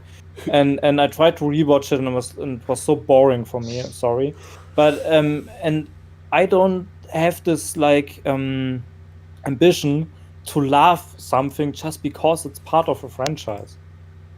Well, you're German. I wish the thing would be better and that I could laugh it, but it's garbage, so I don't. Well, Soapy, you're German. You're hard to laugh. I'm sorry. No, I don't laugh anything except from no. And yeah, I like when Eb said, "I want to love The Last Jedi." That's not how this shit works. You don't have to actively try to like something. Just pretend it's what you wanted, for fuck's sake. Oh right, that's so easy. Pretend it's what you wanted and see how you feel. It's literally make believe. By the way, it's literally make believe. It's the whole thing. Oh, you don't believe in Jesus? Just tell yourself over and over again that you believe in him, so you end up believing in him. It's really stupid. If you don't like something, then you don't like it, and you have your reasons for it. You don't have to force yourself to like something just because. Yeah, liking something is It's involuntary. fine. You are allowed to like and dislike something. Just watch it 3 times and it Except becomes Shaun good. of the Dead, who doesn't like Shaun of the Dead. No, but seriously, you are allowed to not like something. You are not obligated to like the Star Wars movies. I mean, I've seen the prequels 3 times and I wasn't even bored, so. Or you could just like it ironically. Yep. Yeah, as well. But if he says that, it contradicts the idea that he disagrees with objectivity. But anyway. Right. You ready? I want to love The Last Jedi. Over the course of the past 2 years, I've kind of come around to this movie in a similar character arc to Luke's. After my first viewing, I felt underwhelmed, upset, annoyed, disappointed. I had no interest in seeing what came next, and I truly believed that it was time for Star Wars to end. I started teaching my pupils why the legacy of this film was failure, hypocrisy, hubris. But since then, I've had people... Why can I pause? Okay. He says, like, it's time to Star Wars to end because of Last Jedi, if I understood him correctly. I think it's like the saga must end or something like that. Yeah. Yeah, but he was saying I felt like Star Wars had to end or whatever. So no, because there is a lot of stuff that can happen in the Star Wars universe, and that is happening with all the prequel and Old Republic stuff, right? Star Wars doesn't have to end just because 1 or 2 bad movies. There is so much more you can tell in this universe. You just have to pretend, and that's where you have to pretend, that the sequel trilogy is not canon. And you are fine. There's so many things we can tell in this universe, and we can tell afterwards. I mean, we could jump 1,000 years after the OT and do stuff there. Why not? The Force is great, by the way. There is so much potential. Star Wars is a very rich universe that they could do more with. So it suffers a lot from Terminator syndrome, where the Terminator franchise focused way too much on John Connor himself instead of doing stuff like and this film, this franchise just seems obsessed with Luke Skywalker when it really shouldn't. Like, there's a whole universe out there. Fucking use so much to tell. Like I watched this one of the Ewok movies. I think there were 2 or something. I watched one of them, and I don't remember much. I don't even know if I finished it, but I remember that a girl was flying in one of a spaceship and landed on Endor or whatever, something like that. I don't know, but that was a thing you could tell after the events of Return of the Jedi. just a person who flies somewhere, who experiences adventures in the Star Wars universe. There's so much things you can do, and it doesn't end just because TLJ happened or and the Rise of Skywalker happened. It's stupid. Oh yeah, that was the entire point of the expanded universe until they decided to decanonize all of that. Not only did they decanonize it, Kathleen Kennedy just forgot it existed. Yeah, and then they take we stuff have out no of source it and material. We have nothing to go off of. Yeah. And yet you use Dark Empire as a source for Rise of Skywalker. Well, Kathleen makes no sense. Kathleen Kennedy's such a fucking joke. Just the extended universe, it was way too good for Kathleen Kennedy, way too good for Disney. They had to fucking throw it in the trash so that they could make a trilogy that kind of compared to it. They had to throw it in the trash so they could just ape off the original trilogy. Because that's what most modern films do nowadays. They throw all the other stuff in the bin that isn't the original stuff, and then they just ape off that. So bad. People talk some sense into me, teach me things about the film I never considered, and realize that there's a sense of truth, of purpose, of beauty that I couldn't fully grasp at first. This is so pretentious, for fuck's sake. By the way, one thing I noticed, like his profile picture, is that a fish thingy, right? It's Tamatoa from Moana. I don't know what. It's for big crab. It's for big crab, motherfucker. It's a crab. Okay. Oh. It just reminds me of Michael B's profile picture. Oh Jesus! That's an insult to Michael B. I'm sorry, but it reminds me of this. Michael B is more based than Schaffrillas. His is like the weird fish that has like a light attached to its forehead. Exactly. That's what I'm thinking about all the time. Anglerfish, yeah. Exactly. So, yeah. I'm sorry. Nothing will ever make up for its flaws, much like nothing will ever erase the failure of the Jedi Order. But it does enough right that I'm glad it exists and managed to inspire people. It taught me a valuable lesson, that there's a certain excellence in failure. This movie... There was no excellence in this. There was no excellence in this failure. There's a certain excellence in failure. This is so pretentious. Like, this is super retarded. I hate it. It's so fucking pretentious. So preachy. Yeah, it's just... I learned to like this film for what it is, and yes, the badness is good because of its excellence and whatever the fuck. Just fuck off. Stop being so pretentious. Make a video being more just like matter of fact, just going to the point. The movie failed to take many of the storylines in Force Awakens in exciting directions. It concluded everyone's character arcs and left no intriguing plot threads for a third film to work with. It frustrated, bored, or irritated me more often than the average Star Wars film. I personally do not consider this to be a very good film overall. And yet, without its failure, I never would have gotten amazingly directed and shot sequences like these in Star Wars. I never would have... How is that worth the sacrifice? Yeah, you could get that stuff in a well-made thing. You could have good cinematography in a well-made film or show, like Legion. Yeah. Legion. Fucking Legion. For God's sake. How many is that to the Legion counter now? Oh, I'm pretty sure I mentioned it like 5 times already. But like for real, do you actually want to sacrifice something being good for it looking good? Yes, that's what half of Twitter thinks. Yeah, I just like I don't care if it looks good if it's poorly written. Like I don't know. I like some sitcoms. Like I love How I Met Your Mother, even though it's really bad. And I really like Friends, but like this stuff doesn't have good cinematography. But the writing is what keeps me invested. So it's not something that makes me but cinematography is not the most important aspect of a film. Like it being beautiful, looking, wow, the colors and everything. Like the writing is way more important than just it looking good and having these shots that, wow, it looks so good.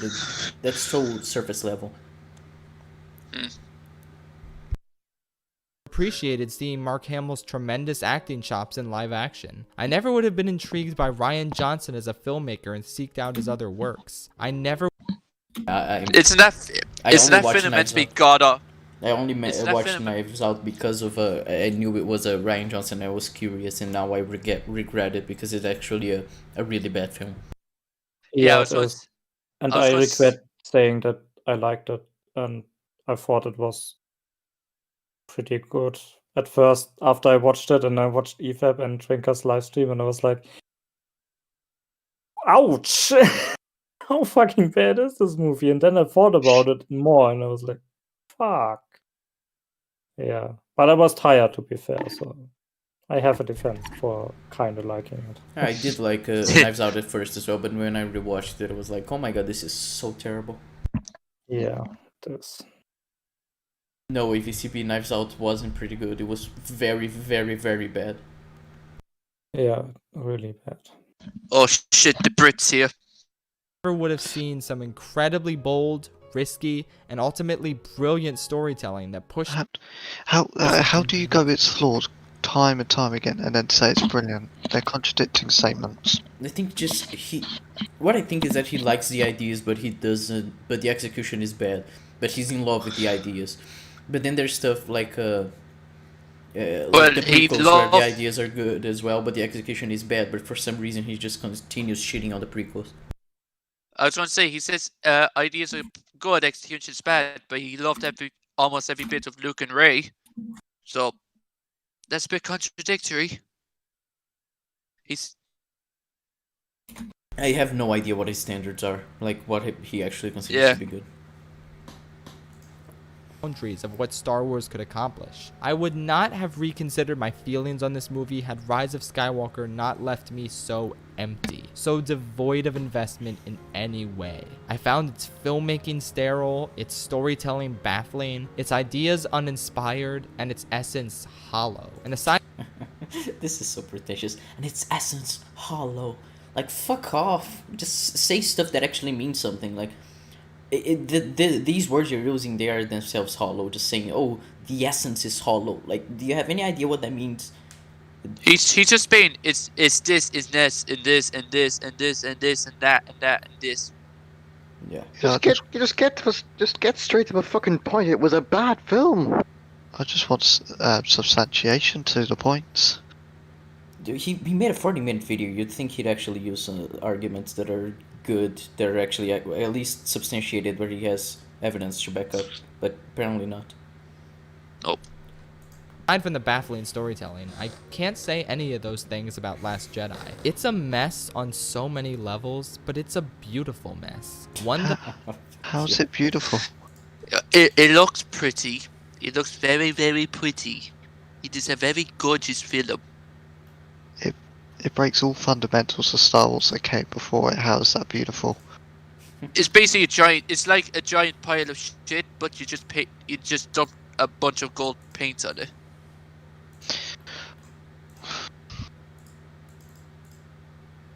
That I'm happy I experienced. At the end of the day, I can watch this movie and have a good time, like I can with any Star Wars movie that isn't Attack of the Clones. What? Dare I say, I might consider this movie pretty good if I fast forward the Canto Bight stuff. Okay, so it's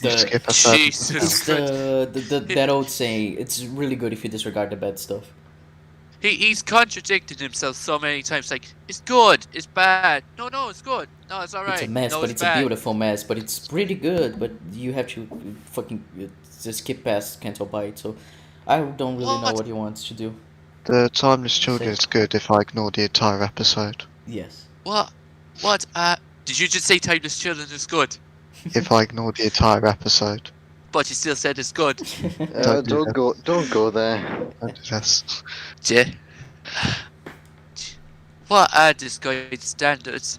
Jeez. With that gone, I can tolerate Poe and Holdo's Dance of Deception, because the focus is now on a beautiful story of regret, sorrow, and failure. Okay, so themes. So you like the themes, the things they want you to say thematically and the ideas, but the execution isn't good, so you disregard the execution because you like what it wants to say, but not what it actually does say. He likes how He liked how it makes him feel. Yes. It makes you feel depressed. I Makes think me I, feel I think I hard. genuinely do feel depressed. This God, video well, has it's so dead. make my video my day. This video has made my day pretty depressing. Just having to listen to these fucking arguments for 4.5 hours now. 4.5 hours. Yep. Jesus. Dear God. Jeb, you're not able to say that you've only been with us for 3.5 hours. No, but I was here in spirit. No one's ever really gone. Oh, ha ha ha. Regret, sorrow, and failure. It hits hard seeing our childhood hero go through this This video is a failure. trial of Yeah, it's hard because it doesn't make any sense and it's terrible. Like it would hit even harder if it actually made sense. Imagine seeing up something that is like that, but actually well written. That would actually be powerful. And what we actually had is powerful in terms of like just how terrible it is and makes people angry.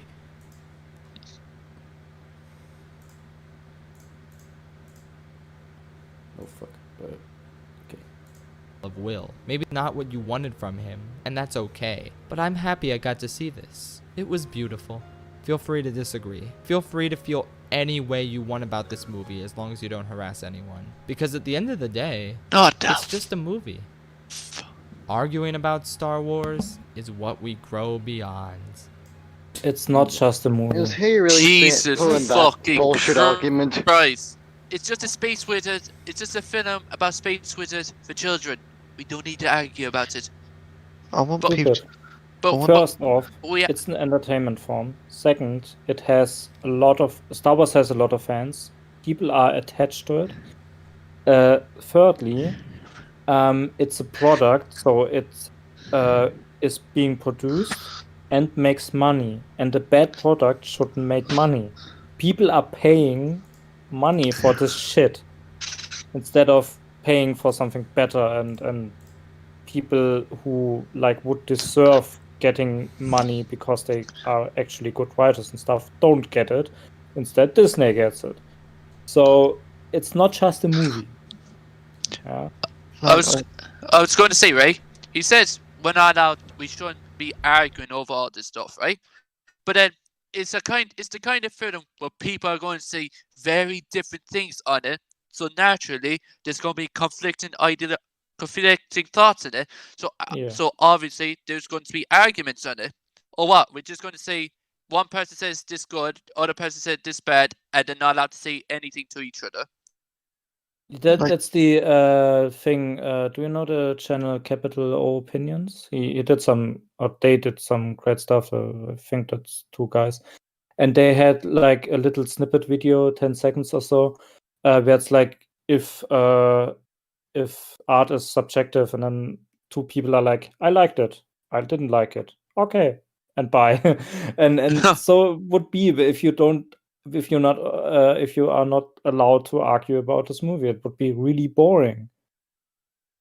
The thing is, as well, it's the same. I've got a few things to say. The same person that did a 40-minute video presenting arguments why it's alright. So this is already contradicting. And the whole point of media art in general is to give you an emotional connection, usually by the logic. And with something like Star Wars, where it goes through generations, people obviously going to have attachments. They're probably liking it to certain family members, or they grew up watching it. This is more than just a film to some people. This could be a form of escapism. Yeah, like Doctor Who before you, Jeb, or just Legion Exactly. for me, like it means a lot to people. Just it's not just a show or just a film or just entertainment. It just does mean a lot to some people. So, and just like you said, he has been talking about this in a 40-minute video. So it just contradicts himself. So he's talking about it as if it's so important. Why do you have to make a 40-minute video? So it's pretty contradictive. Exactly. That is the true burden of all fans. Pretty accurate, I must As say. I enjoy this delightful warmth, I'd like to thank Skillshare for... Okay. No. End the video. Leave it. I say. Let's That's see. the end of the video. Wait. Okay. DIY There is a chance cinematography. he's Make still your video testing. look like a movie by Ryan Booth. As someone with a keen interest in visually He's still talking about Skillshare. I don't get it. Yeah. I'm not going to give that time of day.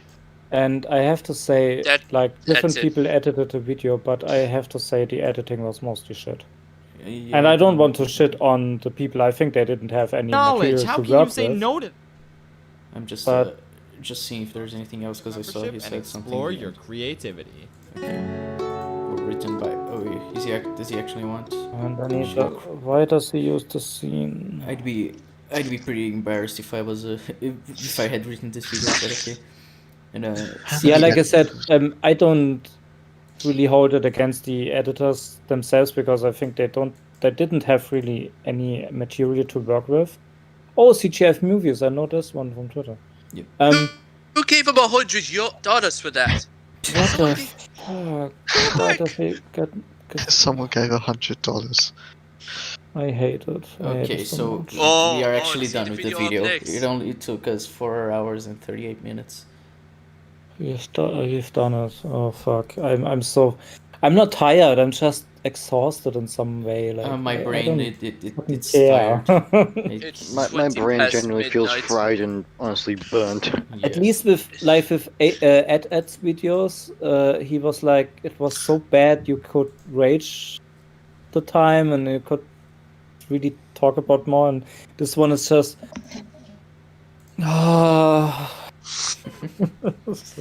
Oh my god. I look forward to the Nostalgia Critic Spider-Man movie. I think video. I think his videos will be way better than this shit. So can I. Oh. Can't wait for that. Oh, get ready. I think it will be at least like entertaining in some way. This was just annoying most of the time. Yeah, this was infuriating to see just the lack of arguments, or at least substantive arguments, just him saying stuff without actually backing it up, and it's Yeah, and that's mostly and what videos do, unfortunately. And he Like- was also somehow able to fuck up shitting on the film as well. Like, how do you do Yeah. that? Well, life finds a way.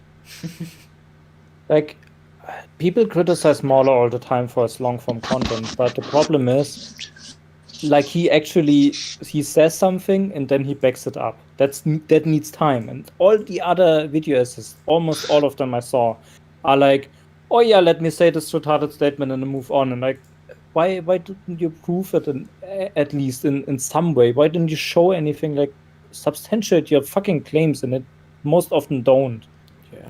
And that's why the videos are so short. This And video is what people say Mahler's videos are, just making a pretty kind of long video, just talking about stuff, just not with no real purpose. You don't really get it's being said in the video, and it's a pretty worthless I watched video. them. I was gonna say difference is that Mahler actually gives a shit. No, yeah, it's just Yeah. what I'm saying is just this is what people say Mahler's content is, but it's not what it actually is. Because Yeah. yeah. I think they don't have any attention span, and like, oh, this video is so long. I don't have, like, I can understand if you don't have the time. I have this problem myself most often, and so I can understand if you don't have the time to watch such a video. But if you watch it and you come out of the video and say, oh, it was just nitpicks and whatever, then you don't have any attention. You can't pay attention to the video and what he's saying, and that shows. Super chat gaming, yeah. Send a super chat, then we can. Did you see we can do it for Neb's 1 super chat? second. Huh? Neb's super chat. Wait, Legion bad Elmo. Yeah, Legion is pretty bad. I heard. I don't know. Some guy recommended it, but now that I hear about it, it's bad. I kind of don't want to watch it. Yeah, you're gonna have me and Jeb to talk about with that because Legion is way too I good. need to talk about Brooklyn Nine-Nine at some point because I feel about this show like you feel about Legion. I just restarted watching it again after I finished watching all the 7 seasons like 2 or 3 weeks ago, and few days ago I started watching from season 1 again. I'm on season 2 again. I love the show. all you guys watch Brooklyn Nine-Nine. Just watch the first episode. If the first episode doesn't convince you, I don't know what will. It's already great. It's Brooklyn Nine-Nine is great. Okay. Yeah. I'm still nervous for our coverage of the Timeless Children. Oh, that's I can't that's gonna be really interesting. Oh, I can't wait for it. I'm I gonna cannot rage wait so for hard. that. I want to make sure my brother can hear you. Oh, I hope he does. I will assault him on stream. Brevity is the soul of wit. This is so stupid. Just with the hate Timeless those Children arguments. coverage, we're gonna need to get a is Editron as well. It's gonna be really Yeah. interesting. I really want to hear you rage at that live, Jeb, because I've seen you rage live, but not at Timeless Children. Timeless Children is another level.